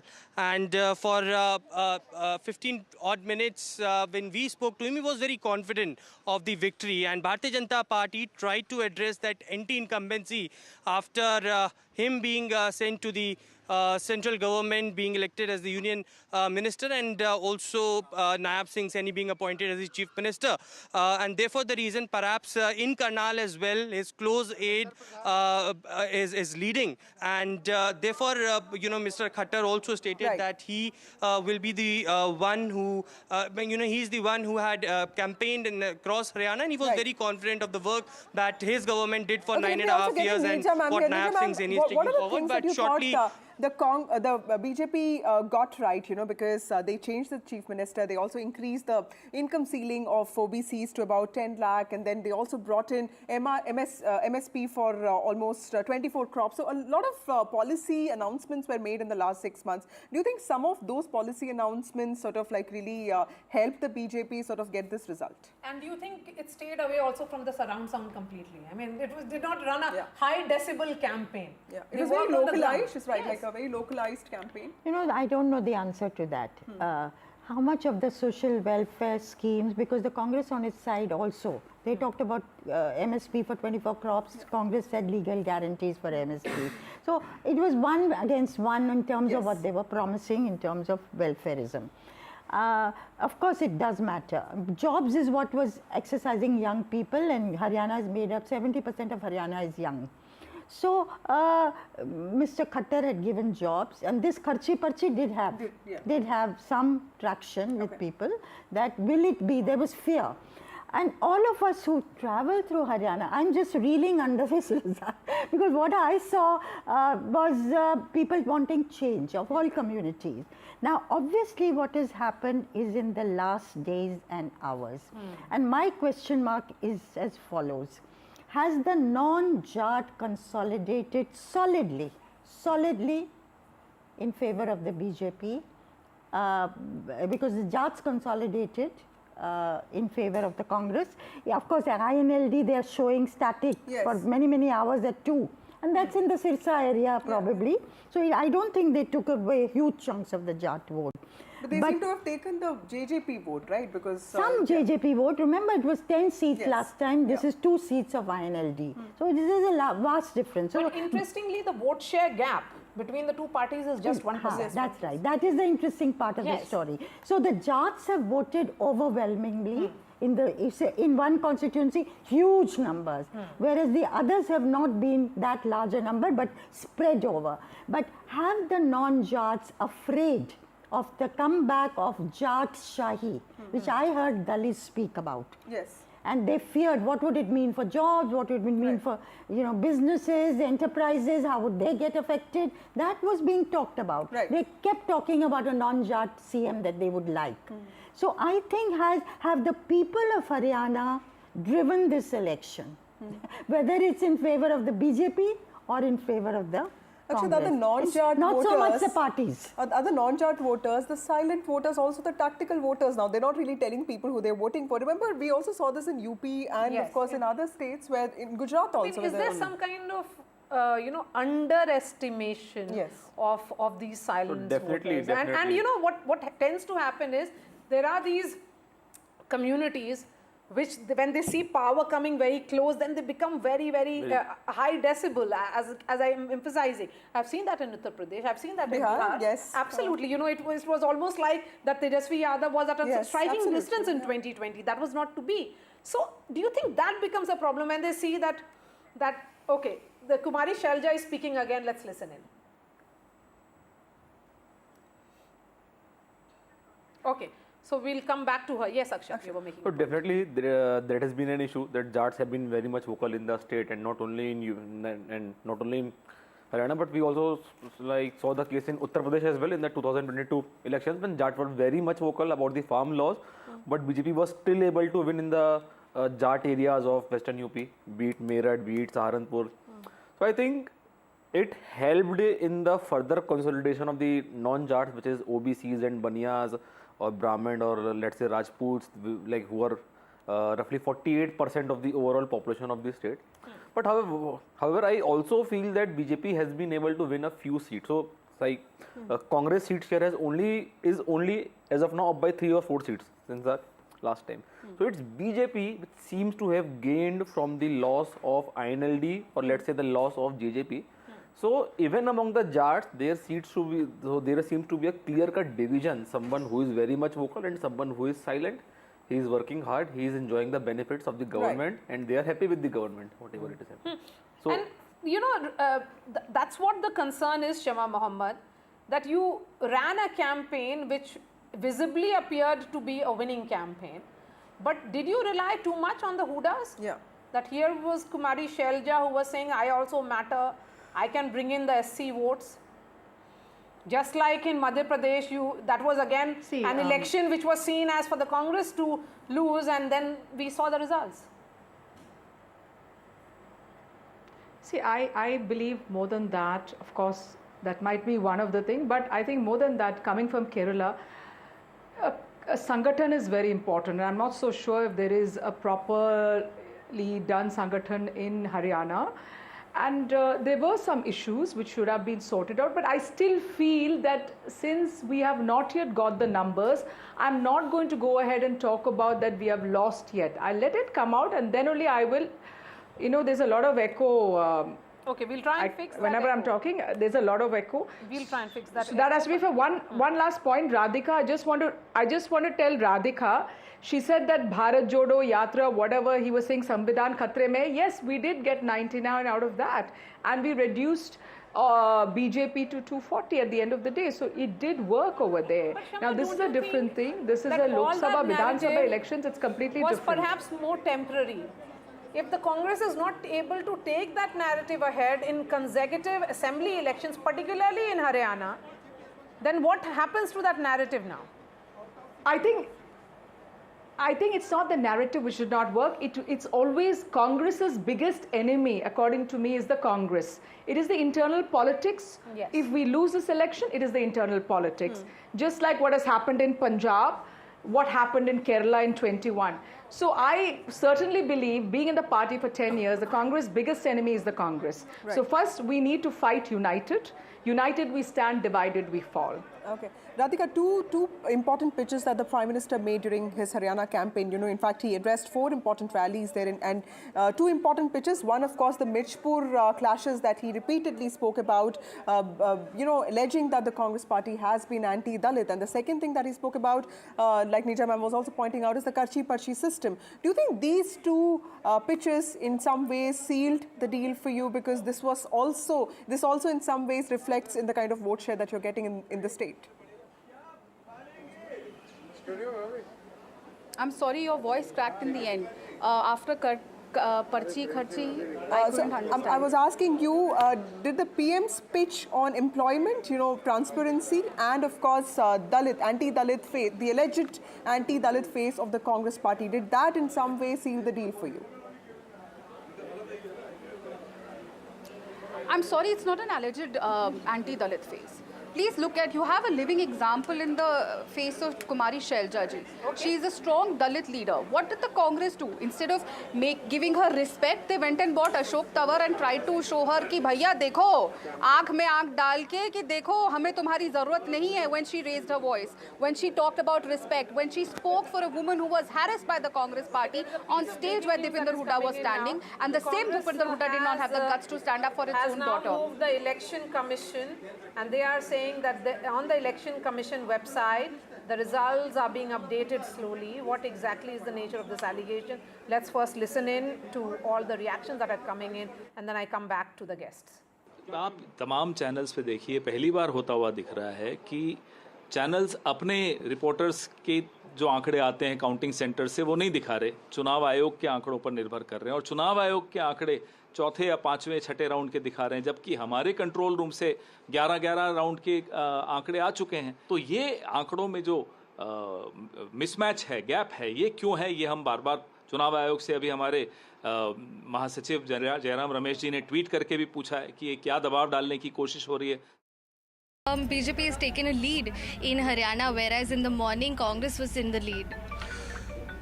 I think we should draw a conclusion only after the final results have come. But up till now, the trends which are consolidating in the direction which is very positive, and I am quite confident when the final results will come, it will be a decisive, historic mandate in favor of Bharatiya Janata Party. Now, also speaking about Jammu and Kashmir, it's the opposite scenario there. Congress is in the lead there and BJP is still trailing. However, BJP is also, taken the lead in the Shopian seat, which is something that BJP has not seen for a very long while in the Kashmir Valley. In Jammu Kashmir, definitely is a totally different scenario. There used to be a scenario when the governor was not able to hoist the national flag on Lal Chowk in the decade of 90s. And now you have seen that the vibrant festival of democracy has taken place, and 60% polling has taken. In Cham sector, 80% polling has taken. I am quite confident when the final results will come, it will be the best ever performance of BJP in Jammu Kashmir. Okay, so this has generated some kind of curiosity and also confusion, but post Haryana results, even as the numbers come in, there is a crucial meeting which is happening at Manohar Lal Khattar's Delhi residence. That's where Aishwarya is joining us from. Aishwarya, several meetings taking place where you are. Dharmendra Pradhan also met him. Dharmendra Pradhan was the BJP in charge of Haryana. These numbers certainly speak volumes about his skills of managing elections.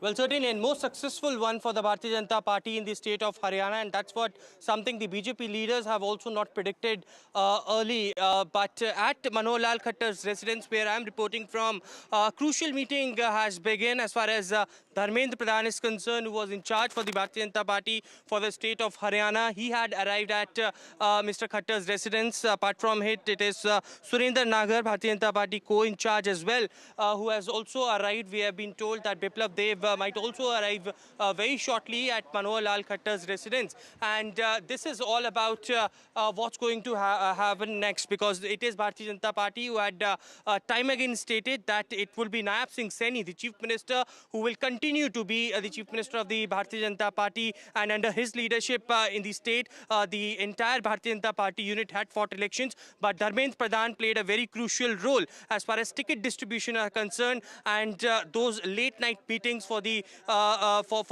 camps that had been divided, of course, in the Bharatiya Janata Party, and it was Mr. Pradhan who had taken control of the entire seat distribution, at the level of BJP. So two of the senior leaders in charge and co-in charge had already arrived. Biplab Dev and other senior leaders are also expected at Mr. Khattar's residence, and crucial meeting is underway as of now as we are speaking, but certainly more leaders expected at Mr. Khattar's residence after this victory of the BJP. Okay, right, Aishwarya, another question to you. I mean, this is coming at a time that the Congress is approaching the Election Commission, because they are challenging the pace at which the results are coming. They are saying that the results on the Election Commission's website are not being updated properly and at the right time. So BJP is already in the celebration mode, and on the other hand, okay, Sunil Prabhu is joining us live from the Congress headquarters. So, what exactly is Congress's argument here, Sunil? Well, the argument that they have given is something that, if you recall from your own home state in Bihar during the COVID election time, when Bihar was being counted, there was an increased delay in terms of updating the website. And in the same context, that the Election Commission is being told by the Congress High Command that there has been something of what they call a lack of update on the website of the Election Commission. We'll have to cross-check whether this is true or not. The Election Commission says that they've been updating every 5 minutes as per the returning officers of what is coming. This is clearly a trend where the Congress isn't doing well.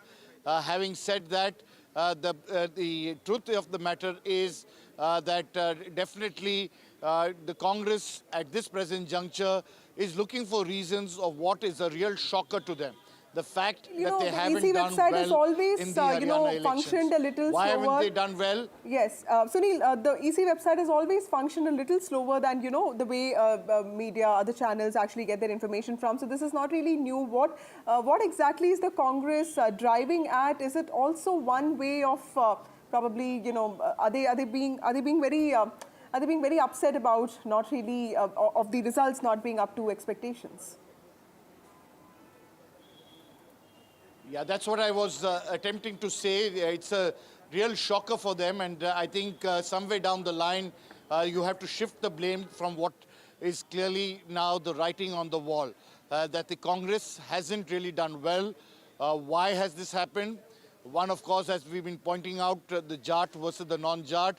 The Congress putting its eggs in one basket, the urban areas doing increasingly well for the BJP in terms of rural areas, and something down the line of that overconfidence that the Congress had in the last 2-3 months, not really being able to spin a campaign of togetherness, of the fact that, you know, they are all together. They were more jostling for the top post rather than fighting and ensuring that they were with the people. All these things, apart from a number, have cost the party dearly. This is definitely a major setback for the Congress party. Okay, going back to Aishwarya. Aishwarya, you know, there are also many CM, faces, claimants in the BJP. So clearly this meeting at Manohar Lal's house is also aimed at driving the future course of action. Yesterday, we were reporting on the Jharkhand core group meeting. So clearly this is a big shot in the arm for the BJP, which was anyway, you know, a little disheartened with the Lok Sabha results of 2024. So what is on the agenda when it comes to this important meeting that's happening at Manohar Lal's house? He's been avoiding the usage of Khattar, you know, because he also, in some ways, it's the land of Bhajan Lal, Bansi Lal, Devi Lal and Manohar Lal. So today is, of course, it's a day he stops at Manohar Lal only, no Khattar for me, he says. Yes, Aishwarya, that just a quick response to Vasudha's question. Well, sources in the Bharatiya Janata Party have stated that the BJP wants to move fast as far as forming the government in Haryana is concerned, because they wanted to have continuation as far as the BJP government over there, and they do not want to delay things because, yes, on other side of the Congress camp, we have seen that they are trying to reach out to the Election Commission of India, but as the numbers are certainly in their favor, they wanted to have this crucial meeting so that as soon as possible, if the numbers come out in open and it is very clear as far as BJP is concerned, then what should be the date, how of the government formation, as the BJP leaders have already had given their statements that it would be Naib Singh Saini, once again the Chief Minister of BJP, and there is no doubt about it, and that's what also Mr. Khattar stated to us while speaking on the day of the election, that he will remain our Chief Minister, but of course the central leadership has to decide as to what decision they have to take.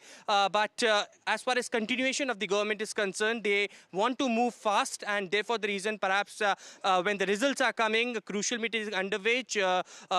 In charge and co-in charge both are inside. Biplab Dev might arrive very soon at Mr. Manohar Lal's residence, and from here on how things will be prepared. Of course, by this evening we are also expecting Prime Minister Narendra Modi to address BJP cadres at the BJP headquarters. Naib Singh Saini's presence will also be there, is also what sources are clearly indicating to us at this point.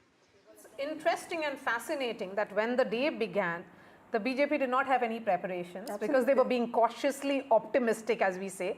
And now we are seeing that entire fast-paced movement in which the meetings are taking place. But Sunil, coming to you, I believe you have a guest with you. That's right. I have with me Ragini. Ragini, what is the reason behind why you're now blaming the Election Commission for not updating? See, I think there's a fine line of demarcation between blaming and asking a question. We're not blaming anyone. What Jairam Ramesh ji is doing is asking a simple question. He's asking, why is there a delay in the counting process? And would this delay affect the election result in any sense of the term? He's even tagging ECI in his tweet. So it's a valid question that has been asked from the Congress party. And I think the ECI has also replied. But the promptness shown by ECI in this reply, if that was shown in the counting process, the question would not have emerged in the first place. So I think asking a question is the lifeblood of democracy, and it should not be undermined as a blame game. What went wrong in Haryana? What is it just that you all put too many eggs in the basket with Mr. Bhupinder Hooda, or and that you didn't placate, for example, Kumari Selja and others? Or what is the reason for why the Congress has done so badly? See, I would not want to jump the gun here, and I'm really sure that by the end of the day, when the trends are going to consolidate into results, we are going to win Haryana as well as Jammu and Kashmir. You're not giving hope at 12:30 still. See, there are 9 seats which can be won or by under. I mean, they have a under 1,000 vote margin even at this point, and the election website is also showing that Congress party has at least 3% more vote share, and if the trend continues, we haven't even reached. I mean, election ECI results are still below 10 rounds, I believe. So there are another 15 rounds which are supposed to be there, and if the trend continues, I think we will win at least 12 to 13 seats more according to this trend. So I think this is too early to get into the nuances of why we have lost, when I firmly believe that we will win the election by the evening. Not bad. You're not giving up hope despite everybody saying that the BJP is all set for winning and retaining for the first time, the third time in a state like Haryana. See, hope is what keeps you going, right? In Hindi we say उम्मीद पर दुनिया कायम है, तो उम्मीद पर दुनिया कायम होनी चाहिए, और मुझे लगता है कि यकीन हो तो हर रास्ता निकलता है, हवा की ओट लेकर भी चिराग जलता है, तो अभी बहुत टाइम है, let's wait and watch. हर रास्ता, there is a hope. Let us see. Let us wait and see. But the Congress still not ready to give up. But that's it's a long road ahead. It's We'll wait and fascinating, watch. Sunil. As reporters, we keep on seeing and sensing the mood. Perhaps in the morning they distributed the laddus too soon. They should have voted, waited till 10. That's what we saw also in 2015. Around 9:30, even Nayab Singh Saini said that he will be willing to take responsibility for whatever happens. So that, both the sides, could have waited a little longer. Yes. And even Bhupinder Hooda, even now he is saying that he'll form the government. Yes. I mean, what is giving Mr. Hooda so much of confidence? Although his body language is suggesting otherwise. I don't know how many seats are there where it's a very narrow margin lead. Yes. But still, ma'am, just look at But I this don't gap. think that's 15. that many. Yeah, 15 is a very large huge number. Gap Yeah. between the two sides. And it doesn't have to say we're forming the government now. Yes. It's a matter of an hour or two and we will know. So waiting for 10 long years, probably it's all of only that 6 is... seats. Let us say Congress goes to 40 seats and BJP comes down to 43 Okay, we have seats. Rajat, who has been waiting patiently, spokesperson of INLD. Rajat, JJP is down and out, but as far as INLD, you have opened your account. I mean, you have 2 seats now. And in some ways, you've slightly performed better than JJP because some of that vote share has also come to you. Is that, is that a good feeling? I mean, how do you feel about INLD, which was one of the most important parties in 2009, in some ways completely collapsing? Yeah, in 2014 as well, we were having 190 more than Congress party, and we had 2 lakh more votes than Congress. Congress being the national party and we being the regional party. And we were leader of opposition from 2009 till 2019. And the main reason which costed us was the split between within the party and JJP. I don't know what greed went into them. They decided to split the party, and because of that split, Congress and BJP both were benefited. So we are a little bit disappointed, but there are a couple of things. I was listening to all the panelists. People were talking about Jat, non-Jat. I would like to take you to 2014 result. There was a strong Modi wave, and even Jats voted for BJP. So this is not a fair conclusion to drive out that even now, if BJP is getting more votes than 2000, more seats than 2014. Right. So it's not that Jats didn't vote for BJP this time. So the thing Congress is losing and why they were not able to cash in the anti-incumbency is that a couple of factors are there. First factor, I would like to point out the infighting which is going on within the party, and because of that, Ms. Kiran Chaudhary, Mr.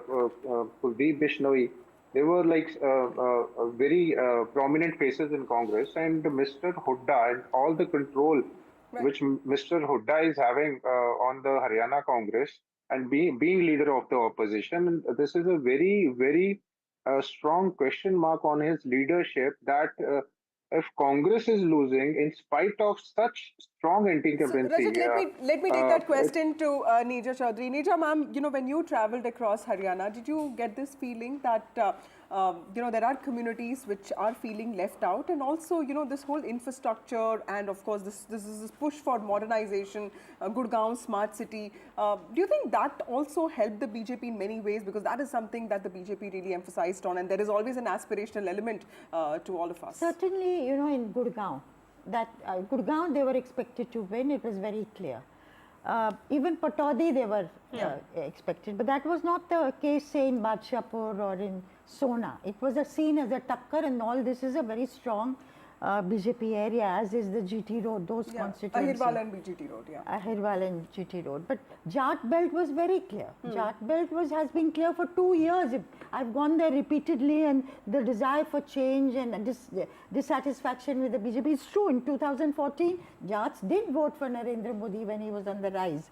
And Jats have voted for the BJP in Western UP, they voted for BJP even in Rajasthan. Right. So it's not that Jats have not voted. But this time, Jats used to get divided between parties, regional parties, maybe some BJP and Congress. This time there seemed to be a consolidation in favor of the Congress party because of the Kisan Andolan, because of the wrestlers being treated the way they were, Jats not making it to the CM position and it going to a non-Jat. Right. That was a cause for great amount of angst amongst the Jats. And so, Neerja, would you also say that there was a huge section among the Jats who felt that farmers, the protests were disruptors, they were seen as that disruption movement, and Congress giving that support to the maybe they were not really that supportive. I think वो थोड़ा था, but by and large किसान में ऐसा नहीं था. At least I didn't find. What you're saying are those voices. Yes, I'm just saying that sometimes we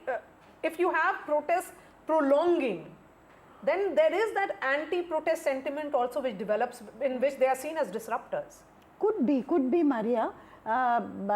Because Jats, you see, one of the reasons why many people didn't get this right this time, Jats are loud, exuberant, aggressive, जैसा मैं कहती हूँ ना, डंके की चोट पे है हर चीज. So they make themselves heard, and they were instrumental in creating the hawa for the Congress party. The other communities were silent. The OBC was silent, Dalit saying, did they really vote the way they did for the Congress in the Lok Sabha elections? Right. It doesn't show now. Right. If this is going to be the result. Absolutely. So that consolidation against the Jats obviously took place much more silently, and possibly more recently in the hours and days before the polling took place. Okay. We have the sound bites. In fact, our reporter spoke to Kumari Shelja and also to Bhupinder Hooda. Both of them sounded confident just an hour ago. But at that time also the numbers had more or less consolidated at this, 49 for the BJP, Congress 34. We have former Chief Minister of Haryana, Bhupinder Hooda with us. So sir, how do you see this election trend? Congress is going to form the government in India. And sir, we have seen yesterday the Chief Minister of Haryana, Nab Singh Saini, held a press conference saying EVM fault will be one of the main issues which Congress is going to highlight. There is no issue. You'll wait for some time. Congress is going to form the government. Congress is getting the majority. Sir, in the initial trend we have seen Congress was leading, but now we have seen the Congress is going... After 1 hour, again you will see Congress is leading everywhere. I have got the reports, Congress is going to form the government.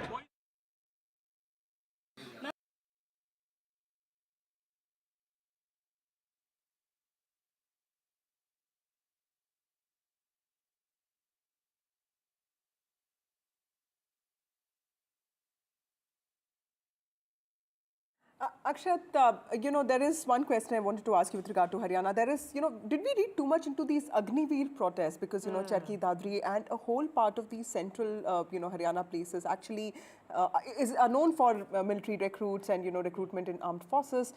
There was a lot of noise about the Agnipath scheme. But clearly, if you look at the results, it doesn't... It's rather an assertion to the government scheme.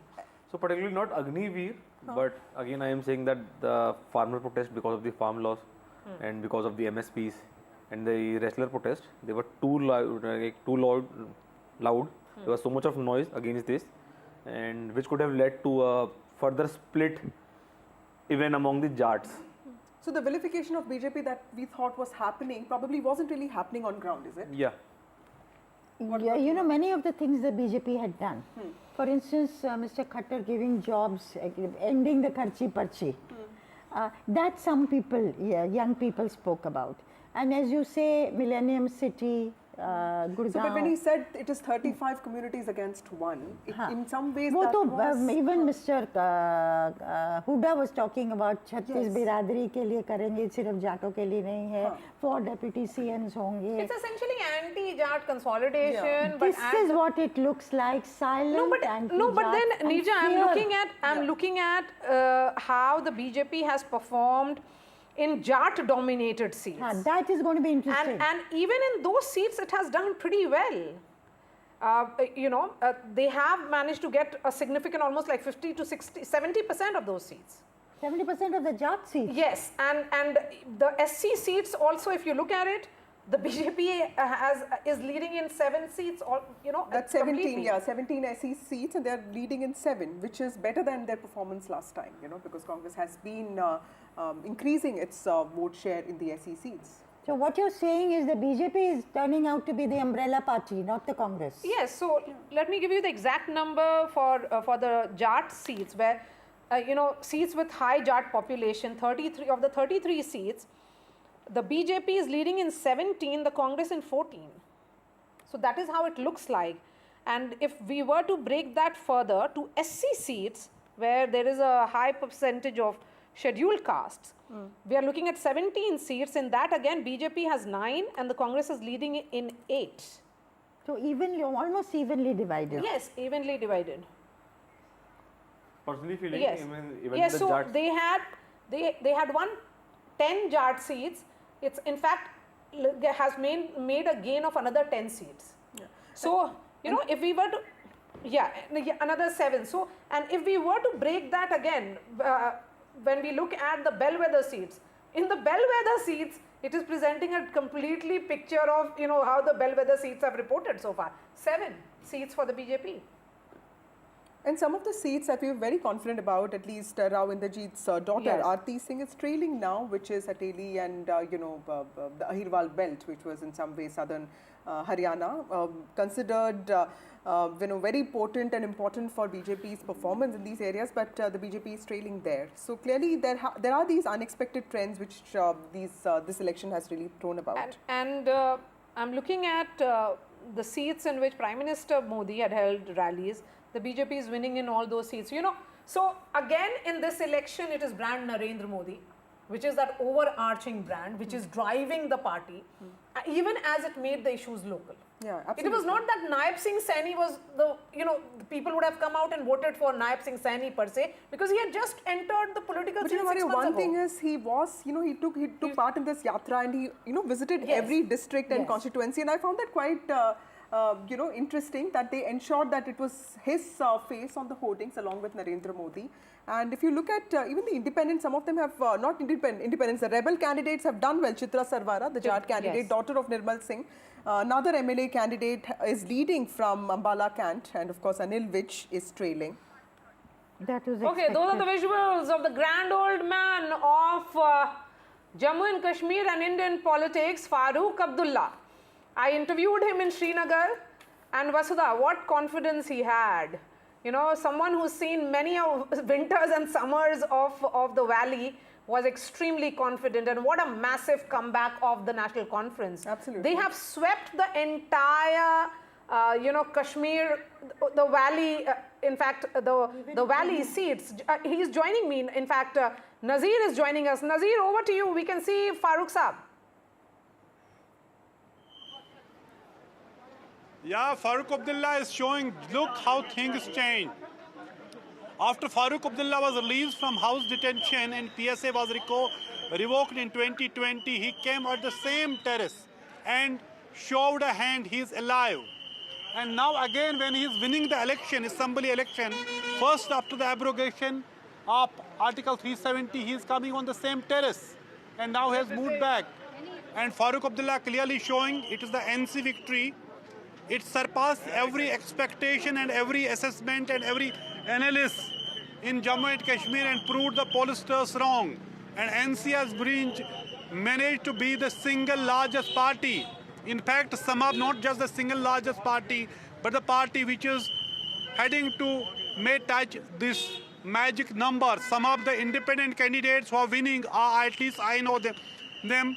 They are actually the NC members, and they had not resigned the party, and party has not actually expelled them either after there was a Congress NC seat arrangement. So NC is confident that it can get that magic number of 45. But today it is the day of national conference. As you can see, entire media is waiting for Omar Abdullah here to speak to media.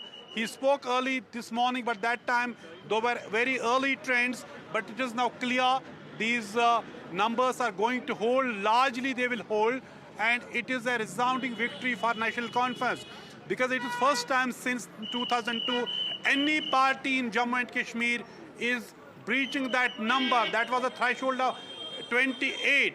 No party had won more than 28 seats, whether it was PDP, National Conference or the BJP. But this time, National Conference is winning highest number of, there are 42 seats, and BJP right now has touched 30 seats, leading on 30 seats, and Congress has come down to 8. Earlier they were leading at 11 seats. Okay. And it is more because Congress because is we are looking at those visuals, Nazir, I want to understand from you, is it also Farooq Saab's daughters who are all present there along with Omar Abdullah? The entire family is present for this celebration now?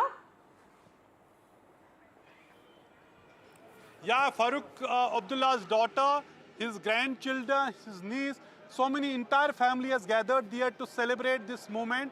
They actually want to celebrate this an hour of glory, which many were actually waiting in the national conference. So though trends are still coming, but in most of the seats, national conference has a comfortable majority, including 2 seats where Omar Abdullah is contesting. And one important thing as update is, national conference candidate in Naushera, he has more than 10,000 lead over BJP State President Ravinder Raina. That's huge. So clearly it is unlikely that may be reversed. That would be reversed. So that is a So big in some story. ways, Nazir, the defeat of Omar Abdullah in 2024 Lok Sabha elections has proved to be a boon for the party, because in some ways, the independents, the Abdullahs could actually talk about the alleged reality of the independents. And of course, that has also led to the NC Congress performing so nicely in the valley, and of course in Jammu as well. All right, with that, we are slipping into a short break. News and updates and this special coverage of the 2 results will continue. Stay with us.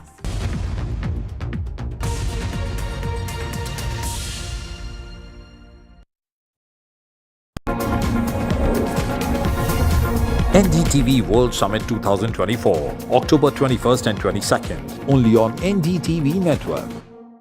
Color bhi mera hi favorite mila. Dulux Velvet Touch with True Color technology feels like home. Dulux, Dulux, Dulux.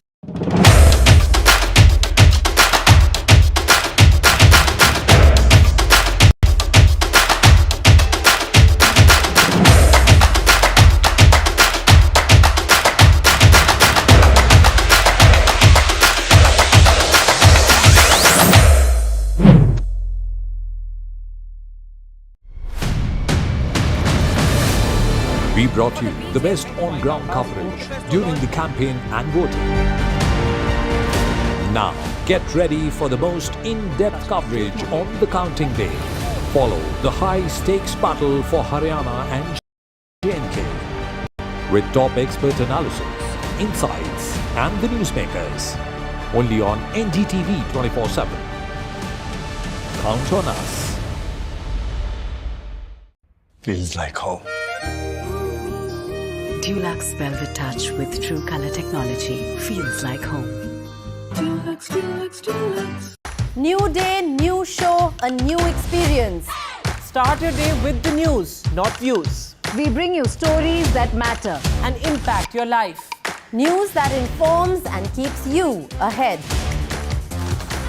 From Maximum City, Mumbai, to the seat of power, Delhi, NDTV brings you the best breakfast show. Breakfast news on NDTV, 8 a.m. every day.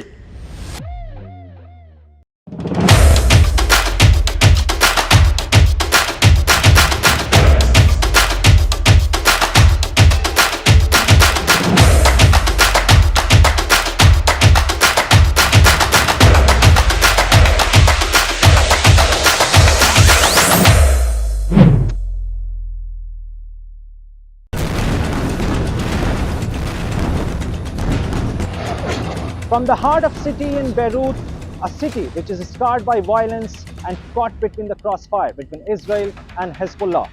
A war which started a year ago between Israel and Hamas has now spilled over to Lebanon.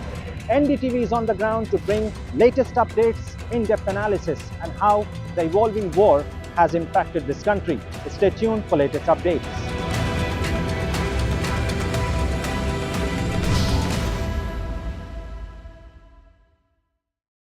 Stay informed and entertained with the new and updated NDTV News app. You can watch all our channels live, listen to podcasts, read breaking and exclusive news from around the world and more. Download the NDTV app today and get access to the best journalism and storytelling on your smartphone or tablet. The NDTV app. News that matters to you. I've been reporting on all issues, big and small, from Andhra Pradesh, Telangana, rest of South India, bringing you all the action, all that you need to know, all that you want to know. The energy of Maximum City is infectious. I bring in that energy in our news coverage from financial capital, Mumbai. India's IT capital is always buzz. It's literally a city that never sleeps. And I keep you ahead on all the Bengaluru buzz. Covering from the southernmost part of India over the last 23 years, I bring in-depth and 360-degree coverage from the Dravidian heartland. The land of Mishti is also known for its bitter politics. I have seen much water flow under the Howrah Bridge, covering Bengal in all its vivid colors.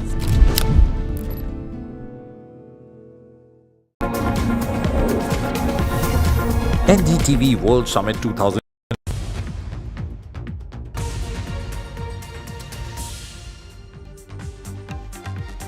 BJP surges ahead in Haryana, headed for a hat-trick in the battleground state. Congress has paused all celebrations.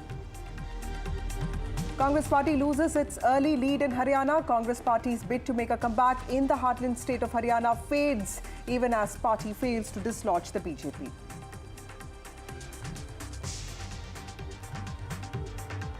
Infighting within the Congress dampens the grand old party's comeback efforts in Haryana. Cracks within the Congress and infighting during the campaign has boomeranged on the party.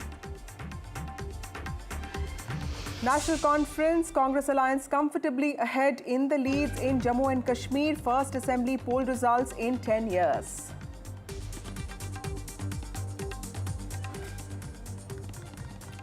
Hello everybody. Jammu and Kashmir seems to be going the Congress and National Conference way, but of course in Haryana, that's the news. BJP seems to be all set, leading away, and it could be forming the government if the leads are to stay. The big question, how did the BJP do this? What did the party get right? Where did the Congress go wrong? Remember, the Congress party has been sitting in the opposition for 10 years. Well, to start with, several things that the BJP did obviously has helped the party, including the change in CM's face. With me is my colleague Akhilesh. Akhilesh, tell us you've been covering the party for such a long time. Tell us the 5 factors that really helped the BJP. Of course, we've heard about the non-Jat consolidation. We saw the CM being replaced. We also saw that Nayab Singh Saini also made a lot of announcements, including MSP on 24 crops, increasing the income ceiling for OBCs, and also the manifesto, 2100 for women, scooters for women. So clearly many things there. What went right for the BJP? I think now since discussing it after the trends have come, so it seems that everything is going right for the BJP. Yes. But if you ask me yesterday, I would have said that nothing is going right for the BJP. Yes. So things have changed a lot, and of course many people have failed to read it on the ground. Yeah. So the reason for the BJP's historical win, and I'm calling it historical, Vasudha, because since 1972, yes, no party in Haryana has been able to repeat or say make a hat-trick in Haryana. So the BJP is going to be the first party which is going to make a hat-trick in Haryana, winning Haryana for the 3rd consecutive time. And now I have spoken to some BJP leaders about this historical mandate by the Haryana people, and they are saying that there are 3-4 main factors behind this BJP's win.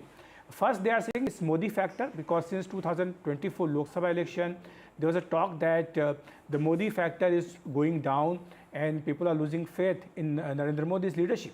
But it's on the contrary, in Haryana, BJP was managed to win 5 Lok Sabha seats despite this so-called anti-incumbents in Haryana. That was Modi factor working at that point of time.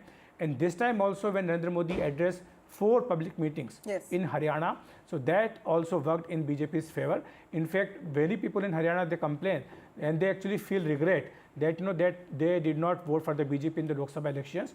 Their opinion about the BJP and especially about the constitution campaign which the Congress party had run, that if BJP scores more than 400 seats, it will change the constitution, will take away the reservation. That was actually, people realized that it was a false propaganda. Right. So now they have voted in favor of the BJP.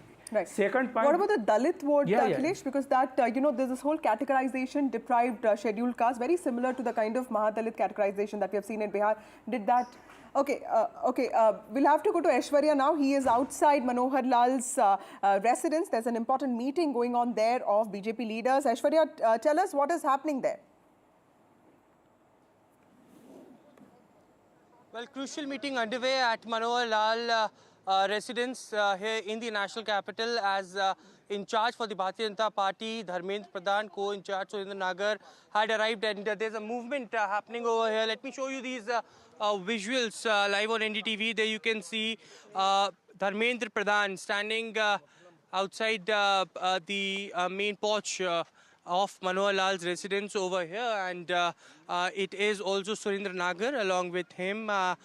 Yes, it was expected that senior leaders of the Bharatiya Janata Party, Haryana unit, might also arrive at Mr. Manohar Lal's residence, but there you can see the in charge of Bharatiya Janata Party for the state of Haryana, Dharmendra Pradhan, now coming out, and it is all about the continuation, because a lot of leaders had stated that this might not be the numbers that were expected as far as the BJP is concerned, but now when they have got this kind of numbers, it is as soon as possible, the next step should be taken for the Bharatiya Janata Party, and it is being also cleared by the central leadership that Naib Singh Saini would be the chief minister, and he'll continue to be the chief minister.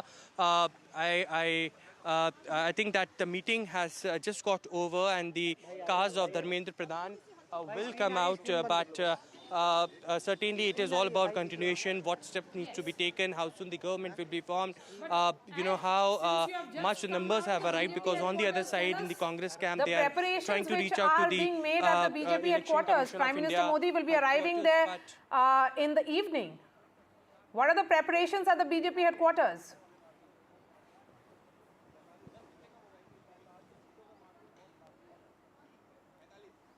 Well, it is Prime Minister who will be addressing to the cadres, and that's, the tradition that BJP always follows. Prime Minister and senior leaders arrives at the BJP headquarters. The cadres of the BJP had been called at 5 p.m. at the BJP national headquarters, is also that the news which we are getting, and post 6, it could be Prime Minister who could be addressing, and therefore the reason now preparations are underway. Today, smaller,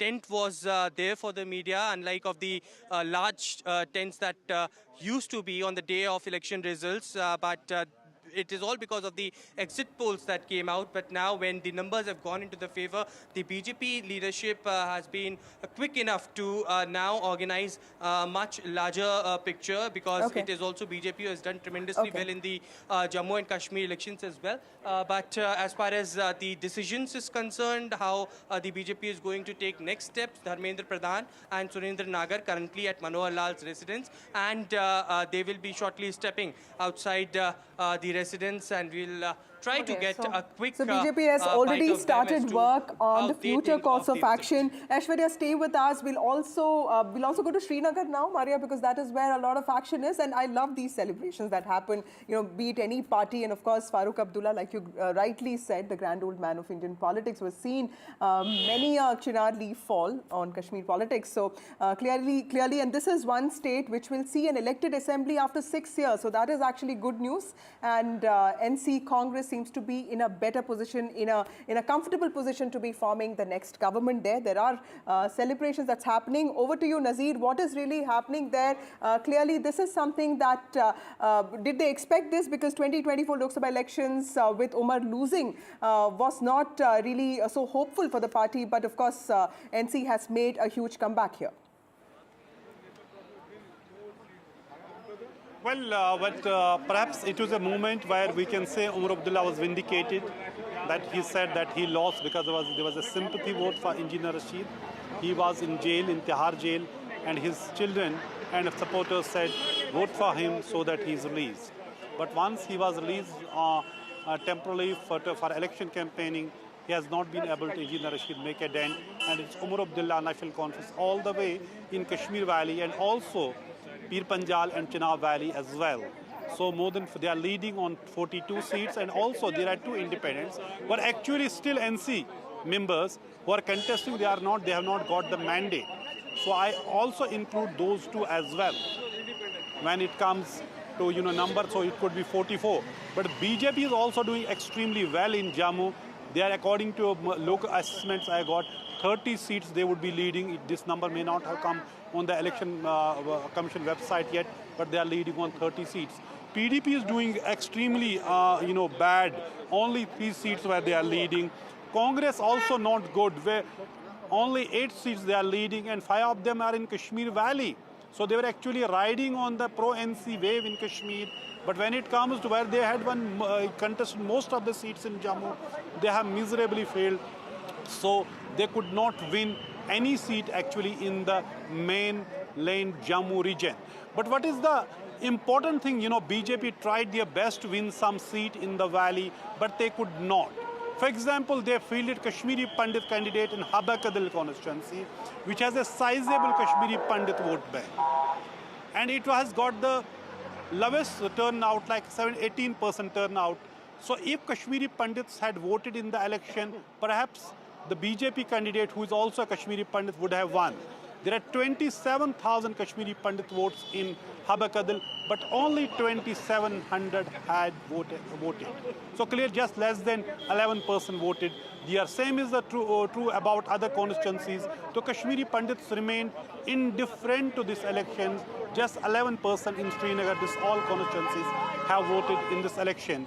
Having said that, it is a victory moment for the National Conference. Farooq Abdullah came out of his residence on the terrace, waving hand, showing the victory signs. I remember when he was released after after being detained under Public Safety Act, post-abrogation of Article 370, he came on the same terrace and showed victory sign.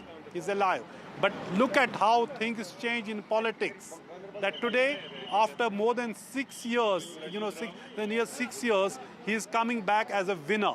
And we'll have to see when Omar Abdullah will speak, because he's actually waiting for the result of Gandarbil constituency, where he's leading with a comfortable majority, but still waiting for the final results from there. Then he will come and speak to media. But clearly this election is important more than one ways. For example, Omar Abdullah BJP looking at its own performance in Jammu, and do you think, with the delimitation and the kind of reservation it had for Valmikis or STs, did that also help the party in some ways? Yeah, it has helped the party great deal, whether it is delimitation or giving reservation to several groups. Because delimitation, for example, Jammu has far less population than the Kashmir Valley. But when there was a delimitation, opposition said it was gerrymandering. Jammu was given 6 more seats, while as the Kashmir was given just 1 seat. And they say it was only to help, BJP, the allegation which BJP is denying. But it has electorally helped BJP. Coming to the larger point, BJP President Ravinder Raina is losing. He is trailing by more than 10,000 votes from Naushera constituency. Iltija Mufti has also lost. Sajjad Loni has lost 1 seat and he is leading in other seat in Handwara. MY Tariq Ami has defeated Jamaat Islami, but was on his way to defeat him in Kulgam. That is a big victory. You have, Jamaat Islami was fighting. They have not won any seat. And in most of the seats, Jamaat Islami has lost their security deposit, their candidates. You have, this Ghulam Nabi Azad not able to open his account from any seat. Engineer Rashid, he has failed badly in this election and just he may win 1 seat, his seat in Langate. And also you have then, the question of then now what would happen to the nomination of 5 members by the Lieutenant Governor. There's a huge controversy whether he can do it on his own or he has to consult the elected government. There are different views. BJP is saying no, he can do it. Nazir, stay with us. We also have Gurpreet, our colleague, who's reporting from Rohtak. Gurpreet, when I was speaking to you in the morning today, the mood was completely different. What are the Hoodas saying now and what is the next course of action? Because at least in Delhi Congress, they seem to be really miffed with the way Easy website is working. But of course, the sentiment will be very different in Haryana on the ground there. And Delhi Congress also feels, to add Vasudha, that perhaps they put all the eggs in one basket and too much of reliance on Mr. Hooda. Yeah. Well, if we can talk about the former Chief Minister of Haryana, Bhupinder Hooda, he is saying we are waiting for the final verdict. But since the trends have already been changed and it has gone into the favor of BJP leader, what we have learned, the Congress political analysts, they say the margin is very bleak and that's why they are still hopeful. But now if we can see the trends which are coming at this point of time, BJP is getting full majority the way the trends are showing at this point of time. We have seen huge numbers of supporters of Bhupinder Hooda. They are still sitting here. They are saying they are getting feedback from the various constituencies and it seems there is very thin margin between the BJP and the Congress leaders where BJP is leading at this point of time. They are feeling any time these votes can be changed. So we will talk to the supporters of our former Chief Minister of Haryana. तो क्या लग रहा है अब तो it's very clear BJP is getting full majority from the trends. नहीं अभी clear नहीं हुआ है क्योंकि जैसा भी अंदर से खबर आ रही है कि इलेक्शन कमीशन ने वोटिंग को स्लो किया हुआ है क्योंकि कुछ सीटें ऐसी हैं जहां पर टफ फाइट है और वो चाह रहे हैं कि अगर वहां कांग्रेस थोड़े मार्जिन से अगर जीत रही है तो किसी तरह प्रशासन से श्याम दाम दंड भेद अपनाकर उन सीटों को अपनी तरफ किया जाए।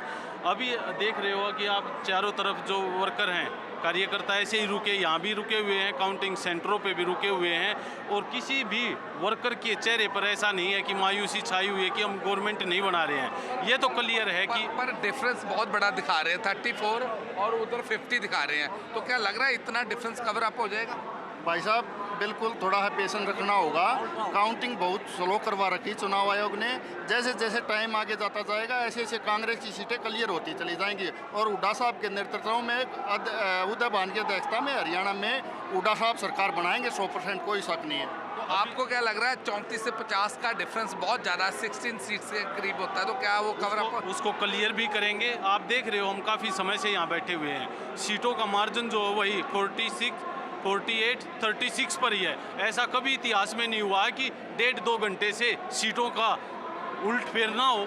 क्या काउंटिंग चल ही नहीं रही है? अगर काउंटिंग नहीं चल रही है तो क्यों नहीं चल रही है? कुछ ना कुछ ये कह रहे हैं काउंटिंग नहीं चल रही, वही खड़ा है। तो क्या लगता है कि अब इतना बड़ा मार्जिन जो लग रहा है कांग्रेस कवर कर पाएगी? ये कांग्रेस का देखो अभी चल तो रहा है, देखो क्या करे, क्या पता इसके बारे में। तो होना तो चाहिए, बिल्कुल ऊपर होना चाहिए, पर ये कर नहीं रहे, रोक रखा है।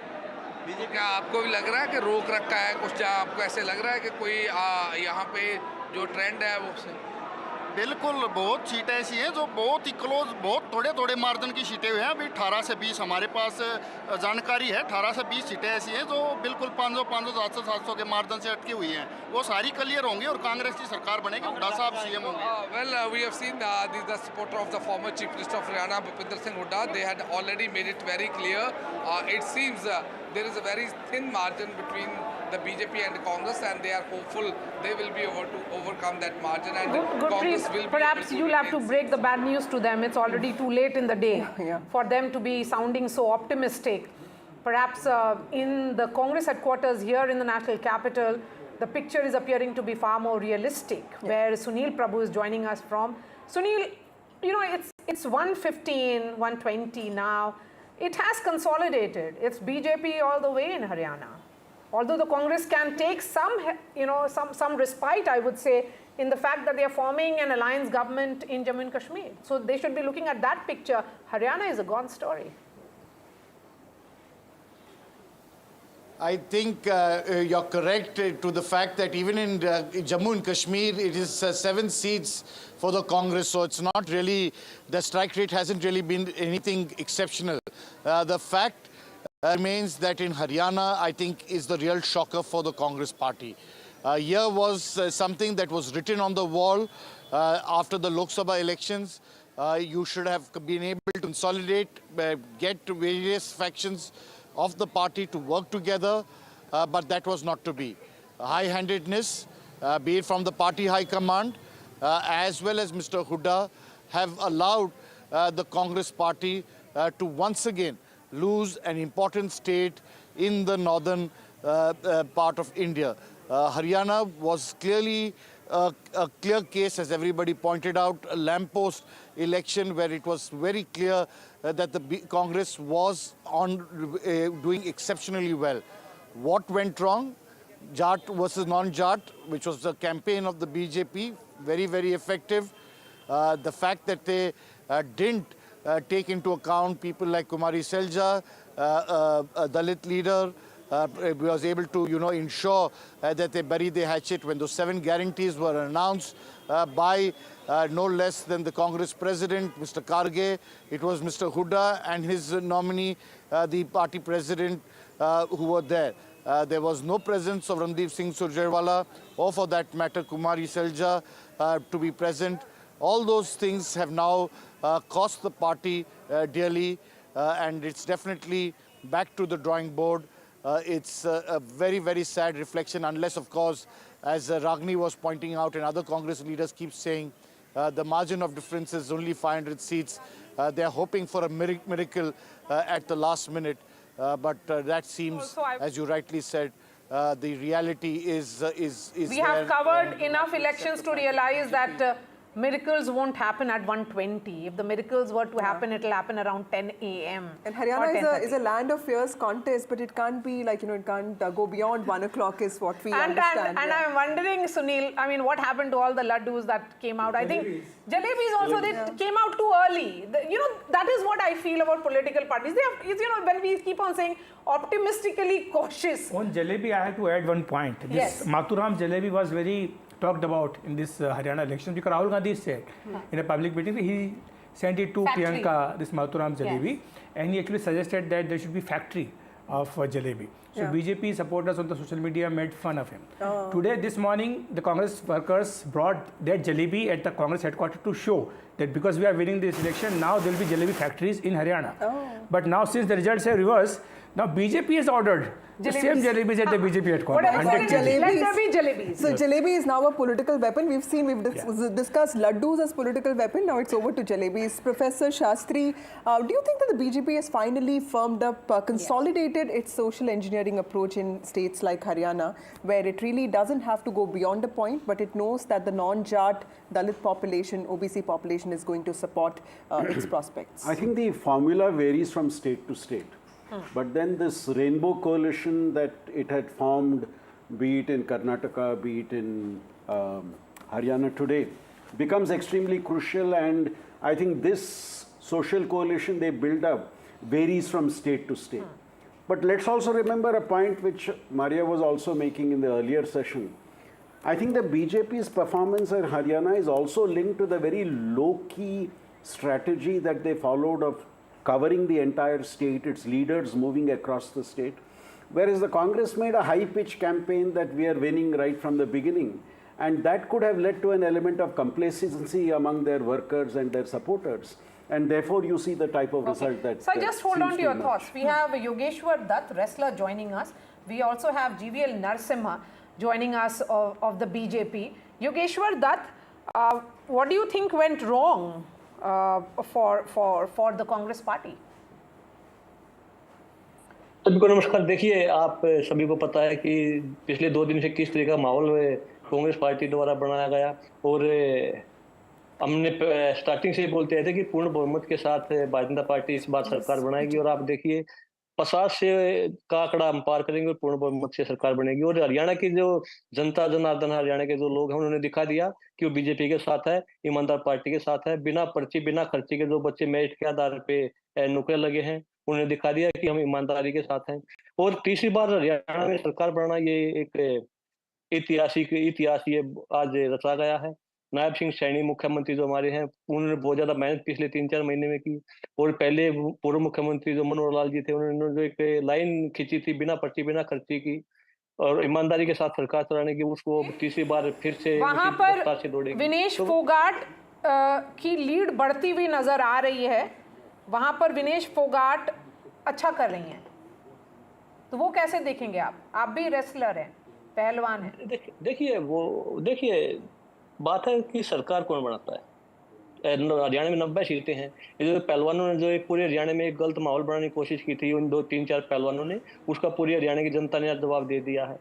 विनेश वहाँ से जीतती है हारती है, बात वो नहीं है। आप इससे अलग जो 89 सीट 89 सीट जो बचती है, उन पे आप देखिए कि कहीं भी कोई पहलवानों का कोई प्रभाव नहीं पड़ा, क्योंकि हरियाणा में 3 ही पहलवान नहीं, हरियाणा में अलग अलग खेलों के लाखों बच्चे खेल खेलते अलग अलग, तो उन्होंने दिखा दिया कि वो किसके साथ हैं और किसके साथ जाना चाहते हैं। तीसरी बार सरकार बनना, और इन्होंने कांग्रेस ने जो एक दुष्प्रचार किया था, और कांग्रेस ने इन पहलवानों का जो गलत मिसयूज किया, इनके कंधे पे बंदूक रख के चलाई। आप ये देखिए, जब नई संसद का उद्घाटन होना था, तो कांग्रेस ने किस तरह का माहौल बनाया कि उसको पूरे देश और दुनिया में हिंदुस्तान की छवि को खराब करवा, इन पहलवानों के साथ प्रदर्शन करवा के, और नई संसद की तरफ जिन्होंने इनका कूच करवाया था, तो पूरी हिंदुस्तान की छवि उससे खराब हुई थी। और अभी पीछे जिस तरीके से डिस्क्वालीफाई विनेश हुई, जिस तरीके से माहौल बनाया पूरे देश में कि भाई तो प्रधानमंत्री जी ने इसको डिस्क्वालीफाई करवाया है, भारत सरकार ने करवाया है। अभी 2 दिन पहले इसने नीता अंबानी जी के लिए बोला कि भाई वो आईओसी की मेंबर है, वो मेरे को मेडल नहीं दिला पाई। तो मेडल पहलवान खिलाड़ी अपनी मेहनत से जीतते हैं और डिसिप्लिन में रह के जीतते हैं। अगर किसी के मेडल दिलाने से मेडल मिलते, तो आप हमारा नंबर कोई नहीं आने देता, कहीं और ये मेडल मिलते। ये यहाँ पे विनेश वहाँ से हारती है जीतती है, बात वो नहीं है, पर बात है पूरे हरियाणा की कि इनका कहीं भी किसी भी सीट पे कोई असर नहीं हुआ, और हरियाणा की जनता ने इनको योगेश्वर जी, आपका खुद का जो पॉलिटिकल करियर है, इस बार बीजेपी ने इतना शानदार प्रदर्शन जो किया है, आप अगर कंटेस्ट करते तो शायद आप भी जीत जाते, तो आपने अपने करियर के बारे में क्या सोचा है सर? देखिए, मेरा करियर बड़े अच्छे धूमधाम से चले और हम खुश हैं। टिकट मिलना ना मिलना, ये पार्टी देना ना देना, ये पार्टी का काम है अभी। और ये तो 5 साल में ये चुनाव आते जाते रहते हैं। हम एक विचारधारा के साथ जुड़े हैं, एक राष्ट्रवादी पार्टी के साथ जुड़े हैं, हमारा मुशी के साथ जुड़े रहेंगे। हमारा तो एक ही मत है कि हमारा देश आगे बढ़ना चाहिए और हर समाज एक साथ मिल के आगे बढ़ना चाहिए। चलिए, योगेश्वर दत्त हमारे साथ जुड़ने के लिए बहुत बहुत शुक्रिया। We are going straight to the BJP headquarters. GVL Narasimha Rao joins us. Mr. Rao, you've been a man of numbers, sir. Tell us what is the biggest takeaway from the Haryana elections, and also do you think that the party performed as per expectations in Jammu and Kashmir? Yes, certainly. I think the party was always confident of winning for the 3rd time, but there is always, it was considered to be a challenge for sure, because a 3rd consecutive term for Haryana is something that has not happened. We were written off in 2019 as well, because nobody expected BJP to come to power for the 2nd time in 2019.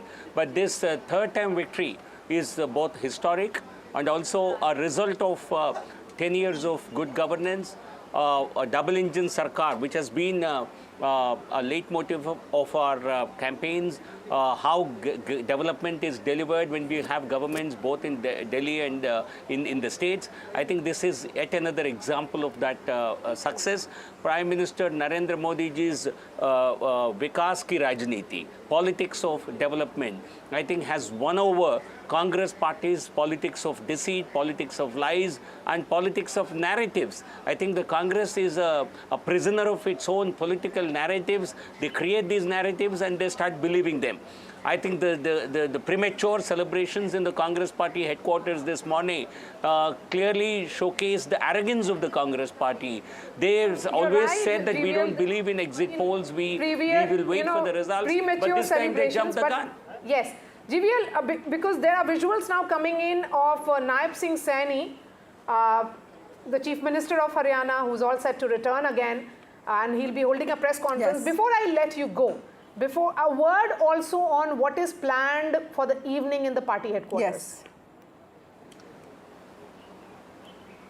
I think you will have to wait until the party really makes up plans everything and then discloses to the media. Certainly, I think on occasions like these, certainly there have been sort of arrival of senior leaders, including the Honorable Prime Minister. But what is in store today, what is planned, you will have to wait and Mr. Rao, we didn't see you smiling on the 4th of June on the result day, but clearly, you know, today is a day of smiles and celebrations for the BJP. Please do smile then on that note.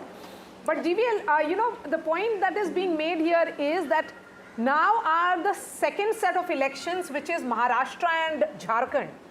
Nobody gave you a chance in Haryana, and you have won the state. Yeah. Now it is the states where you still have a fighting chance. You are entering those elections far more confident, far more jubilant.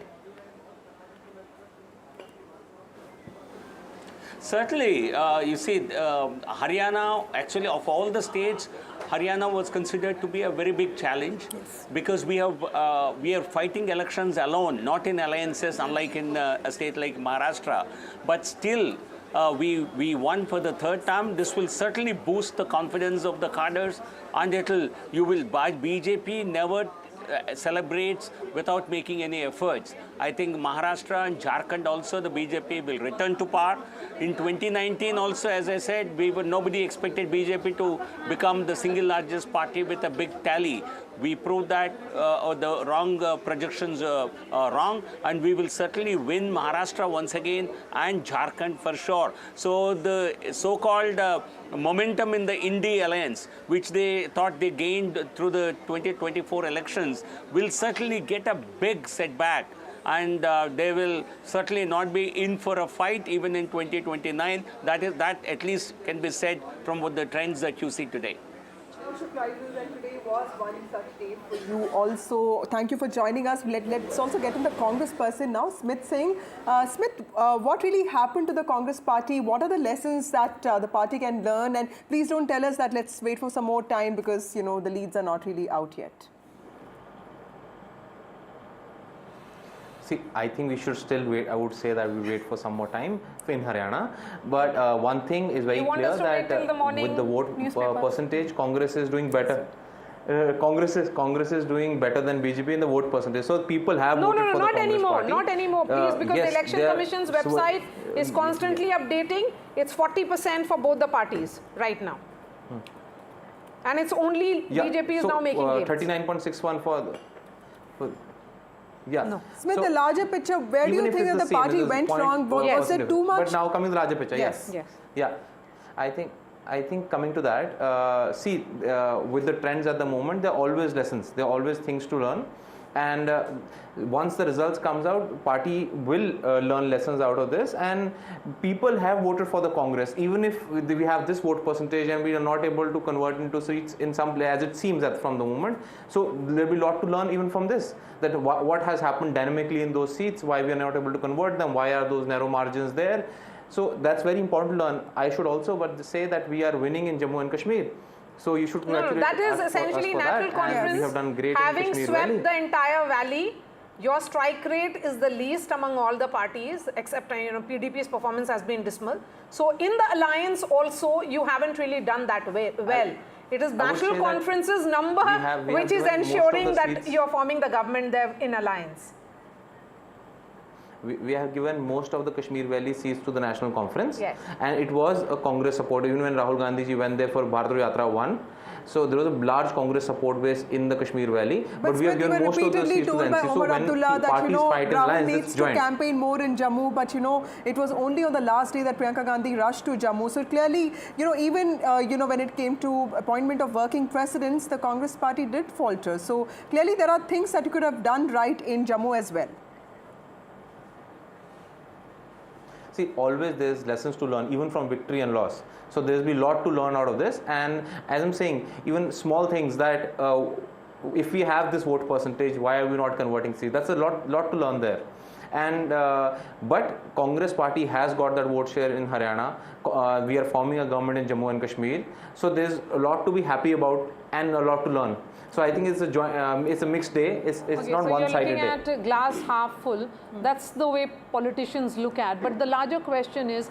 And also waiting for. Absolutely. Yes, we are looking at that, and I'll ask the producer to put those visuals out from Chandigarh, where Naib Singh Saini is going to address a press conference any moment now. A word on Naib Singh Saini. Makes a last-minute entry. Is seen as a surprise candidate, a surprise choice. Professor Shastri. Yeah. A lot of people felt he was not given enough time to be able to get himself recognized. But I think in the end of the day, if you look at his performance, it was a low-key performance.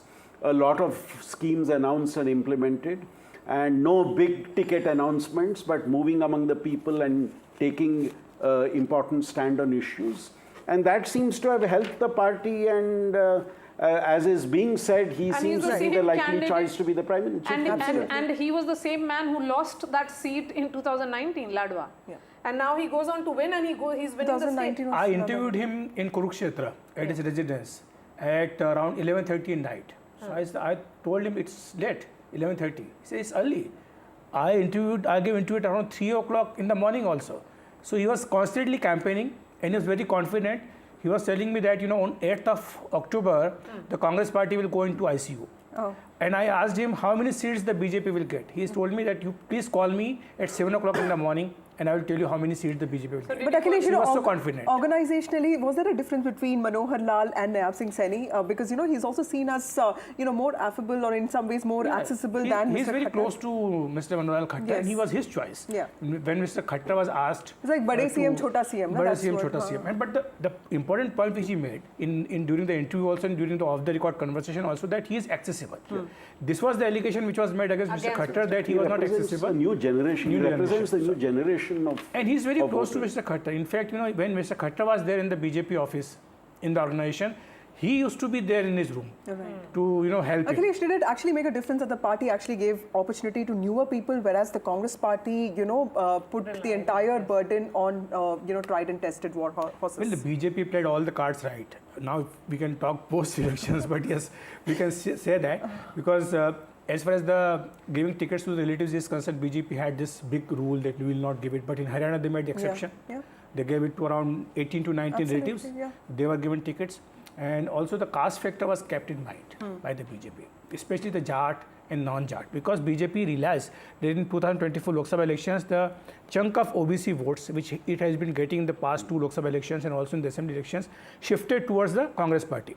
So now in this election, they have brought it back. And also the Dalit votes, because the BJP played the Shailja card very carefully. Mr. Khattar himself, made this appeal in public that if she wants, she can join the BJP. Yeah. So that worked in the BJP's favor also. Yes. So, Professor Shastri, this is a tried and tested formula for the BJP to change Chief Minister midway or just months before elections, and it is yielding results. Gujarat, Uttarakhand, and now here. No.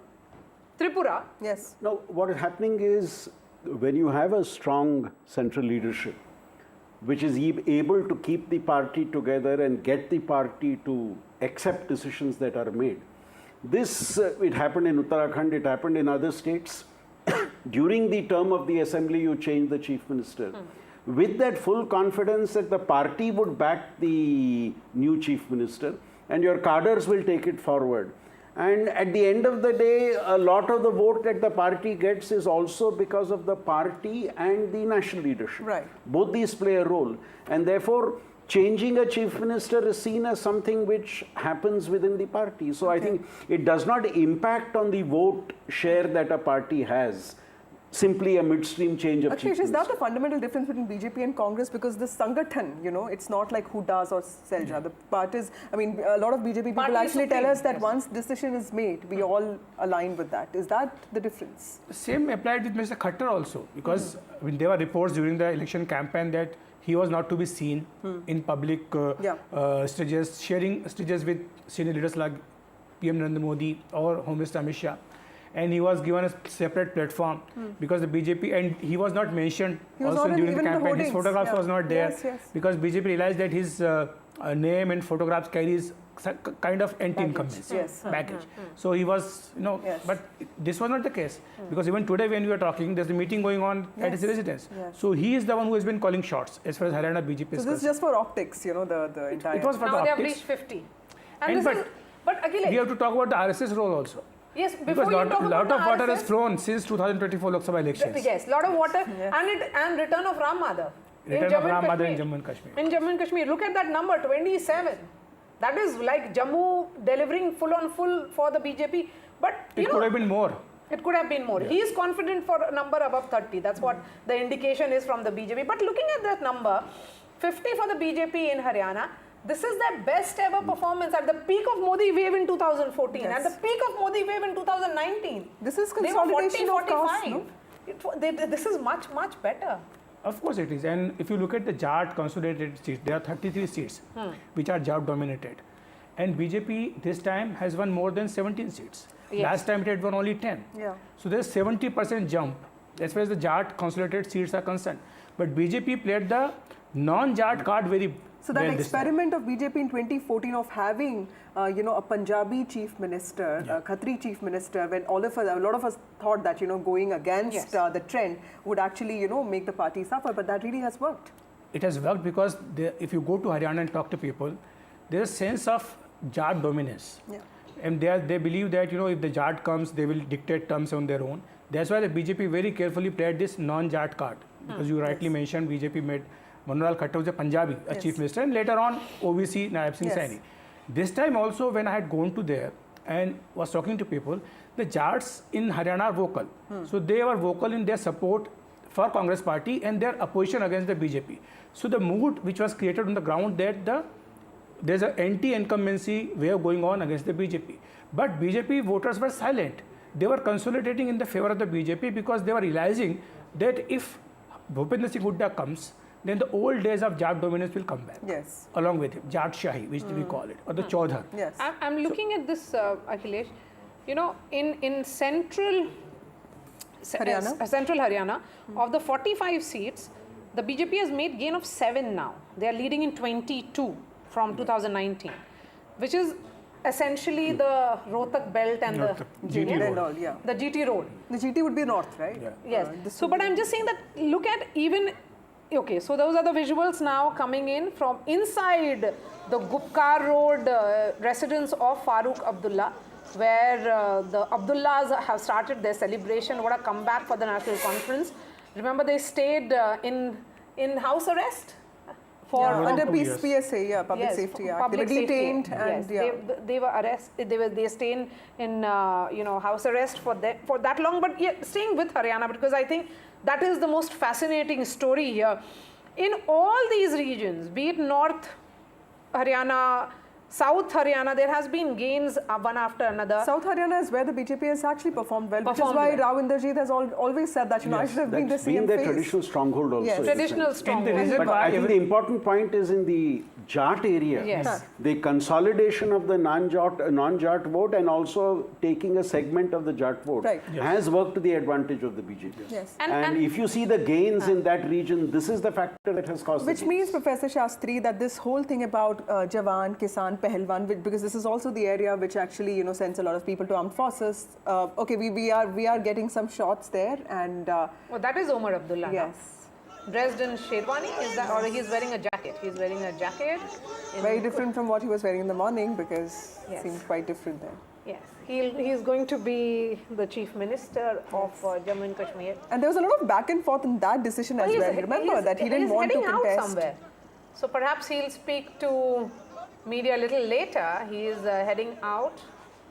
Is it to claim to form the government? We'll have to wait to get some more details from that. Or perhaps he's going to collect his own certificate. Yes, because he is contesting from two constituencies. Two constituencies, and he has won from both the constituencies. Yes. So he has to collect the certificate as an MLA now, elect MLA. But at least in one of the constituencies, it wasn't easy. Farooq Abdullah is speaking. Let's listen in to what he's saying.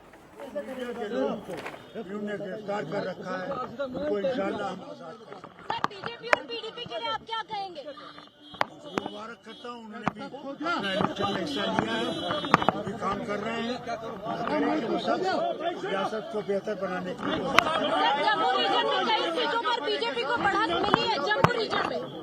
जनाब, ये मेहरबानी है, लोग वोटों की मेहरबानी है, वोटरों ने उनको दिया है वोट, हमें उसको तस्लीम करना चाहिए। सर, जम्मू कश्मीर के विकास को लेकर अब आपकी क्या प्राथमिकताएं रहने वाली है? मैं समझता हूँ कि ये जो हमारा मंशूर है उसमें सब कुछ लिखा हुआ है कि हम लोग कौन से इकदाम करने वाले हैं, वो दोनों रीजन्स के लिए होंगे और दोनों रीजन्स के लिए हम लोग बराबर की कोशिश करेंगे कि उनकी मुश्किलात दूर हों। मैं समझता हूँ आप पूरे रिजल्ट आ जाएं, उसके बाद बैठ के हम अपने कांग्रेस के भाइयों से भी बात करके वो दिन कायम मुकर्रर करेंगे जिस दिन हम लोग गवर्नर लेफ्टिनेंट गवर्नर साहब के पास जाएंगे और बहुमत सामने रखेंगे और हुकूमत के वो फल उठाने की बात करेंगे। कांग्रेस को केवल एक सीट मिली है जम्मू में। डॉक्टर साहब कहते हैं जम्मू में ये लोगों का वोट देने का मतलब है, उन्होंने अपनी मर्जी से इसको कहा वोट दिया, इसके बारे में और कुछ नहीं। इंशाल्लाह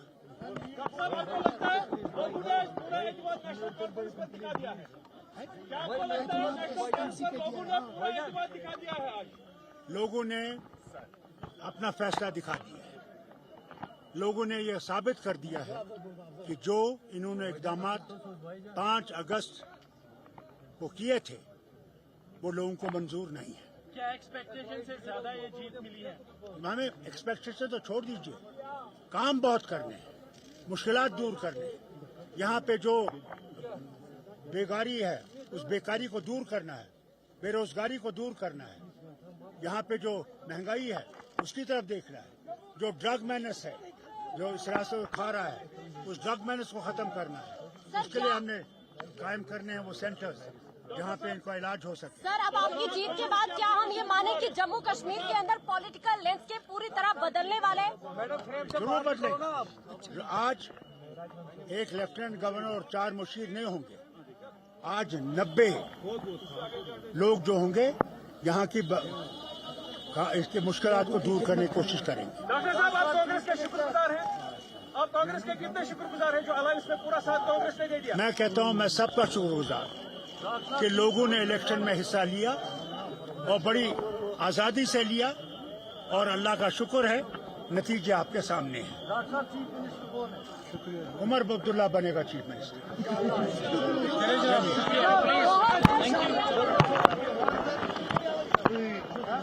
Nazir, when he handed over the baton of the national conference to his son, it was an iconic moment. Farooq Abdullah, relatively young in politics then, in his 60s, had handed over that garland to him, his son, and said, Omar Abdullah is taking forward the national conference's aspirations and its associations. And also the Abdullah legacy. Abdullah legacy. And now he said it clearly again, Omar Abdullah banega chief minister. That is obvious. The day Farooq Abdullah said, he was saying earlier, he will contest election, when Umar was saying he will not contest election so long Jammu and Kashmir remains a union territory. But then he was convinced and he fought on 2 seats. And he is winning both the seats. Omar Abdullah just left his residence and going to Badgam, get his certificate, winning certificate from the returning officer there. And Farooq Abdullah, as we heard him speaking to the media, and it is a celebration here at Gupkar, Abdullah residence. Lots of people are coming here. NC workers with the NC flag is, you know, we have won, we have won. So it is a moment of glory for the national conference. They are coming out of that political hibernation because politics was in a suspended animation for last several years.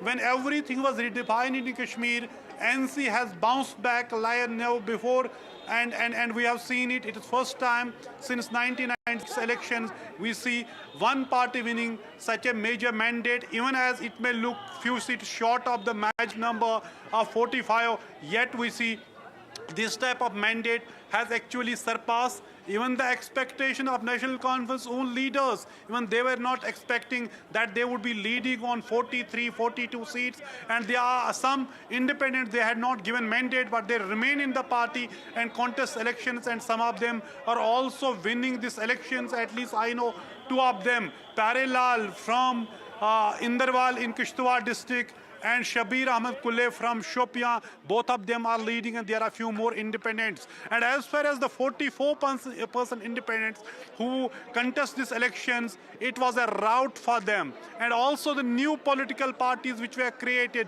post-abrogation of 370, there was complete rejection of those parties, like the Apni party, which has got people from all the different parties, senior leaders, they all have lost.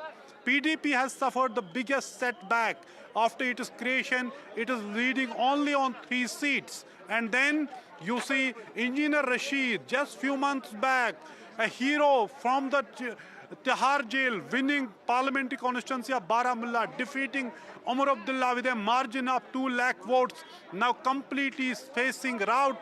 He's leading only in 1 seat from, Langate. Sajjad Lone also has several, candidates fielding, and he's only leading from 1 seat, that is his seat in Handwara, whereas he has lost Kupara constituency. Even Shia top leader, and People's Conference General Secretary Imran Raza Ansari also losing this election. He was defeated by National Conference candidate Riaz Bedar from Patan constituency. Iltija Mufti, Mehbooba Mufti's daughter, losing from Bijbahara constituency, which was a bastion of the PDP, and PDP was born from the Bijbahara, hometown of Mufti Muhammad Saeed.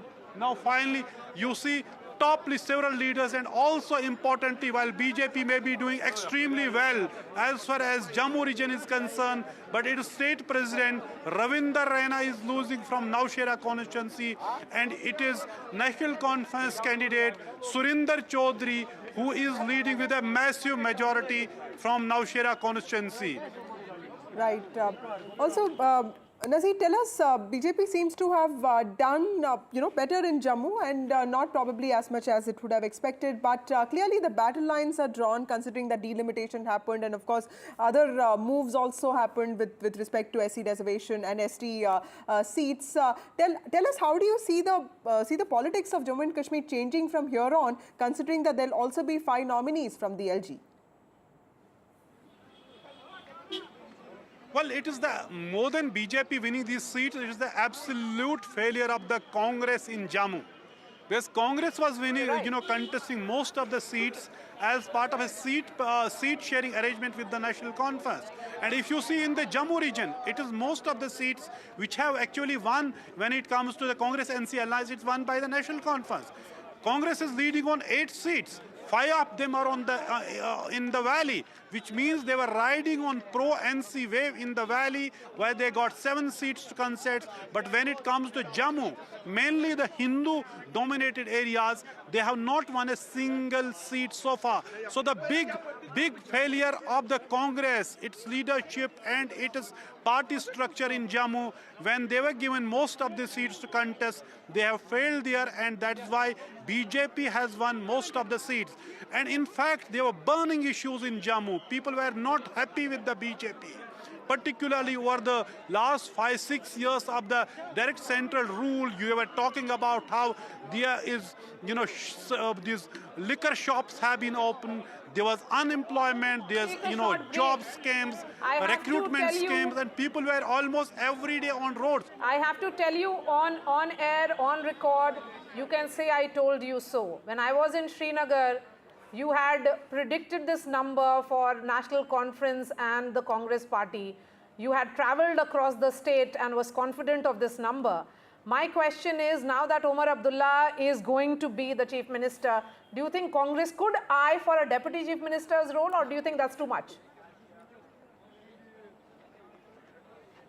I think that is too much to ask for, given the fact that you cannot have a Deputy Chief Minister from the Valley.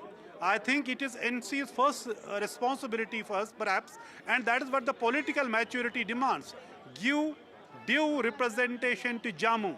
You may not have won the seats from the Hindu majority areas, but you have a Hindu, candidates who have won, like Surinder Chaudhary from Naushera Rajouri, who has defeated Ravinder Raina. He can get some, but I understand, get some better position in the government, maybe Deputy Chief Minister. Because as I said, there is no Hindu candidate of Congress who has won from Jammu so far. There may be some independents. Even a national conference parallel, he was not given mandate in Indarwal in Kishtwar district. He is leading from there. I know he was not thrown out from the party and he didn't resign from the party because the seat has gone to the Congress as part of seat sharing arrangement. So if we see it, National Conference has that responsibility, taking every region along, give due representation to every region. So I don't think there would be a Deputy Chief Minister from the Congress, given the fact Congress has not won many seats. There are only 8 seats they are leading. If they maintain that, which looks like now, things are not going to change much. BJP is leading on 29 seats. They are all from Jammu. What is BJP's, they could have won, in fact, 1 seat in Srinagar if Kashmiri Pandits had voted here. There are 27,000 Kashmiri Pandit votes in Habakadal constituency. And BJP had fielded a Kashmiri Pandit candidate. All right. But then, and also there was a low voter turnout. We are going to come back to you as Omar Abdullah returns to where you are soon after collecting the certificate. A word from Professor Sandeep Shastri as we wrap up the first part of our day, because it's 2 p.m. It's sealed, BJP at 50 in Haryana. It's been a roller coaster half day. We began with assuming that something would happen.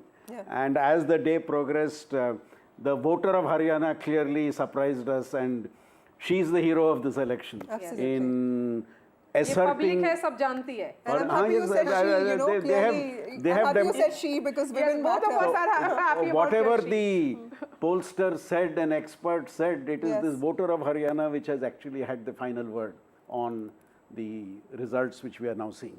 All right. And action shifts to now what is going to happen tomorrow. Remember that Jharkhand meetings are already on, and the action now is to find out who the Chief ministerial in fact, face is going even to be. as we speak, Prime Minister Modi is continuing with his duties as the Prime Minister. He has just met the Chief Minister of Gujarat.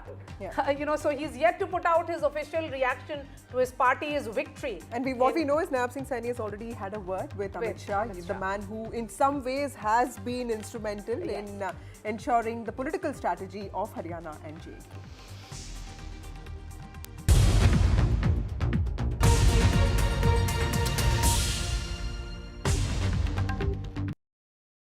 Colour भी मेरा ही favourite मिला. Dulux Velvet Touch with True Color Technology feels like home. Dulux, Dulux, Dulux.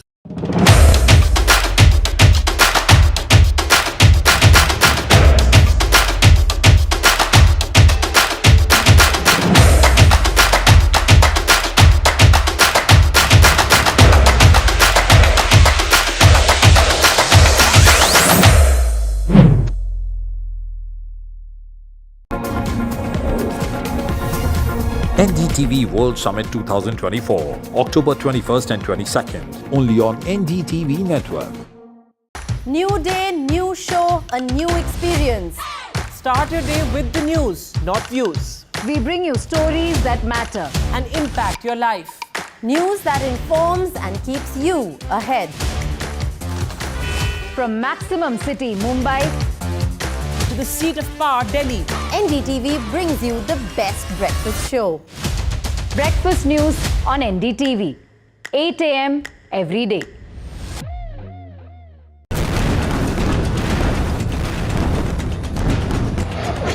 From the heart of city in Beirut, a city which is scarred by violence and caught between the crossfire between Israel and Hezbollah. A war which started a year ago between Israel and Hamas has now spilled over to Lebanon. NDTV is on the ground to bring latest updates, in-depth analysis, and how the evolving war has impacted this country. Stay tuned for latest updates.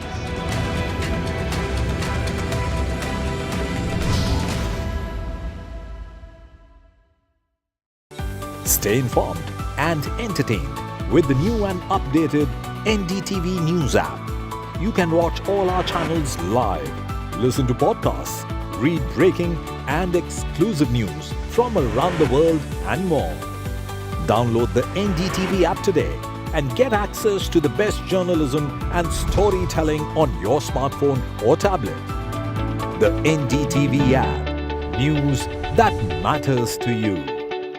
I've been reporting on all issues, big and small, from Andhra Pradesh, Telangana, rest of South India, bringing you all the action, all that you need to know, all that you want to know. The energy of Maximum City is infectious. I bring in that energy in our news coverage from financial capital Mumbai. India's IT capital is always buzz. It's literally a city that never sleeps. And I keep you ahead on all the Bengaluru buzz. Covering from the southernmost part of India over the last 23 years, I bring in-depth and 360-degree coverage from the Dravidian heartland. The land of Mishti is also known for its bitter politics. I have seen much water flow under the Howrah Bridge, covering Bengal in all its vivid colors.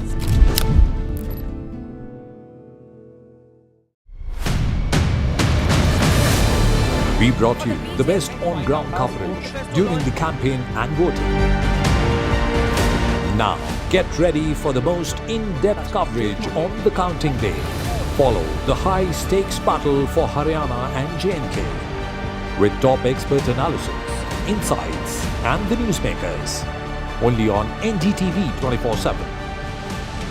Count on us.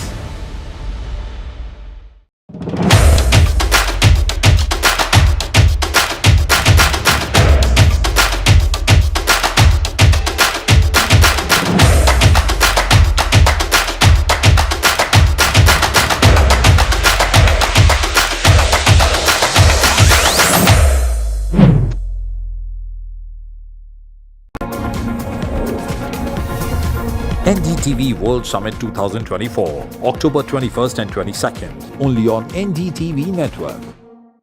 New day, new show, a new experience. Start your day with the news, not views. We bring you stories that matter and impact your life. News that informs and keeps you ahead.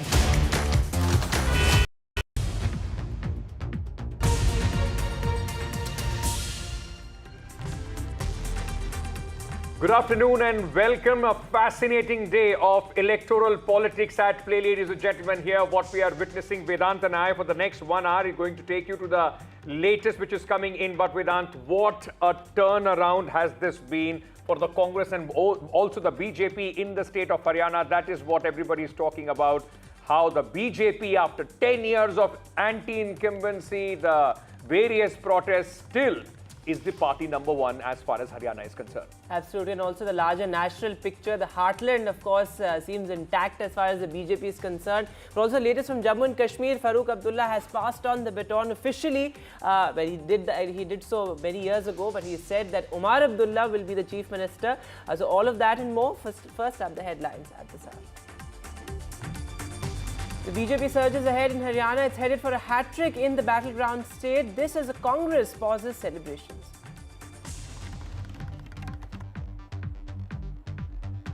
What a turnaround. Congress loses its early lead in Haryana. Now bid to make a comeback in the Hindi heartland, also under question. Infighting seen as the main reason for the Congress's disappointing performance in Haryana.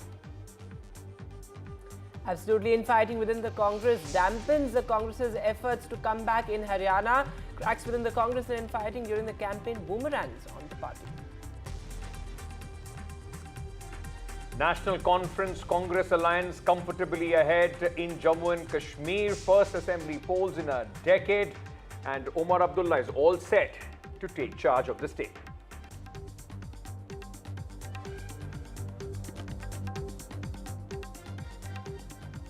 For the last few hours, the focus has been Haryana, but one state which has at this moment thrown a very clear verdict, though Haryana also seems to be heading that direction, is Jammu and Kashmir. So let's just first start with Jammu and Kashmir, because a lot of fast-paced activities happening there. 52 is what the NC and the Congress combine at this moment out of the 90-member assembly sitting at. 46 is the majority mark. Even if you add the 5 candidates which are supposed to be nominated by the Lieutenant Governor, the majority mark is 48. So they are even 4 seats over that. And as Vedant was saying, the baton has formally been now passed on from Mr. Farooq Abdullah to Omar Abdullah. Our colleague Nazir is joining us at this moment in the thick of the celebratory activities, I may say, Nazir, and also these scenes that the people of Jammu and Kashmir are witnessing after 10 long years. Well, exactly. It's not just about somebody's victory and somebody's loss. It's also people's faith in democracy and revival of democracy in Kashmir, Jammu and Kashmir, that was in a suspended animation for last several years. Here it is a celebratory mood at Abdullah residence at Gupkar in Srinagar.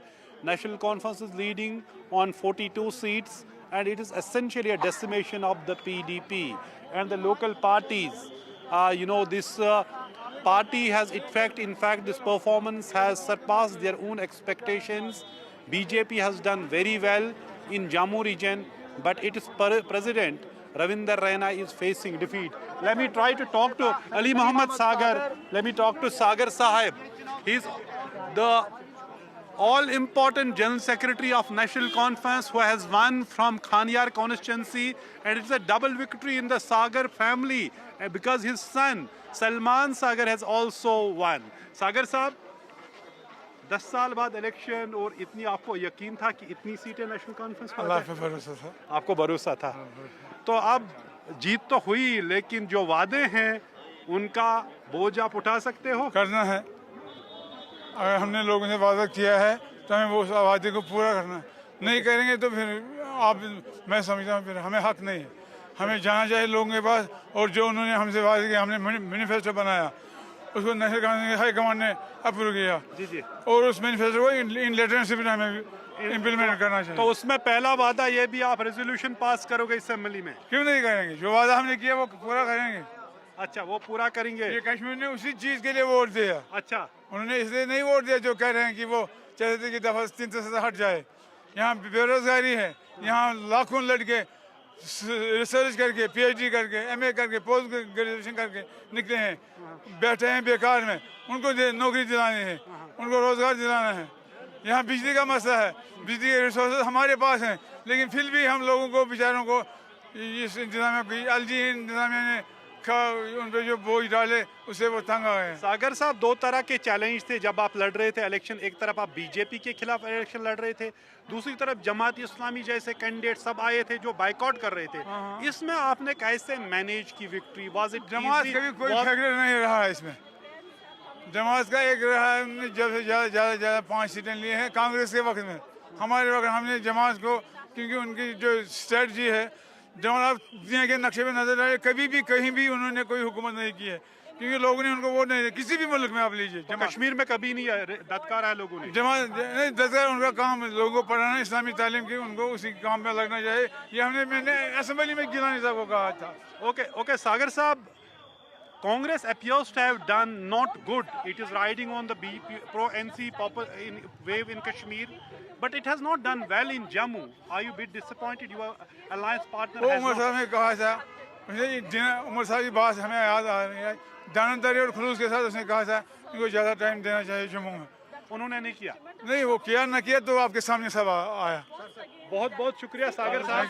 So Ali Muhammad Sagar, here, as I said, long-term, all-powerful, General Secretary of National Conference. He's the person who strategized things for the National Conference, and he's saying they will fulfill the promises they have made in the manifesto, which including passing a resolution in the Assembly saying we don't accept the decisions of August 5, 2019, which includes abrogation of Article 370.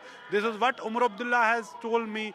before the election campaigning started, and he's saying they will stand by that promise and whatever all the promises they have made in the election manifesto. So this will be the now fascinating times. National Conference Congress Alliance is winning the majority, but clearly Congress has fallen short of expectations. Even they have not done actually very poorly in Jammu, where they were contesting most of the seats. They have won 5 seats in the valley, where we now see there was a clearly undercurrent for the National Conference. There was a pro-NC wave. That's why NC has swept valley and also won most of the seats, both in Doda region, which is we call the Chenab Valley, and Pir Panjal region, which is Poonch Rajouri, where even NC candidate Surendra Chaudhary is defeating BJP President Ravinder Raina from Navshera constituency. Absolutely, and Nazir, I think you made an important point there when you say that the Congress has in fact performed below par when it comes to Jammu. You know, most of the seats out of the 31 seats it was contesting, most of them were in Jammu. In fact, let's try and listen into what Farooq Abdullah in fact had to say when he announced that Omar Abdullah will take over as the Chief Minister. लोगों ने अपना फैसला दिखा दिया है। लोगों ने यह साबित कर दिया है कि जो इन्होंने इक़दामात 5 अगस्त को किए थे वो लोगों को मंजूर नहीं है। मैं कहता हूं मैं सबका शुक्रगुजार कि लोगों ने इलेक्शन में हिस्सा लिया और बड़ी आज़ादी से लिया और अल्लाह का शुक्र है नतीजे आपके सामने हैं। उमर अब्दुल्ला बनेगा chief minister. Like Vedant was saying, underperformance of the Congress party, well, that would also be an understatement at this moment with what is happening in Haryana and also in Jammu and Kashmir. It's largely the NC government that you are seeing with the Congress in supporting role. The Congress's direct fight in Jammu was with the BJP, where it seems to have not made a huge dent. And look at what has happened in Haryana. This is, that's why elections in India are so unpredictable, and a turn of events which many were not expecting this morning. People were expecting Jammu Kashmir to go to the wire, but look what has happened as far as Haryana is concerned. It's almost, Vedanta, role reversal or the number reversal of what the exit poll and pollsters were suggesting till yesterday. Now, this also raises once again serious questions on the whole art of the exit polls. But at this moment, ladies and gentlemen, the BJP is leading on 50 seats in Haryana. And let me also add, after 10 years of anti-incumbency, BJP won in 2014, then in 2019. The peak of Modi era, despite that, with BJP coming down in Lok Sabha to 5 seats in Haryana, the BJP is at this moment standing at its best ever tally in the state of Haryana. For the Congress party, like many would say, it once again seems they have, in fact, clutched defeat out of the jaws of victory. It was an election for them to win, and what at this moment you are seeing in a bipolar contest, a very, very fiercely bipolar contest, the BJP making massive inroads again in Haryana with 50 seats that they are leading on. Absolutely, and let's get in our reporters also. Gurpreet is joining us from Rohtak, I believe. Also, Aishwarya is here. Of course, the BJP's posturing has begun. But Gurpreet, going across to you, you've been reporting since this morning at the Hooda residence. What's the mood there? Of course, many of his supporters were still very hopeful that the Congress, will form the government. Bhupinder Hooda himself came out this morning and said that we are going to form the government. Well, yes, we have seen all the supporters. They are still motivating. I will request my visual to show. We are reporting from one of the palace from where Bhupinder Singh Hooda had come, and all the supporters, they had come here. They are gluing to television because they feel any time they will be able to get numbers. What we have seen and what we have learned from these supporters, तो क्या लग रहा है अब तो number बहुत difference हो रहा है, लेकिन कहीं ना कहीं कांग्रेस की भी जीत हो रही है। अभी फाइनल रिजल्ट नहीं आया, अभी टोटल राउंड कंप्लीट नहीं हो। टोटल राउंड कंप्लीट होने के बाद जो फाइनल रिजल्ट आएगा वो संतोषजनक होगा। भूपेंद्र सिंह हुड्डा सरकार बनाएंगे, फाइनल राउंड आने दें। कहीं ना कहीं रिजल्ट आना शुरू हो गया है, लेकिन बताया जा रहा है कि 47 पे बीजेपी है, 37 पे कांग्रेस है, तो बहुत ज़रा मार्जिन है सीटों का। क्या लग रहा है आपको? देखिए भाई साहब, अभी बहुत कम मार्जिन वाली सीटें हैं जिन पे 1500, 2500 का मार्जिन है, वो सीटें अभी क्लियर होनी बाकी हैं। उन सीटों का रिजल्ट आएगा तो ये फिगर आपके सामने जो 37, 47 दिख रहे हैं, ये चेंज हो जाएंगे। और कांग्रेस पार्टी सरकार बनाएगी। अभी हमने देखा कि आप पंचकुला की सीट की बात कर रहे हैं, 1975 वोटों पे कांग्रेस का कैंडिडेट जीता है, तो क्या लगता है कि ऐसे मार्जिन है जो आपको कहीं ना कहीं बूस्ट दे सकते हैं कांग्रेस को? अभी जैसे वहाँ पंचकुला की सीट हम जीते हैं, अब बीजेपी वालों को कितना इंतजार करेंगे वो, क्योंकि हमारे कांग्रेस के जो कार्यकर्ता हैं वो काउंटिंग सेंटरों पे रुके हुए हैं, क्योंकि कहीं ना कहीं ये लग रहा है कि शाम दाम दंड भेद अपनाकर बीजेपी वाले हरियाणा को अपने हाथ में लेना चाहेंगे, लेकिन कांग्रेस के कार्यकर्ता वर्कर ऐसी मजबूती के साथ खड़े हैं जिसकी वजह से वो 20 से 22 सीटें जिनको वो रोके हुए हैं वो रुकेंगी नहीं, वो सारी की सारी सीटें कांग्रेस की हैं, अभी भी लोग रुके हुए हैं वहाँ पे, और ये सारी सीट कांग्रेस की होते हुए चौधरी भूपेंद्र सिंह हुड्डा के नेतृत्व में फिर से कांग्रेस सरकार बना है। भूपिंदर सिंह हुड्डा अभी सारे काउंटिंग सेंटर पे भी जाना शुरू कर दिए, तो कहीं ना कहीं लग रहा है कि जो आने वाले ट्रेंड है वो कांग्रेस के हक में होंगे या बीजेपी? वो जो है ना वो जा रहे हैं काउंटिंग सेंटर पे जा रहे हैं, कहीं ना कहीं बीजेपी कोई दूसरे तरीके गलत हथकंडे ना अपना ले, इसलिए अपने वर्कर को मजबूत करने के लिए, उनका हौसला बढ़ाने के लिए वो सेंटरों पे जा रहे हैं और लगातार निगरानी कर रहे हैं। अगर सारा देश जो हरियाणा की तरफ देख रहा था, कहीं ना कहीं अगर बीजेपी यहाँ गड़बड़ करती है तो ये लोकतंत्र की हत्या होगी, और अगर लोकतंत्र ही सेफ नहीं है तो भारत का भविष्य भी सेफ नहीं रहेगा। ये तो ईवीएम से वोटिंग हो रही है, ईवीएम से काउंटिंग हो रही है, इसमें तो मशीन्स हैं, तो इस टाइम पे उन्होंने मुख्यमंत्री ने पहले ये कहा था कि कांग्रेस हारेगी फिर ईवीएम को ब्लेम करेगी।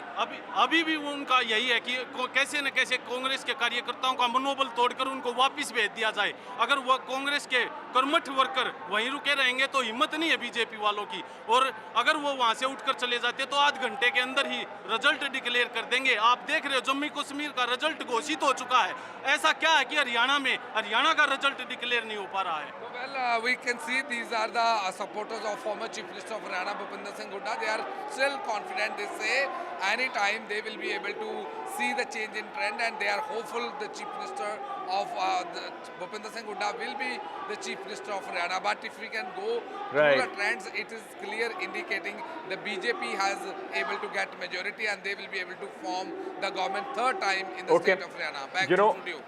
From all the talks of a Congress wave or a tufan or a tsunami, right now they're clutching to straws as far as the Congress party supporters are concerned, though the Election Commission at this moment is saying 47 to the BJP and 38 to the Congress party. But I was just going through various rounds, Vedant, in most of the constituencies. More than 50% of the rounds in most of the constituencies have already been counted. So, I mean, it would be very, very surprising if there is a wild swing to this. 3 and 4 seats up or here or there could be, but the trend seems to be in favor of the Bharatiya Janata Party, and what a historic victory it is going to be for the BJP. Was, as Vedant and I were discussing, the in-your-face squabbling even before the first vote was polled in Haryana. The Congress, they had claimants to the Chief Minister's post. All right, let's very quickly cut across to Vinesh Phogat. She's one of the faces of the Congress party. She has won from Julana. Let's listen in. की लड़ाई है जो संघर्ष के रास्ते को हमेशा चुनती है।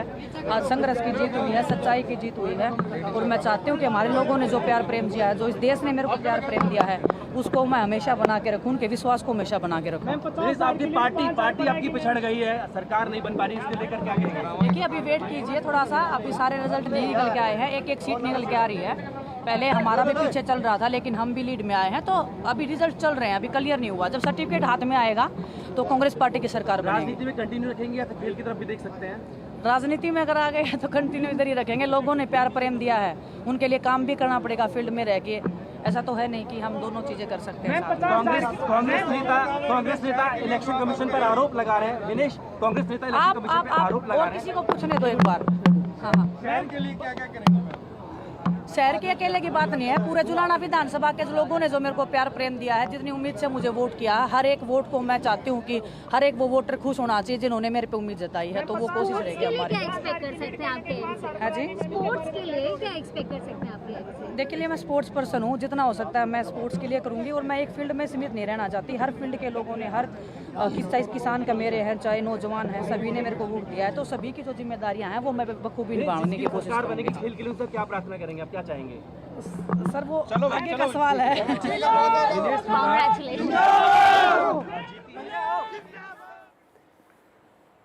All right, so Vinesh Fogart there addressing the press conference. In fact, she is won by 6,000 votes, and you know the entire dangle was made much more interesting with her entry. But let's go back to Srinagar, in fact, where Mehbooba Mufti is addressing a press conference. Of course, end of road for the PDP, but let's listen. पिछले 10 साल से जो हालात रहे जम्मू कश्मीर में, बिलखुसूस 2019 5 अगस्त के बाद, तो जम्मू कश्मीर के लोगों को बहुत सारी प्रॉब्लम्स हैं, बहुत मुश्किलात हैं, और उसके लिए एक स्टेबल गवर्नमेंट का, एक मजबूत सरकार का बनना बहुत ज़रूरी है।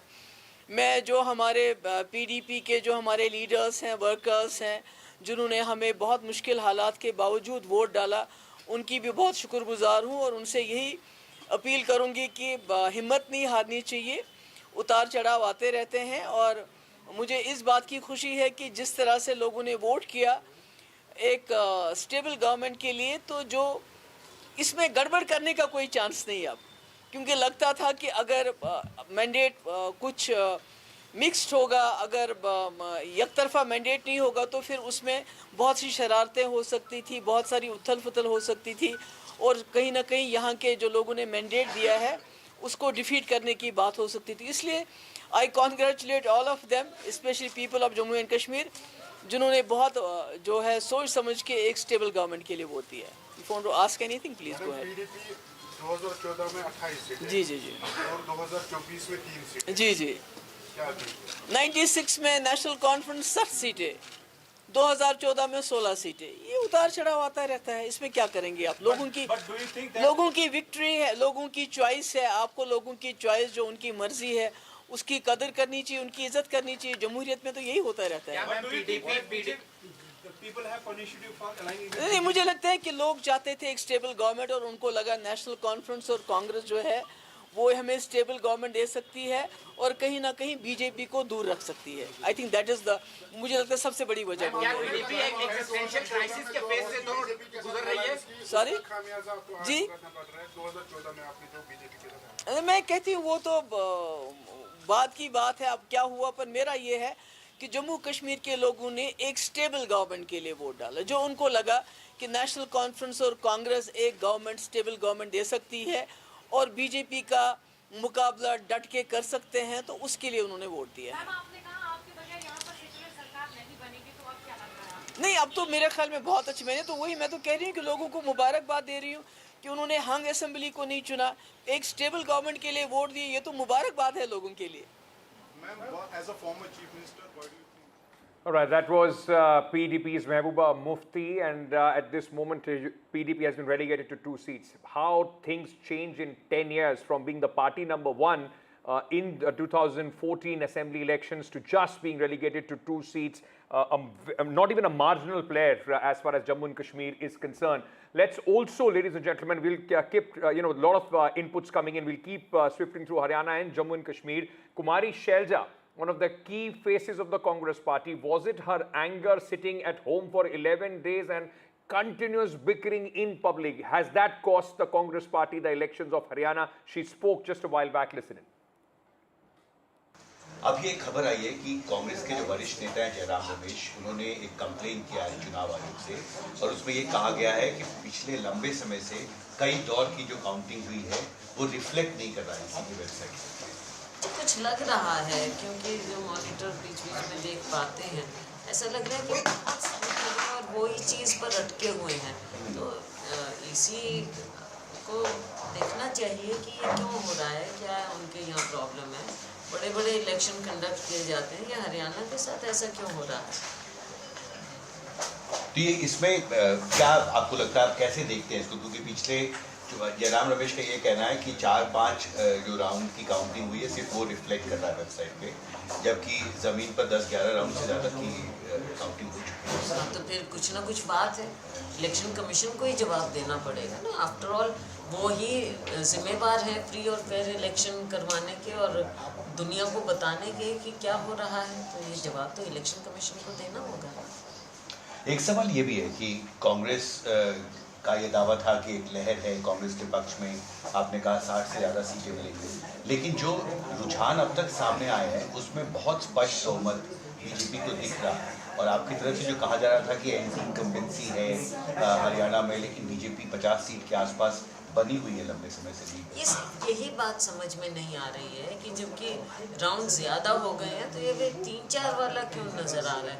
क्योंकि आप जो दिखाएंगे, मॉनिटर्स पर दिखाएंगे, सभी चैनल दिखाएंगे, वो वही दिखाएंगे जो इलेक्शन कमीशन को डाउट करेगा। तो इलेक्शन कमीशन 4-5 राउंड का दिखा रहा है, हो चुके हैं उससे डबल, तो वो क्यों नहीं नज़र आ रहा है? जब वो मिलेगा तभी हम आपके सामने सही टिप्पणी कर पाएंगे। आप क्या अभी भी अपने उस दावे पे कायम हैं कि कांग्रेस के पास स्पष्ट बहुमत होगा? जी बिल्कुल बिल्कुल, by the end of it आखिर के नतीजे आएंगे। मुझे पूरा विश्वास है कि सरकार कांग्रेस बनाएगी। And let's go across live to now our colleague Aishwarya Jain, who's joining us from outside Manohar Lal Khattar's residence. Well, certainly, while Nayab Singh Saini is a man of the moment, Khattar's contribution cannot be ignored or ruled out either. You know, I remember Aishwarya, he told you that hamare sirf ek neta hai Nayab Singh Saini. You know, so very sort of gracefully he said that Nayab Singh Saini is a man leading the campaign. But tell us what's going on. The BJP's strategy meet has already begun. Also, massive celebrations planned later this evening.